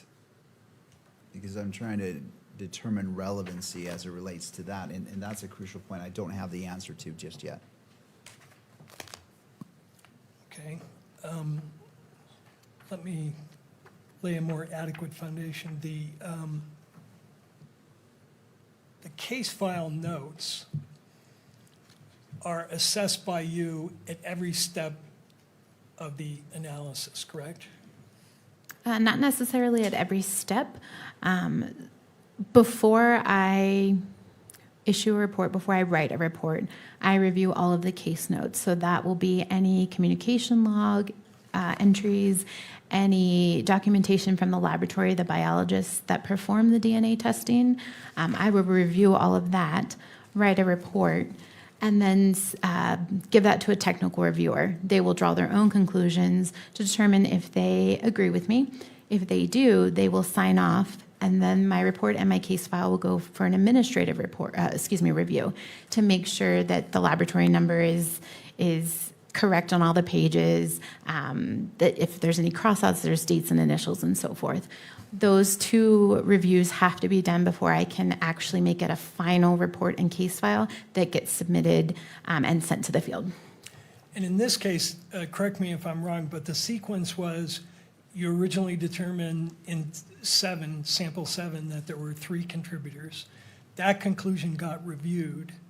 Then you ran some further testing, and then you change your conclusion, correct? That is correct, yes. Right. And before you change your conclusion, you of course go back and look at what the reviewer said about her review. We would have a discussion. If I say a number of contributors was 3, he or she notated that it was 2. We had that discussion. She agreed with 3. So for that step of that process, because again, we're piecemealing this. Typically in a normal case, we will work all of the evidence. I will write a report. For this situation, I had DNA evidence coming to me throughout the day, throughout the night. So I had reviewers at different steps, which is not usual for a case. Usually I have one reviewer. So in this case, at that particular time, I had a reviewer. Then when I was submitted additional known samples and used those for comparisons, then I did have additional conclusions and additional reviewers. But you certainly took into account this notation on this page before you changed your conclusion, correct? I don't know that I would agree that I took into account. We had already had that conversation, and again, once I received additional known samples and additional information from the field, I then did amend my conclusion. And these notes are kept in the ordinary course of your business, Yes, and they're part of the case file that you rely upon in reaching your conclusions. they are kept with the case file after I draw my conclusions. So, Your Honor, I think there's a foundation for this. The state has offered all kinds of hearsay here, and certainly this is, there's no question about the reliability of the entries. All right. Anything further from the parties before I weigh in on, well, make my ruling on Baker 4? No. The court finds that it is relevant, and as it relates to State's Exhibit 31 and Baker 4 is admitted into evidence. In regards to publication, Mr. Burt, what is your request? That it be published All right, in the courtroom. in both the courtroom and to the cameras. All right. Any objection, Mr. McBride? All right, we'll go ahead and publish that to all screens and may be captured by the media. So these notations at the top there, 7-1 mail, discuss 3 NOC and okay with 3. Could you translate that for us, what that means? Sure. So when my technical reviewer took a look at the DNA evidence, she determined that male DNA was present, and she concluded that she would have called it a number of contributor of 2. She compared it to my conclusions. I said number of contributor 3. So we had a discussion as to why she thought it was 2, why I thought it was 3. And she said she agreed with me calling it 3 based on our discussion. Okay, so was that an extended discussion you had with her, or just? No, this was a quick discussion, and this is not unusual. We have discussions like this during the technical process quite often. And the stamp on the bottom, approved by Tara Benson, is that the reviewer? Yes, it is. we're talking about? All right, thank you. Now, I want to ask you to look at page 128 of that same exhibit.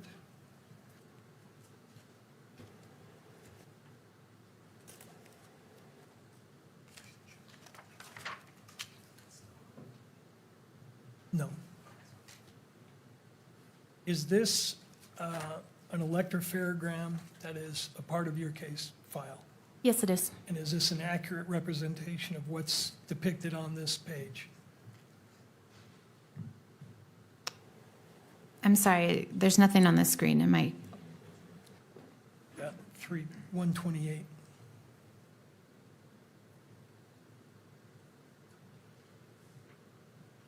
Yes, it is. I move that into evidence, Your Honor. This would be Baker 4, page 128. Oh, I thought I already admitted Baker 4. Is this a different? The previous one was Baker 4, as I understood it. Yeah, Baker 4, page 365. Oh, okay. So And Baker, so this is Baker 4, page 128. right, so the previous admitted exhibit is Baker 4, 365. The current proposed one is Baker 4, 128. That's correct. All right, Mr. McBride. If I could have just a minute to update my notes on those page numbers. All right. 365 was the previous one, unless I heard it wrong. Yes, that's right. All right, and the current one is 128.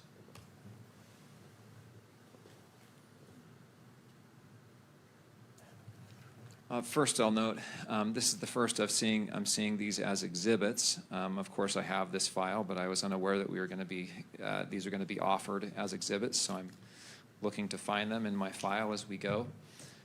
Second,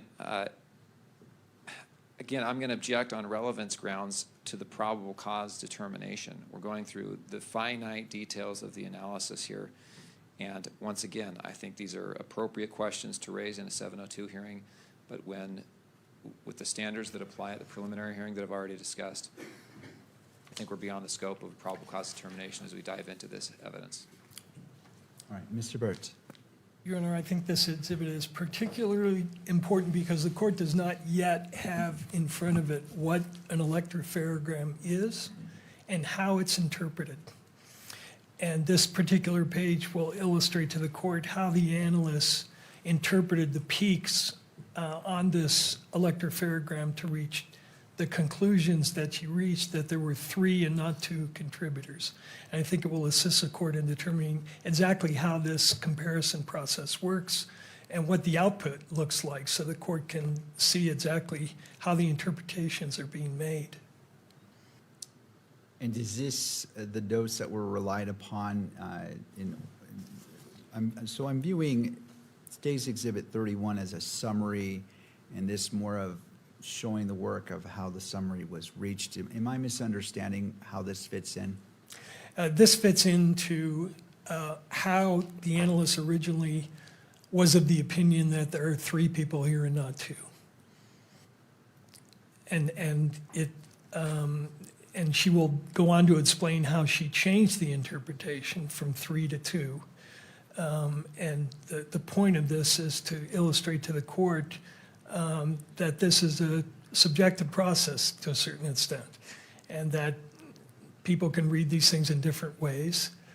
And so I think it will help the court understand exactly what's being compared here. You've got peaks on a line, she will say, and just to let the court know in responsive to Mr. McBride's statement that he was unaware that this is going to be an issue, he and I met with this analyst before the preliminary hearing. The analyst pointed this page out to us as being illustrative of why she originally concluded that there were 3 contributors. So this is not something that's being sprung on the state. He was a part of that conversation, and this particular page was identified by the analyst, not by me. So it is important to understand why we went from 3 to 2 and what impact that has on the numbers that the state is offering. All right. Anything further? No.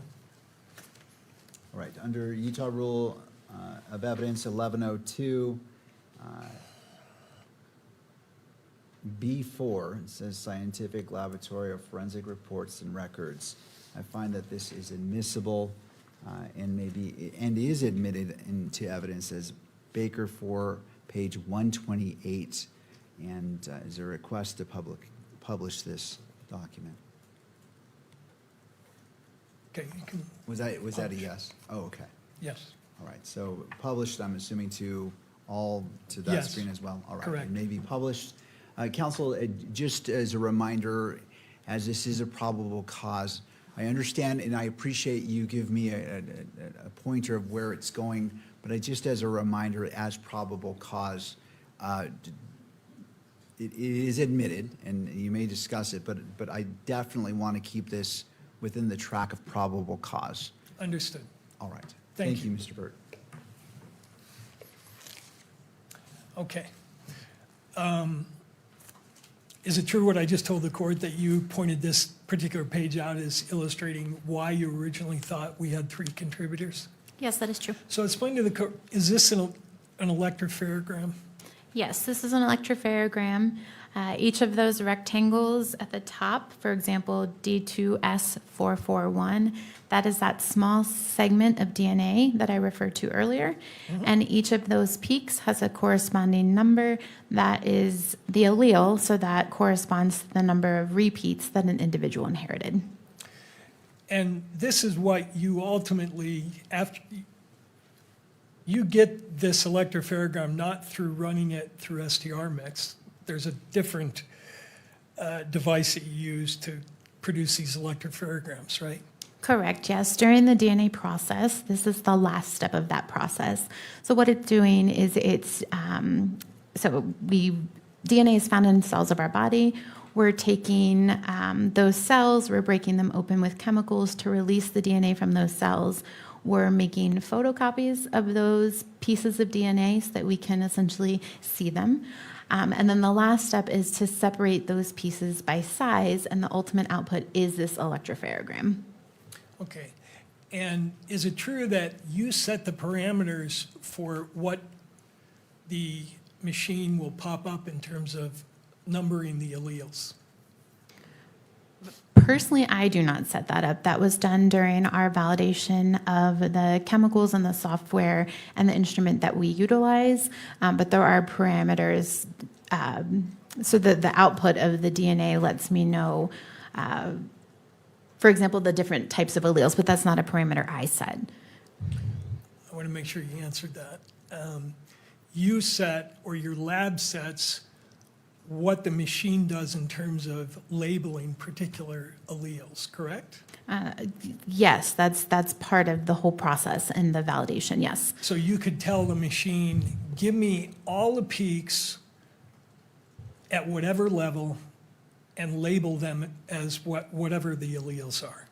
I see. So yes, so during our validation, we determine our thresholds, our analytical threshold, and that stochastic threshold that I mentioned before. The analytical threshold is a threshold that was determined during validation that we input into the software that I utilize. That says, for example, our analytical threshold is 150. Any peak that is 150 or greater, the software system will give me that allele call or that number for that peak. Any peak that's below the 150, the software system will not give me an allele call for it. Even though it might be a true allele. Correct, yes. So you could say, and you referred to a measurement, you refer to that as RFUs, right? Yes, that is the unit. What does that mean? It stands for relative fluorescent unit. So in your lab, you tell the machine only label peaks that come above 150 RFU. The software that utilizes the information from the machine, yes. However, it's true, is it not, that in determining the number of contributors, you look below that 150 RFU level. And that is true, yes. All right, now on this is only showing 4 different locations, right? Correct, yes.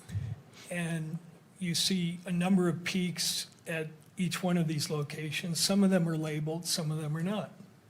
Correct, yes. So tell us how you originally looked at this and said there's not 2 contributors, there's 3. Sure.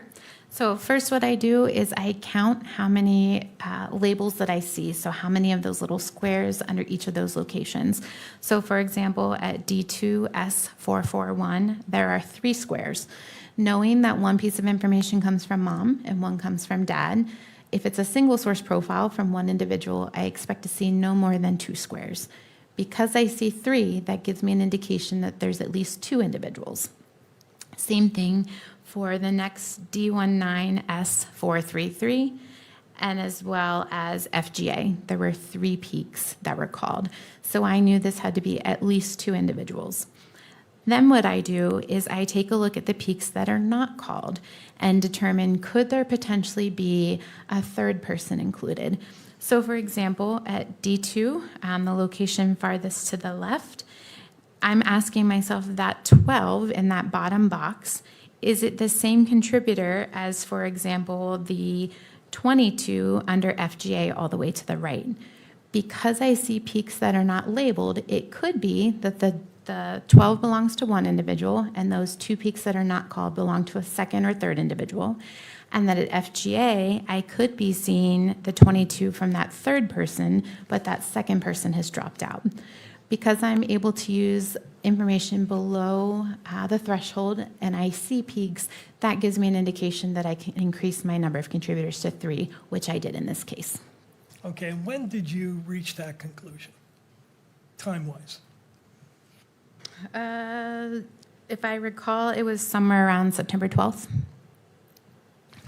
And when did you change your conclusion?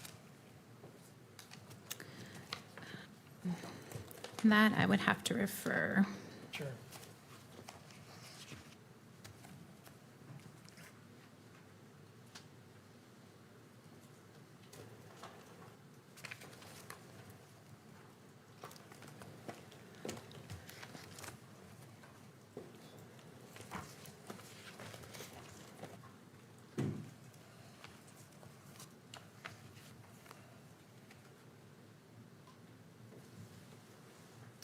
I changed my conclusion on September 13th of 2025. And explain to the court why you changed your conclusion? I was submitted an elimination sample from Mr. Twiggs, and an elimination sample is a sample in which it's from a known individual, and then there's an expectation that the individual's DNA might be present. In receiving that sample and talking to the investigators, it was decided that Mr. Twiggs should be used as an elimination. When I compared him to this sample, all of the DNA, unlike that major contributor, matched to Mr. Twiggs. So because of that, I determined that there's actually only 2 individuals because those small peaks, there was nothing left for a third individual to be compared to. You use the phrase elimination sample. That's typically used, is it not, in a situation where you're testing a sample that has more than one contributor? Not necessarily. An elimination is just simply an individual that we're expecting their DNA to be there. So for example, if we have a stolen vehicle, I will request an elimination sample from the known driver of the vehicle so I can subtract out their DNA to see what I have left over. It doesn't necessarily have to be more than one individual. There certainly has been times where I only detect that known expected individual. And you said you had a conversation with the investigators as to whether Twiggs should be included as,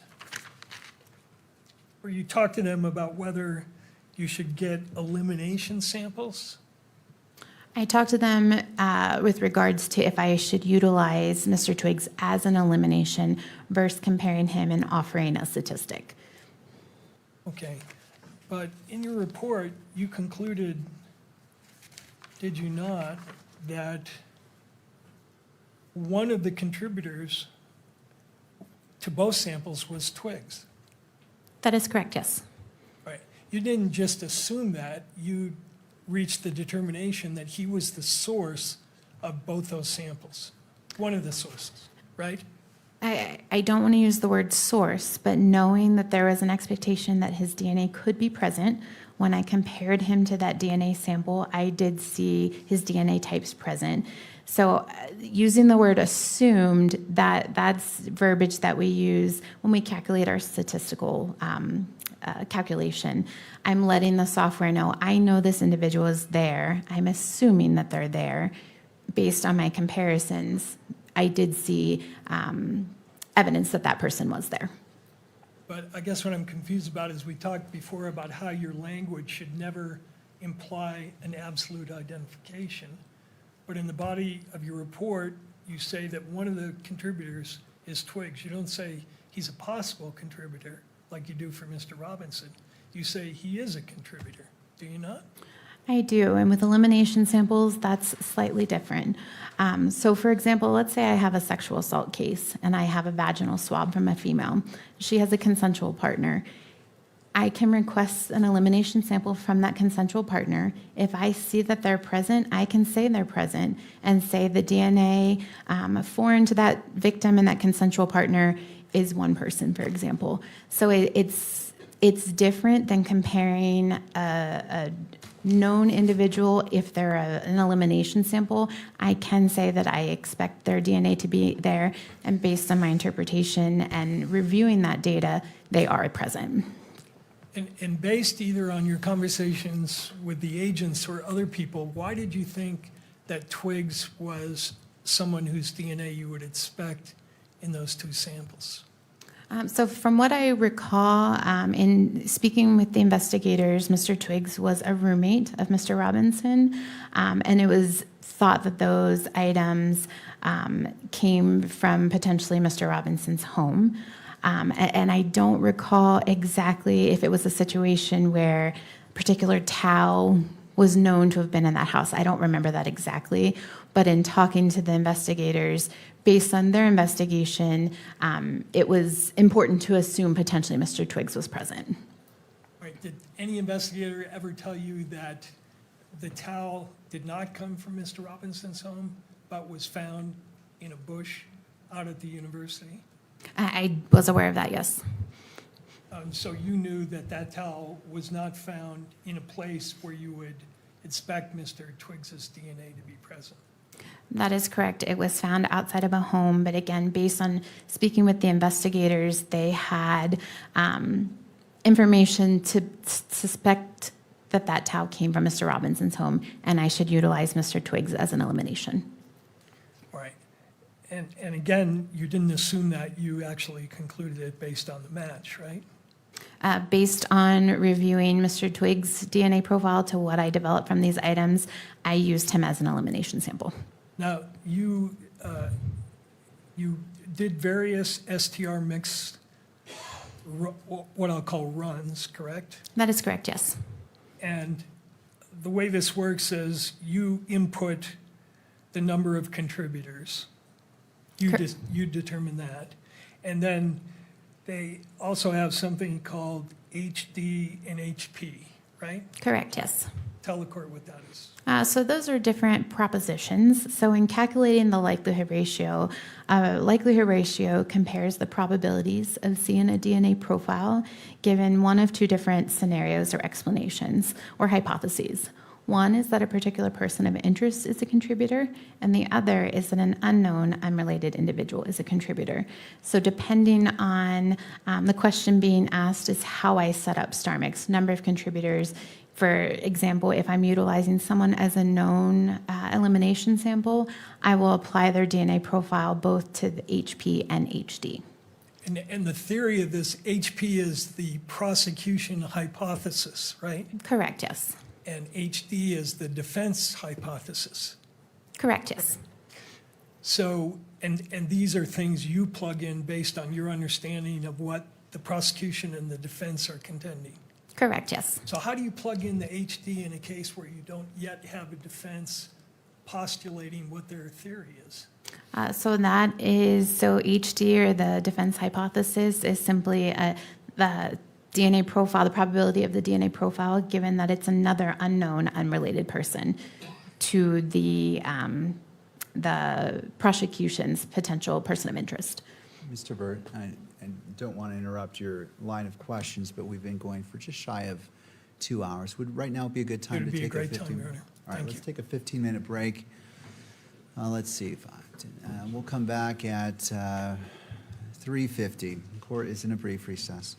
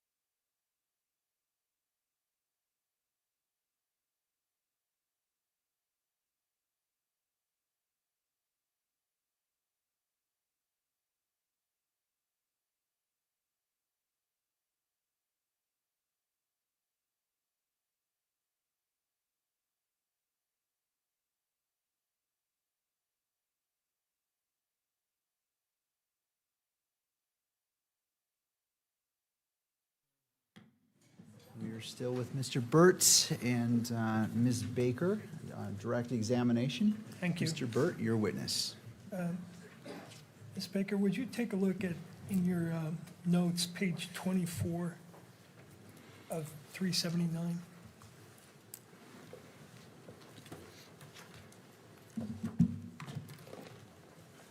Very bottom of the page.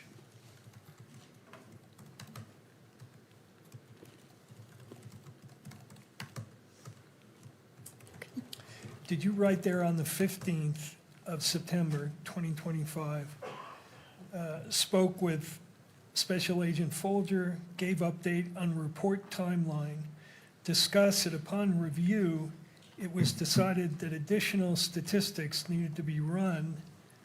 Report will still be issued with Twigs as an assumed contributor per previous discussions with Folger and Carmack. You see that? Yes, I do. And what additional statistics needed to be run at that time? So at that time, I believe I ran statistics with just Twigs comparing that individual to the sample. If I may refer, I think that was the only additional.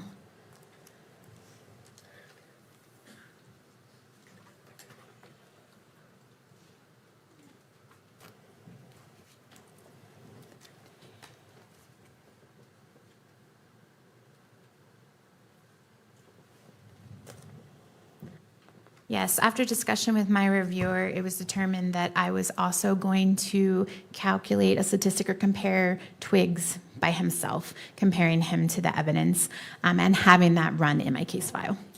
Okay.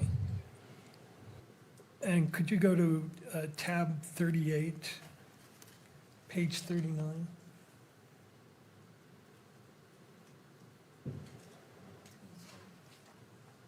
Oh, Yeah, it should not be on the screen. let's pull it down from the screen. Thank you. Thank So you. just to the monitors of the attorneys and the witness, Mr. Burt? Just for the witness, Your Honor. Okay, just for the witness. 39. And this is page 39.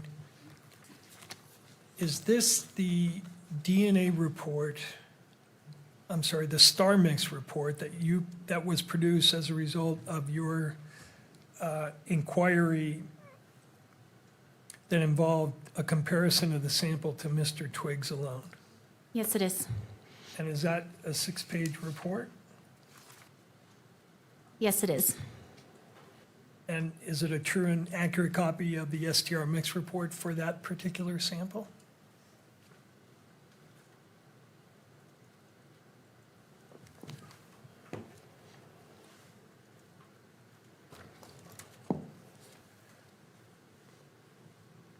Yes, it is.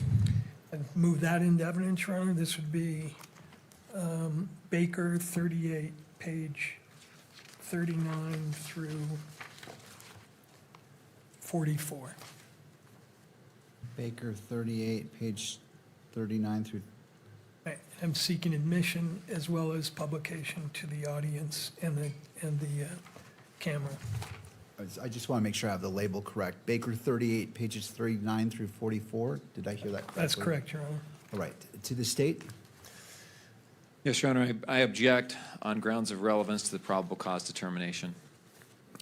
All right. And Mr. Burt, would you like to respond? Submitted, Your Honor.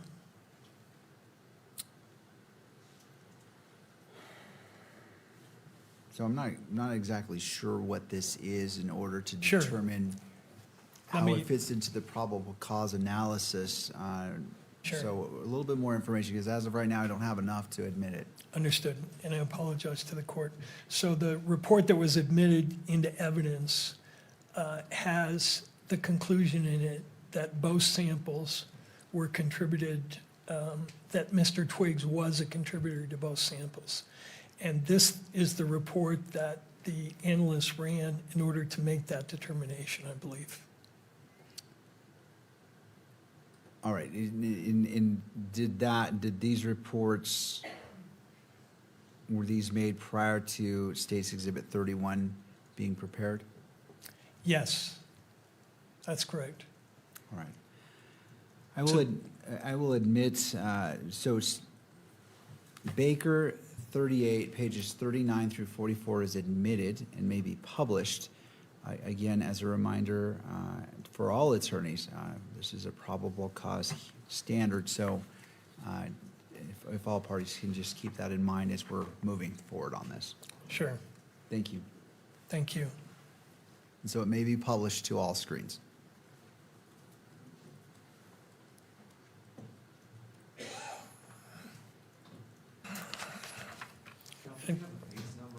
Yeah, it's page 39. No, the actual Bates number, I'm having a hard time finding the file. I didn't provide this to you.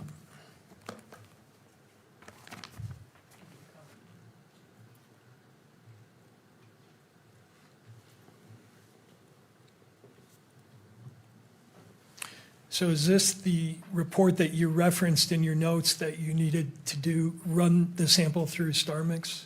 Yes. Now, at the top, this is the StarMix unit dated September 15th, and it relates to item 7-1, correct? That is correct, yes. All right. And then down below that, the kit used, if you could go to the summary of the input. You tell the software program, assume there are 2 contributors, right? Correct, yes. You input sample 7A, Correct, yes. and when you input it, it's just the raw data, right? Correct, just the numbers from the graph. The numbers, and then known contributors under HP, the prosecution hypothesis, Correct, yes. right? And you put in sample 61, right? Yes. That's Twiggs's known sample. Correct, yes. And then the known contributors under the defense hypothesis, you left that blank. Correct. Is that because you didn't know what the defense hypothesis was? No, again, the defense hypothesis for this situation, if I'm comparing someone, is an unknown, unrelated individual, and that is taken into account during the calculation. Okay, and then you input that data, and what you get out from that is a likelihood ratio, right? Correct, yes. So let's go to page 2 of that report. And is this a summary of the results from that test on the 15th in terms of a likelihood ratio? Yes, it is. What is a likelihood ratio? What does that mean? A likelihood ratio is a statistic that calculates the probability of seeing a DNA profile given one of 2 different hypotheses.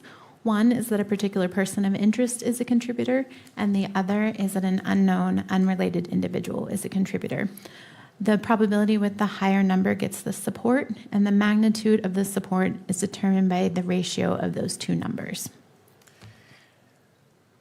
That's pretty technical stuff, but the bottom line is that the software computes the numbers, and then you look at those numbers and determine whether it has any significance, right?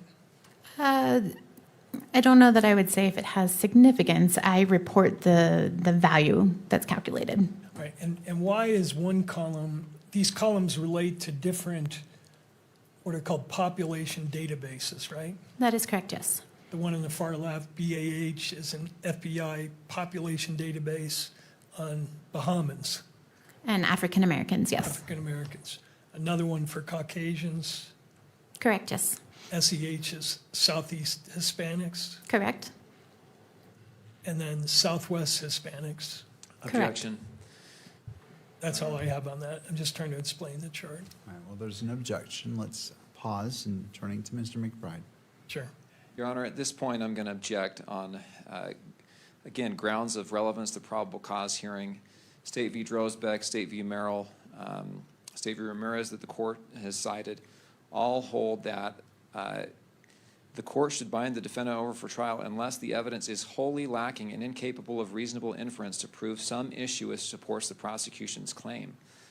I don't know that any of this analysis goes to whether or not the expert's testimony and her report is wholly lacking and incapable of reasonable inference to prove her result in this case. We're far beyond this. We're hours into this examination. This feels like a 702 hearing to me. I think we're far beyond a probable cause hearing, Your Honor. I would ask the court to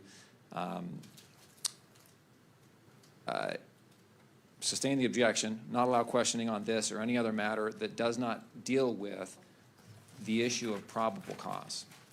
Thank you, Mr. McBride. Mr. Burt. Your Honor, the state offered this report on a very technical, complex, scientific area of inquiry. And they offered to the court a conclusion in that report that Mr. Robinson and Mr. Twiggs were contributors to 2 samples that were found at the crime scene. They obviously think that's relevant to the probable cause inquiry, or they wouldn't have offered the report in the first place. So having done that, I think the defense is entitled to inquire whether those conclusions are reliable, because that, again, is the court's ultimate determination here, reliability of this evidence. And the court can decide it's not relevant, it's not reliable, therefore I'm not going to rely on that in determining probable cause. And that, or the court could say it is reliable and it bolsters up other evidence that the court is going to hear from. So the particular report in front of us goes directly to the issue of whether the expert correctly concluded that Twiggs not was a possible contributor, but was a contributor. And the state's theory here apparently is that both Mr. Robinson and Mr. Twiggs are somehow connected to this crime scene. So I think when the court sees what the numbers were generated and how that compares to her own standards for assessment, the court will see that the conclusion is not justified that she reached. All right. Well, I understand what both parties are saying, and at a probable cause hearing, the issue is whether we walk 1 mile or 100 miles down the path. And so I want to keep it limited to 1 mile and as opposed to 100 miles, because that would exceed the probable cause standard for a preliminary hearing for what is before me. And so, Mr. Burt, as it relates to the objection, I'm going to sustain it in part. If you want to briefly address this and move on, you certainly may choose to do so, but as it relates to where we're at, my hope is we can keep this very brief as Yes, opposed I to can do going that. through all this, so we can move on to whatever else you would like to present. Thank you. We'll do that, Your Honor. And in the interest of doing that, could you bring up on the same screen part of her report, People's Exhibit 31? And let's take that off. I'm assuming- going to need that up there because I need to do Oh, it. so is it part of the same, because it was on that screen, I want to make sure that what you're calling up on the screen right now, is it part of this that was already admitted or something else? It's part of this, which has already been admitted, compared to Plaintiff's Exhibit 31, which I has see, also been okay. admitted. Okay, So thank they're you. I both- just wanted to clarify. Sure. All right, so if you, and do you want that published on this, all Yes. screens? All right, let's go ahead and do so. And the chart I would like you to bring up from that report is on page 5.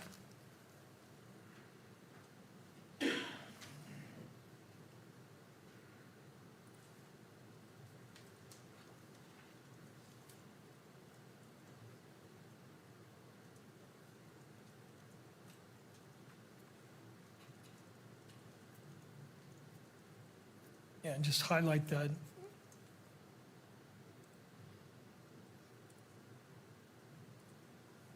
Thank you. So what we've blown up there is from your report, Plaintiff's 31, and you provided this chart in the report, correct? That is correct, yes. Explain to the court how this works, what this chart is supposed to represent. Sure. So this is our verbal scale.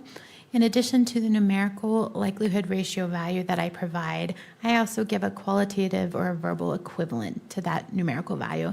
That gives some kind of context to what that likelihood ratio means. Okay, and on the left, explain what the greater than 1 million, less than 1 in 100 means. What does that scale relate to? Sure. So that scale is the numerical value of the likelihood ratio. So if I have a likelihood ratio that's greater than or equal to 1 million, I designate that as very strong support for inclusion. The next example, 10,000 to less than 1 million, I would say that's very strong support for inclusion, and so forth. So you need to reach a likelihood ratio of 2 in order to get even limited support for an inclusion, correct? Correct, yes. Okay. If you could not reduce that.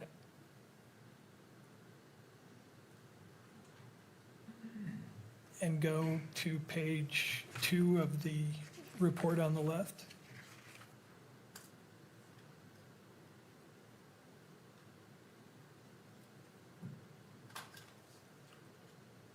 So from this chart, when you ran Mr. Twiggs against the sample, what was the likelihood ratio that you determined? I believe this chart is not the comparison to Mr. Twiggs. That's not in the report? The chart at the bottom of the screen is not my comparison to Mr. Twiggs.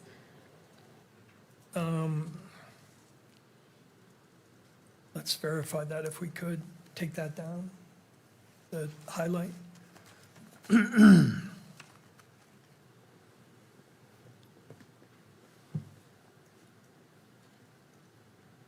And repost 38, page 45. I'm sorry.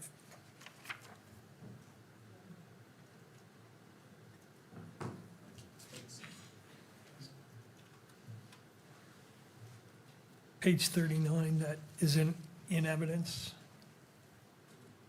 There we go. Second page.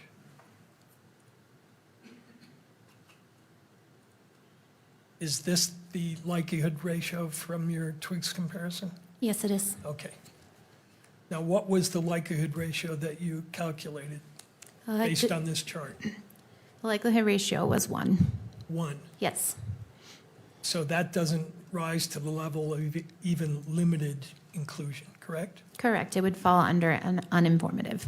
Uninformative, and yet you concluded that despite this STR mix reading with a likelihood ratio of 1, that Mr. Twiggs was a contributor to both item 7 and item 8, correct? I did. So actually, I didn't utilize this calculation to determine that Mr. Twiggs was a possible contributor, or that I could use him as an assumed contributor. I visually looked at the DNA sample, and the DNA, unlike that major contributor, he also had those peaks. So that was one proposition or one hypothesis that I determined that he was an assumed contributor. There are multiple different ways. We don't have a threshold. I don't have to see 2, 4, 8 peaks to determine I think an individual is present. Given that the field submitted him as an elimination, I assumed he was a contributor. When I compared him to that data, I did see his DNA present. So when I calculated the statistic for Mr. Robinson, I used Mr. Twiggs as an elimination. Let me see if I understand that. The STR mix that you relied upon to include Mr. you relied on the STR mix to include Mr. Robinson as a possible contributor, correct? Correct, yes. But when you ran Mr. Twiggs's sample through STR mix, the result you got was that he was not a contributor, correct? Or that it was of not even of limited value in including him. Based on the STAR mix run, it was uninformative, but I did use my own knowledge and training to determine that I was going to utilize him as an assumed contributor. Okay. Your own knowledge and training. Is there some standard that you use for deciding when not to rely on the STAR mix results and when to sort of disregard it and rely on your training and experience? I can't say that I disregarded it. When I'm comparing someone, that's my first determination. Do I think this person is potentially included or excluded? If I determine that I think they're included, I will run STAR mix to give weight to that inclusion. Elimination samples are different. If I'm told that an individual is submitted as an elimination sample, I can assume they're there. Visually, I'm able to look at the DNA evidence and determine, yes, I think there's enough evidence there to assume that individual, which is what I did here. Okay. At D16, Mr. Twiggs was a 912, right?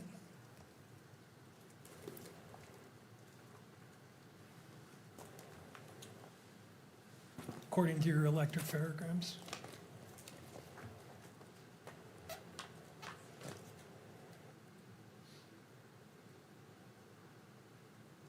That is correct, yes. Mr. Twiggs was a 912 at D16. 912. And did you find 912 at that location in the 8-1 sample? I'm sorry, the sample 8 or sample 7? Sample 8.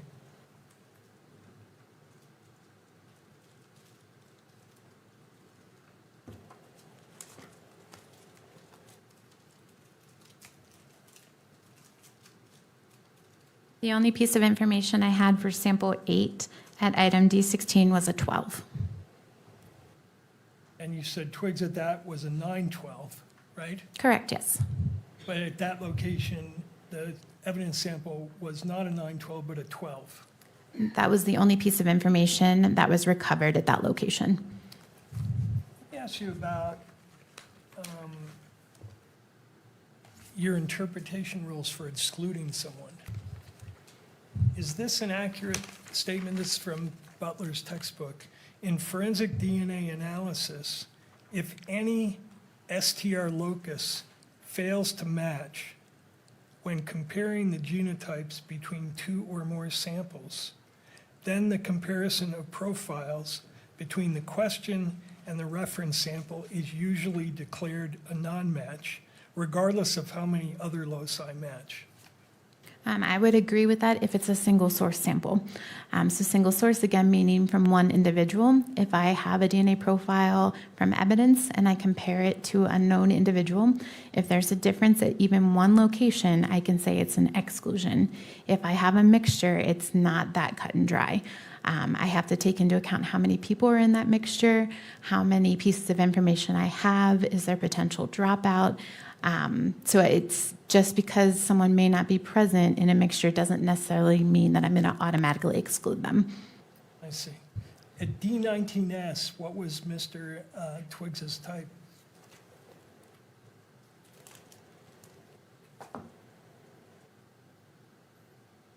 It was a 14-16. Did you find a 16 allele in the 8A sample? No, I did not. Okay. At Tho, what was Mr. Twiggs's type? He was a 7-9.3. Did you find a 7 allele in the 8-1 sample? No, I did not. But again, this is a mixture and there is some dropout. So just because I didn't see a 7, for example, does not mean I would automatically exclude someone. It's a mixture, so there was some dropout. So did you assume that at that location that the allele that dropped out matched his allele? At that location, no, there's only one individual represented there. So when comparing an elimination, I would essentially ignore that location. I'm looking at the other locations where there was 2 individuals present. Okay. Now, a couple more topics and then we're done. When you received this, the evidence, you got more than 7 and 8, correct? You got a number of other samples. Correct, I did. You got a backpack, which you labeled as Exhibit 9, and a bunch of items from that backpack, correct? Correct, yes. You were initially told that those items related to things that may have been discarded by the suspect. So initially, we didn't have any information. So we processed that. Those are items that are good for DNA. Not having any information from the investigators, we process them for DNA. As the investigation continues, it was determined that that backpack was potentially left behind by a bystander, and there was no comparisons needed at that time. Well, left behind by a bystander, or according to your notes at page 20, the backpack belongs to Kirk's detailees.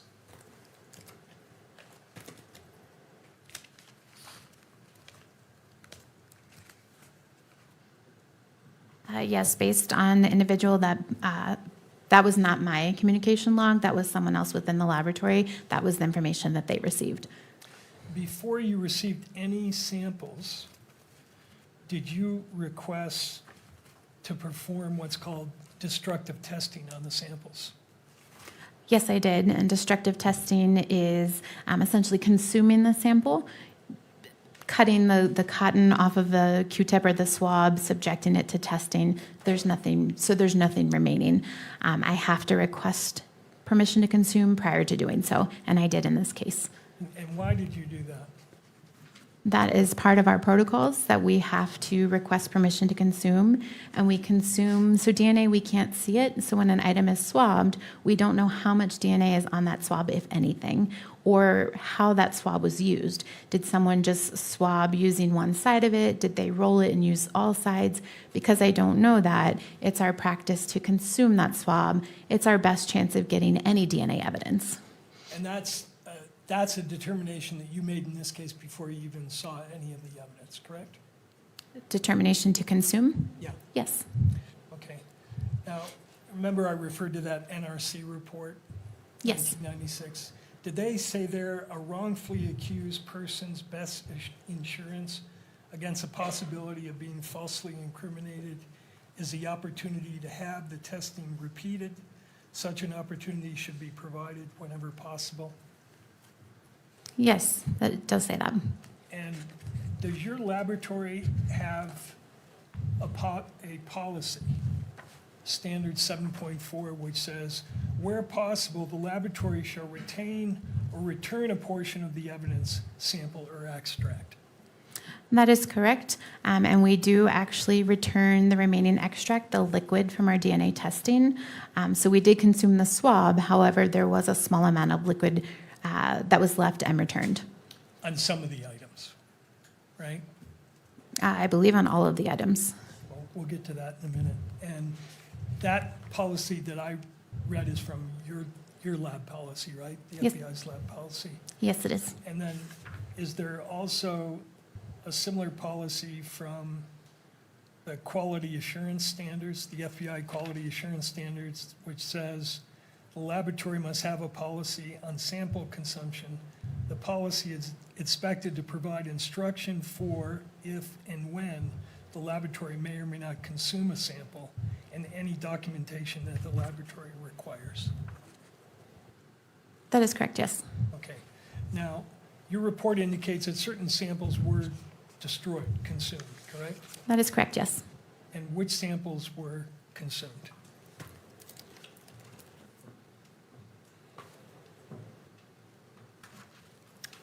Items 1 through 6, which were swabs from possible smudge, swabs of hand swipe, swabs from possible sweat drop, swabs from possible smudge, swabs of possible smudge, and swabs from possible sweat drop.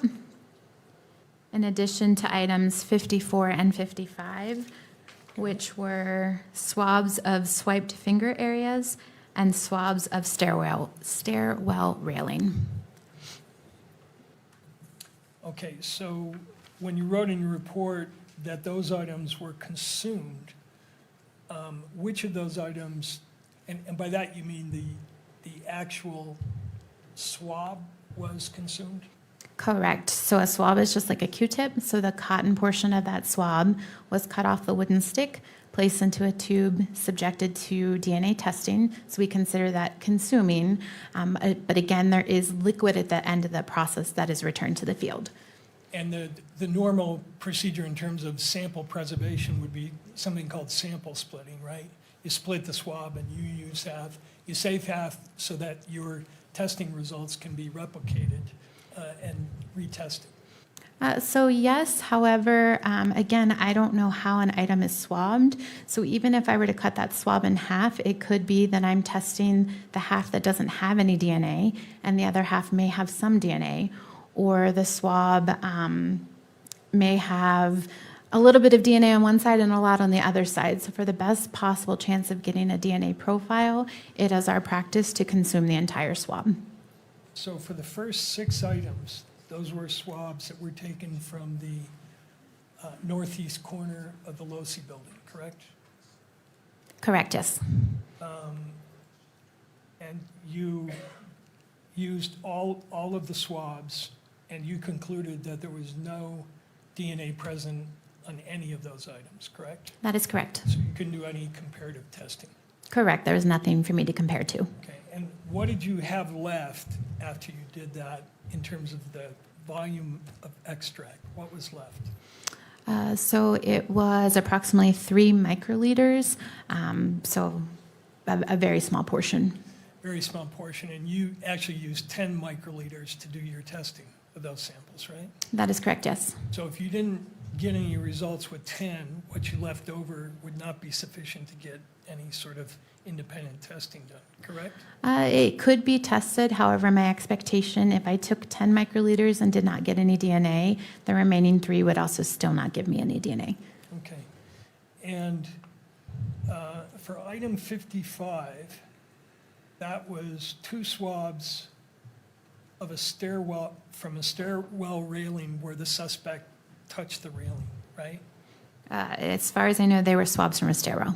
And correct me if I'm wrong, but I understand from your lab notes that you took those 2 swabs and combined them into one sample and then used the whole sample, right? That is correct, yes. Okay.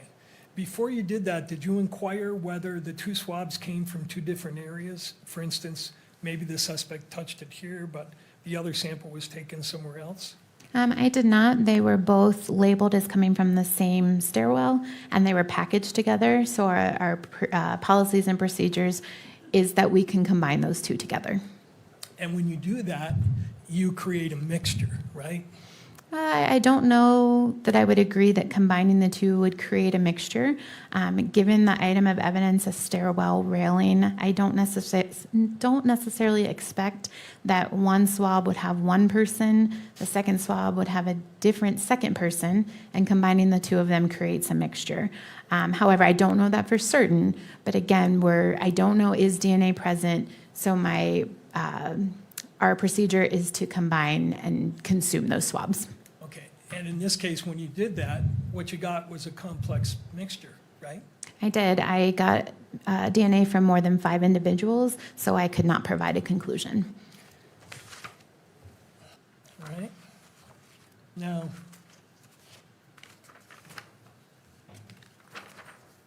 Mr. Burt, and we are at the 4:30 point. I just want to inquire, I without just applying have pressure, one just trying to area left. understand. Okay. I'll be done with it. We talked earlier about your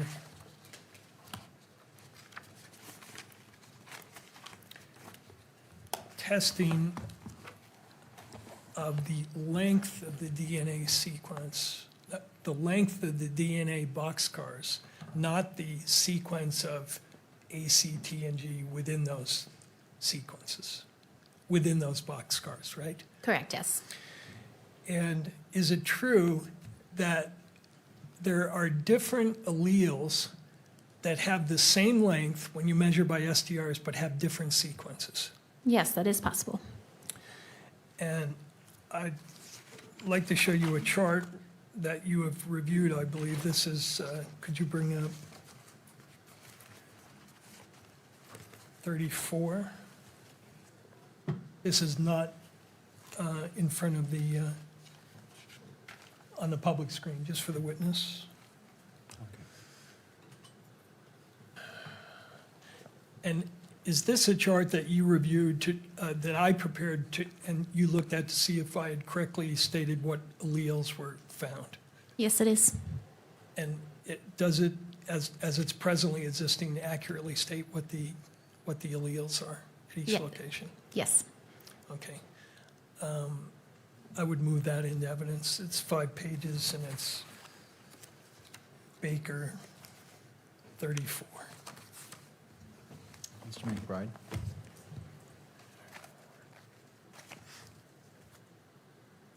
Yes, I object. Unless this exhibit is reasonably likely to defeat the prima facie showing of probable cause, this is irrelevant to the preliminary hearing. Mr. Burt. Your Honor, this exhibit and the next one go directly to whether the comparisons being made between Mr. Robinson's sample and the evidence samples are usable and reliable to make a determination that he is a probable contributor. I'm not sure I'm following with what you're saying on there, right? And maybe it's just because it's late in the day. Could you Yeah, it could repeat be. that? So this chart illustrates what allele she found at each location for Mr. Twiggs and Mr. Robinson, and for the evidence samples, the 71A and 81A. The other alleles are on here as well, but we're going to focus on 71 and 81. And for instance, Your Honor, at the, you'll see that under the first reading there is for Tyler Robinson at the D3 location. He is a 17. Okay, and take that down. And then if you go down to the 7-1 towel sample, which is what the topic is of this report introduced by the state, you'll see that she found a 17 there as well, measured only by the length of the DNA strand. And what she's going to testify to is at this location and 5 or 6 others, there are alleles, all of which measure here 17, but actually contain different sequences. And that her testing that she used does not measure for those differences. And so as it relates to probable cause, that's what I want to keep coming Sure. back to. Again, if this was a trial, this may be a little bit different analysis that the trial judge applies. But as a magistrate, taking a look at this and looking at the probable cause standard, how does this comport? So it comports because it goes to the ultimate opinion expressed in the report that the state is offering, that the report offers reliable support that Mr. Robinson is a possible contributor. And we're asking the court to consider that the comparisons are only based on a limited number of length-based comparisons, and that there are sequence differences so that she cannot distinguish, and I believe she'll testify, she cannot distinguish based on the testing that she did in at least 5 separate locations, whether the evidence sample and Mr. Robinson's sample, or for that matter, Mr. Twiggs' sample, matches the sequence differences here. And this is my final area, and I think I can do it very efficiently, and I think it is important for the court to consider, especially as it relates to the comparison to Mr. Robinson. Mr. McBride. And she is also going to testify that the analysis she does is based on looking at the totality and all of the different markers that match and are consistent, and that's how she comes to the opinion that she does. The point is, there are explanations that are susceptible to different interpretations and arguments. Ultimately, we're going to have an expert hearing where all of the literature is going to be before the court, and the court's going to determine if it meets a threshold of reliability for admission at trial. But at this stage, even granting that there may be some argument that may come from defense counsel's position, the court can't weigh it. This does not go to the probable cause determination, and I don't think it's relevant. And this exhibit in particular is not relevant without the testimony of the witness, and so the exhibit should not be admitted on its face either. That's why I was trying to lay a foundation that she would, and offered a proof to the court that she would testify that in fact there are these sequence differences at the 5 or 6 locations, 6 different locations, relevant to the comparison to Mr. Robinson. And when the state says the court cannot weigh it, the court can weigh reliability. The court has ruled that. So we're simply asking the court to take into account the limited nature of these comparisons and the fact that she cannot, based on the testing that she performed, tell the court whether there are differences between, at these 5 locations. She can't match Mr. Robinson to the question samples because she didn't do sequence testing. And she'll also testify that the FBI is in the process of implementing this kind of testing. All right. Thank you to both sides. I'm going to allow the admission of this evidence, but I'm also going to set a limit of a limited number of questions. We are now at 4:40.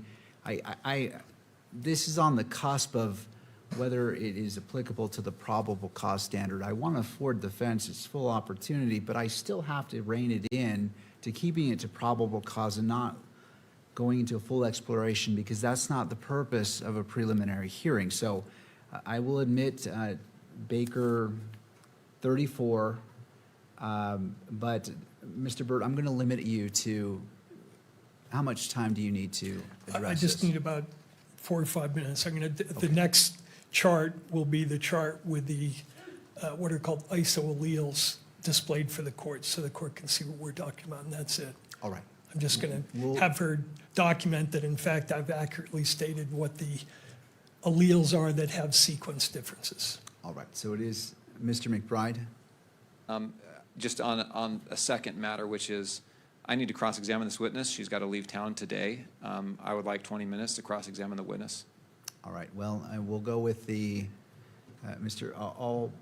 I accept Mr. Burt's representations in the amount of time, and I'm going to talk less because that's consuming more time, and also allow the state the appropriate time for cross-examination given the nature of this witness having to travel. So, Mr. Burt, I'll turn to you. This has been moved into evidence. Do you want it on the screens? Actually, I don't need it on the screen, just in the interest of efficiency. Pull up the next one, please. Okay.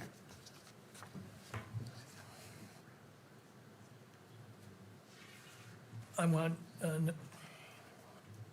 35. Take that one down. And is this exhibit the same chart with what are called the isoalleles indicated? Yes, it is. And isoalleles is a term used to refer to these alleles that have different sequence but the same length. Correct, yes. So across the top there for allele 17 and D3, there is a allele 17A, allele 17B, allele 17C, all with the same length, but different sequences for each of those 3. Correct, yes. And similarly at VWA, where you say that Mr. Robinson is an 1819 and 1819 in the evidence sample, there's an 18A, a 18B, a 19A, and a 19B. Correct, yes. And similarly for the other areas I've indicated there, I've accurately stated what the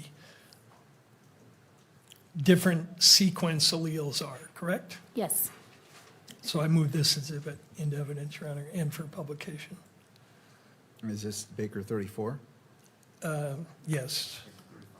35. Baker 35. Same objection, Your Honor. All right. I'll admit into evidence under the previous statement as it relates to Baker 34. It may be published.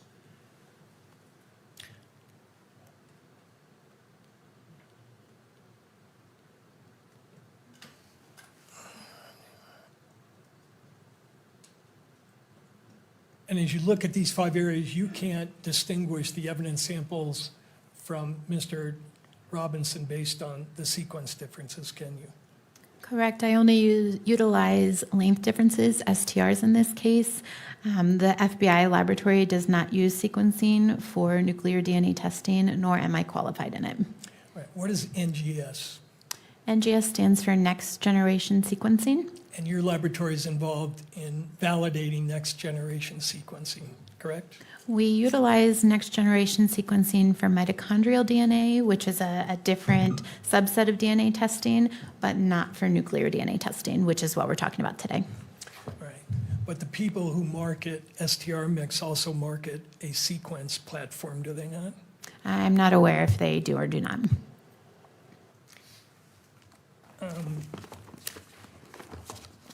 Last question, take a look at.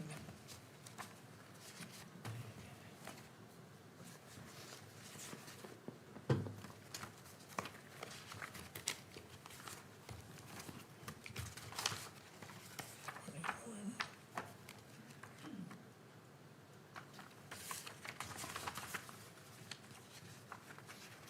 we go.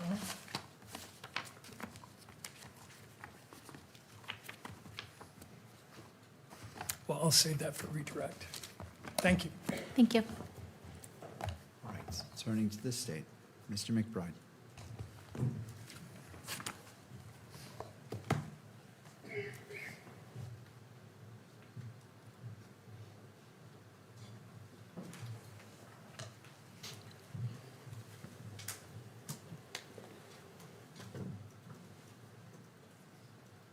Oops.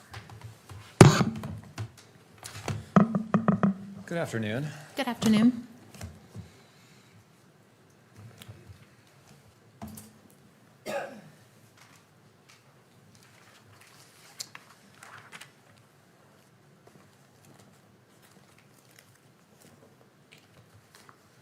I want to start by asking you what your training and experience is. First of all, do you have any education? Yes, I do. I have a Bachelor's of Science in Biology from Salisbury University. And do you, after your bachelor's in biology degree, what did you do for your career and in further education? Upon graduating from college, I began working at the FBI laboratory as a contractor. I was assigned to the Federal Convicted Offender Program, which was a program under the DNA unit.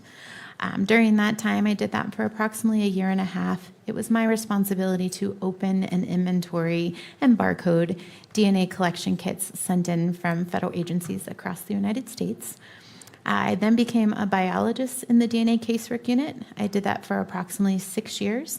During that time, I did the actual testing of items of evidence, so swabbing, cutting those swabs, producing the DNA profile.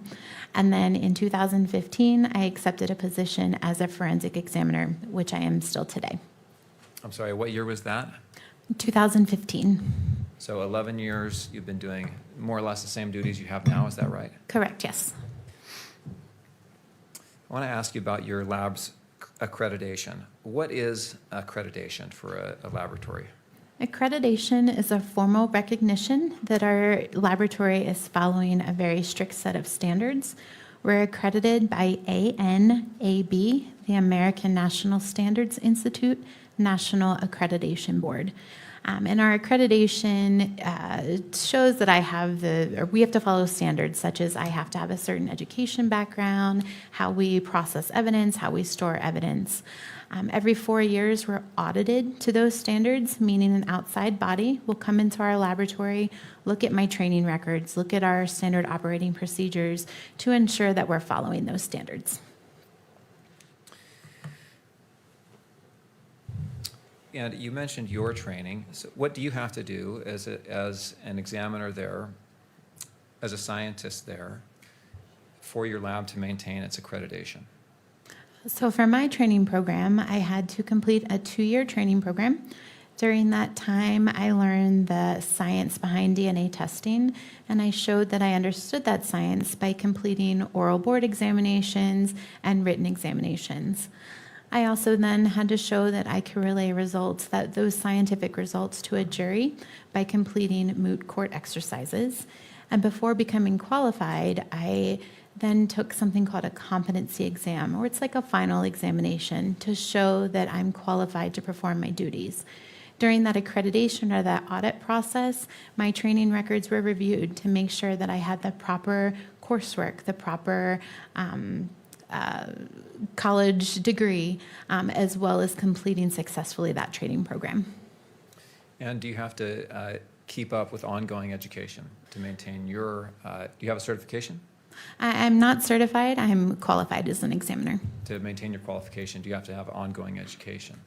Yes, on a yearly basis, I have to complete at least 8 hours of continuing education, and this can be done by attending conferences or lectures or reading scientific literature. Do you also have to undergo proficiency testing? Yes, and a proficiency test is a test that we receive from an outside vendor. I process that test like I would any other case and submit that those answers to determine if I'm satisfactory or unsatisfactory. This tests not only me to see if I'm still proficient in my qualifications, but it also tests the laboratory process to ensure that we're getting accurate and reliable results. Now, as you discussed your work in this case, you talked about your work needing to be reviewed by another analyst. Correct, yes. And is that true in every single case? Yes, in every one of our cases, they have to undergo a technical review in addition to an administrative review. And it sounds like during those technical reviews and administrative reviews, there's discussions between you and other analysts. Is that accurate? Yes. And is that an opportunity for training and learning as well? Yes, absolutely. And I assume that training and learning goes both directions, that you're learning and you're also helping others understand your thought process, which may train them as well. Is that accurate? That's true, yes. The tools you use, are the tools you use validated? Yes, they are. And what does that mean to have a tool that you use validated? So a validation is a thorough testing of a process or procedure.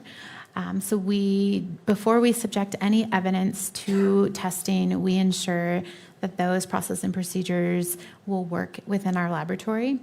Based on the validation, we create something called standard operating procedures, or SOPs, and these are kind of like cookbooks. It gives us step-by-step instructions on how to do our process and procedures. And then both myself as an examiner as well as the biologists were all trained to those standard operating procedures and tested to those standard operating procedures during proficiency tests. Now, you've talked about, I think, a couple of the tools you use. One you call StarMix, is that right? Correct, yes. And is that tool validated? Yes, it's validated both developmentally and internally. Developmentally it's validated by the creators of the software. And then we, the FBI laboratory, also tested StarMix to ensure that we could use it within our laboratory and produce accurate and reliable results. Now, when you say it was developmentally validated, is that in a peer-reviewed study? Yes, it is. And is StarMix used, how widely is StarMix used throughout the world? StarMix is used in approximately 120 laboratories, both domestically and internationally.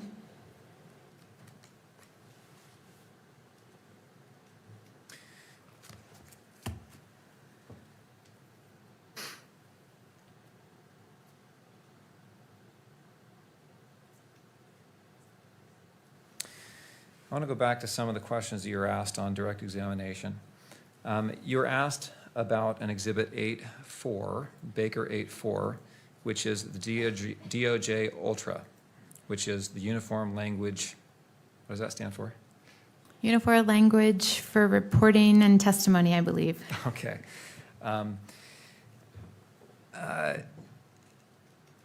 It talks about language that you should use and language that you shouldn't use as an examiner and a scientist, correct? That is correct, yes.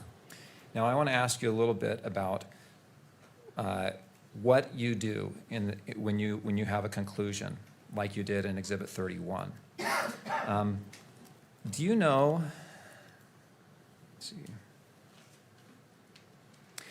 the directive from the Department of Justice limits the adjectives you can use to describe the evidence and the conclusions that you reach. Is that accurate? Yes, it is. And the thinking behind that is to submit the statistical number and let others decide, meaning the reader decide how they want to describe that number. Is that accurate? Yes, it is. So for example, if we can look at Exhibit 31, if you don't mind publishing that.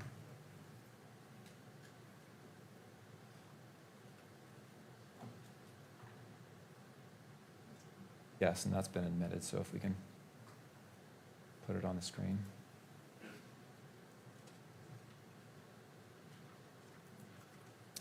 And Kimberly, if you could scroll to page 3 when that comes up.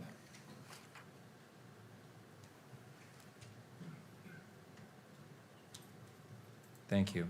So item 7, sub 1, is the swabbing from the towel from the rifle.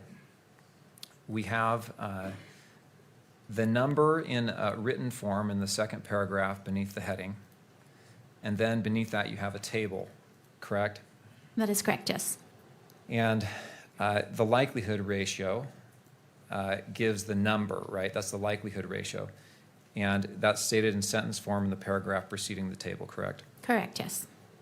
The only language you can use to describe what that number means from the DOJ directive is very strong support for inclusion, correct? Correct, yes.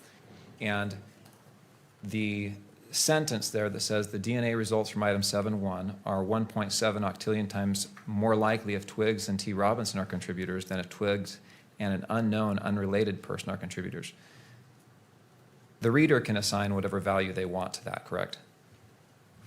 What do you mean? Meaning adjective to describe what that means. Sure, yes. The adjective you can use is very strong support. For inclusion, yes. Okay, for inclusion. All right, if we go to 8.1, if you'll, Kimberly, if you can scroll down just to make that a little bit easier to view. Same question there. The results are from 8.1 are 30 quintillion times more likely if Twiggs and T. Robinson are contributors than if Twiggs and an unknown, unrelated person are contributors. The adjective you're allowed to use is very strong support for inclusion again, correct? Yes.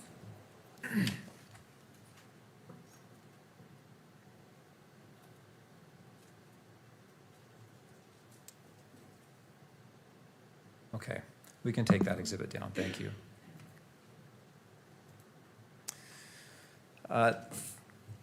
You were asked about formal activity level, and you described this as the lab cannot testify about, or you cannot testify about what action left the DNA on the object. Is that right? That is correct, yes. Does that mean that an individual did or did not touch? Well, let me ask you this. How can DNA get onto an object? DNA can get on an object via direct contact, so an individual touching an object. It can also end up on an item via body fluids, such as blood, or through transfer. So if I were to touch an object, and then that object is given to someone else, my DNA could potentially be on that other individual through the transfer of DNA. And your lab you cannot testify as to what precise action left the DNA on the object, correct? Correct, I cannot. Okay. Same question about time. You can't testify about the exact time that DNA was left on an object, right? Correct. But there are some indicators that may give some information about how long and the conditions under which DNA was placed on an item, like degradation. Yes, degradation or the condition of the item. So again, if a firearm, for example, is in a river, I would expect with the water rushing over that item, I may or may not be able to detect DNA. Also, if there's an item of evidence that is exposed to the elements, something that's been left behind 10 years ago, I don't necessarily expect to recover DNA, but something that may have been left yesterday, I might be able to detect DNA. An item that has been left in the dirt or has been rubbed in the dirt, could that affect your ability to recover DNA? It could, yes. Could it also affect degradation? Yes. Can UV rays affect degradation? Yes, it can.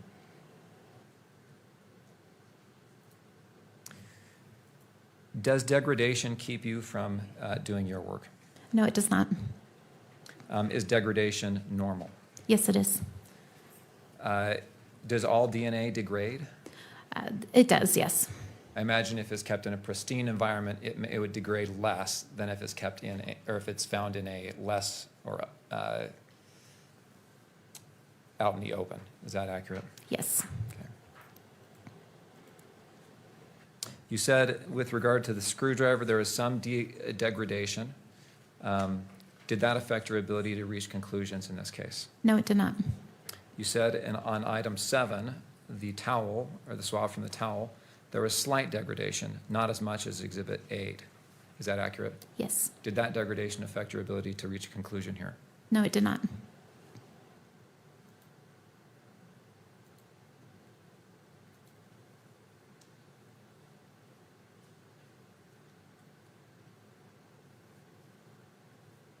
You're asked about the PCAST report. You testified that that gave guidance on different areas of forensic science. Do you know what year that report was published?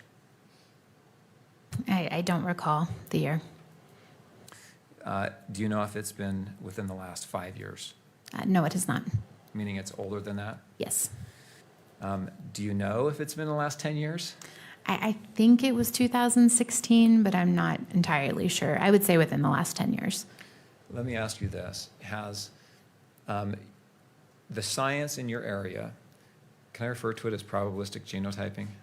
Probabilistic genotyping is the math in my area, yes. The science in your area and in your field, has it developed over the last 10 years? Yes, it has. And have there been studies that have made suggestions which have been implemented in the field? Yes.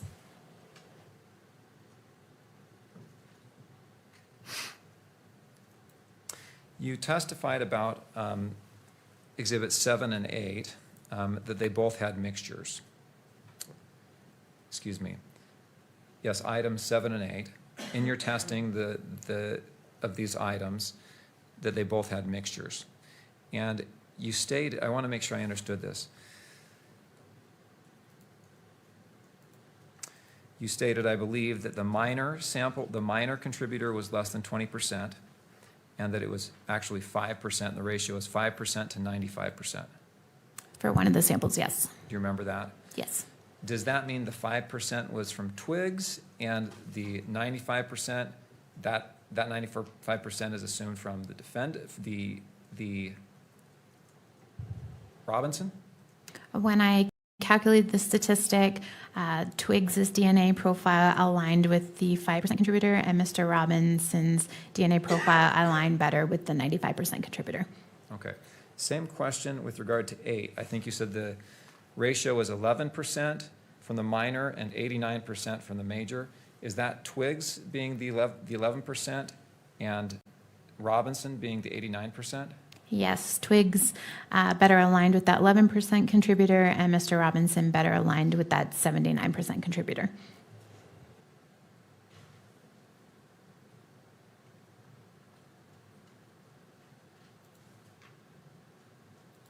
You're asked about Baker 4, an exhibit that was titled Baker 4 365.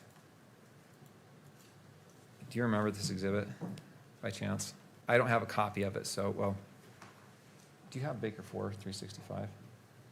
Put that up.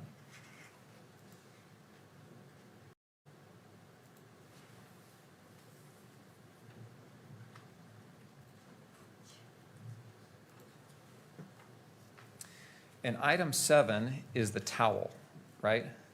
Yes. Item 8 is the screwdriver. Correct, yes. Thank you.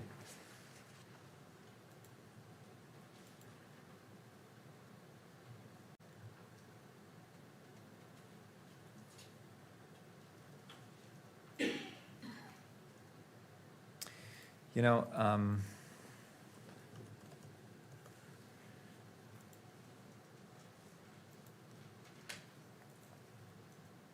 it's 5 o'clock. I'm going to wrap up.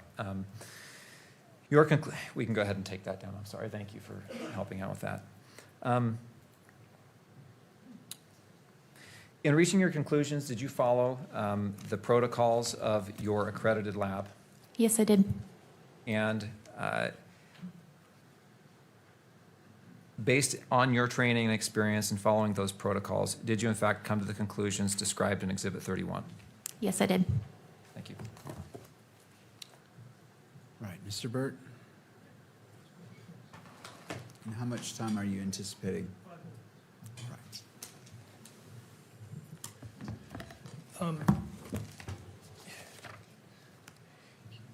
You referred on cross-examination to your training and experience, right? Yes. Do you agree with this statement in the PCAS report? Experience or judgment cannot be used to establish the scientific validity and reliability of a metrological method, such as a forensic feature comparison method. Moreover, a forensic examiner's experience from extensive casework is not informative because the right answers are not typically known in casework, and thus examiners cannot accurately know how often they erroneously declare matches and cannot readily hone their accuracy by learning from their mistakes in the course of casework. Do you agree with that statement? I don't. I think experience, they're right in the fact that we never know the true answer. However, my experience means that I've seen a lot of different DNA. I've seen a lot of validation data, so that does help me come to a conclusion. Do you agree with this statement by that same report? Good professional practices, such as the existence of professional societies, certification programs, accreditation programs, peer-reviewed articles, standardized protocols, proficiency testing, and the code of ethics cannot substitute for actual evidence of scientific validity and reliability. I don't think I agree with that either. The science has been heavily validated and tested to show that's reliable. Following protocols that are based on validation, again, shows that my results are accurate and reliable, as well as being proficiency tested. By the way, you said that that report was not authored by experts, but the head of that group was Eric Lander, who is one of the foremost experts in the area of forensic biology, is he not? That name does not ring a bell. I don't know who that individual is. You don't know who Eric Lander is? No, I do not. Okay. When did you go to school?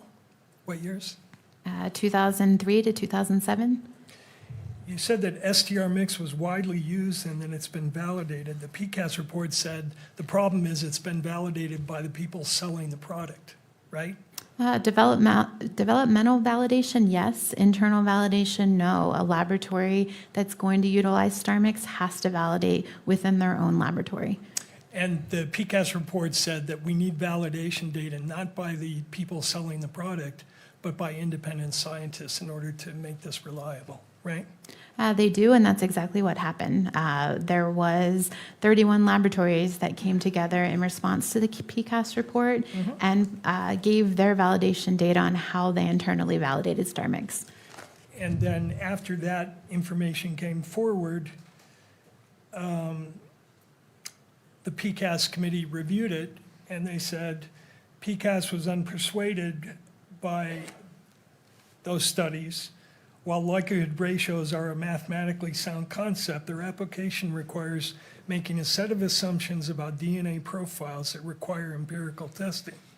Errors in the assumptions can lead to errors in the results. To establish validity with a range of parameters, it is thus important to undertake empirical testing with a variety of samples in the relevant range. And they specifically address the studies you're referring to, did they not? I believe they did, yes. Yeah. And then lastly, you said that STR mix is widely used, but as I understand your testimony, you didn't use it and rely upon it for your conclusion about twigs, right? The software told you there was no support there for including them, and you ignored it and decided otherwise, correct? I did not ignore it. Again, given the type of sample, it was an elimination sample. I compared that individual to the DNA profile that I developed and determined that I could conclude that I could utilize him as an elimination sample. You said your laboratory was accredited, correct? Yes. But you're aware that in 2004, the Inspector General did a comprehensive audit of your laboratory and published a report called the FBI DNA Laboratory Report, a review of protocol and practice vulnerabilities which found a number of errors in the way that your lab does testing, correct? Objection. The 2004 study is hardly relevant to this proceeding 22 years later. It's relevant because he's relying on accreditation to somehow say that these results are valid. This lab was accredited when this study was done. I'll allow this single question. She may respond, so I'm overruling the objection, and then we'll continue to move forward. You're aware of that study, right? No, I'm not. Okay, thank you, that's all I have. All right. Anything further for this witness? Yes, I think there's one follow-up needs to be asked. You were asked that, or you testified that you never know the true answer with field work, correct? Correct, yes. And that's compared to ground truth studies where you do know the true answer and you can compare the conclusions that analysts draw with the true answer, the ground truth answer that is the basis of the study. Is that right? Yes, and that is what our validation is. Your validation actually studies is a ground truth test in essence. Yes. Okay, thank you. Anything further for this witness? Thank you. May this witness be excused. Yes. All right, thank you, Ms. Baker. You may step down. Thank you. All right, well, does either party need the benefit of the record before we go into recess? No, Judge. All right, having both parties say no, we'll go ahead and be adjourned until tomorrow at 1 p.m. We do not have morning court for this proceeding, and we'll start up at 1 p.m. in the afternoon. The court is in recess.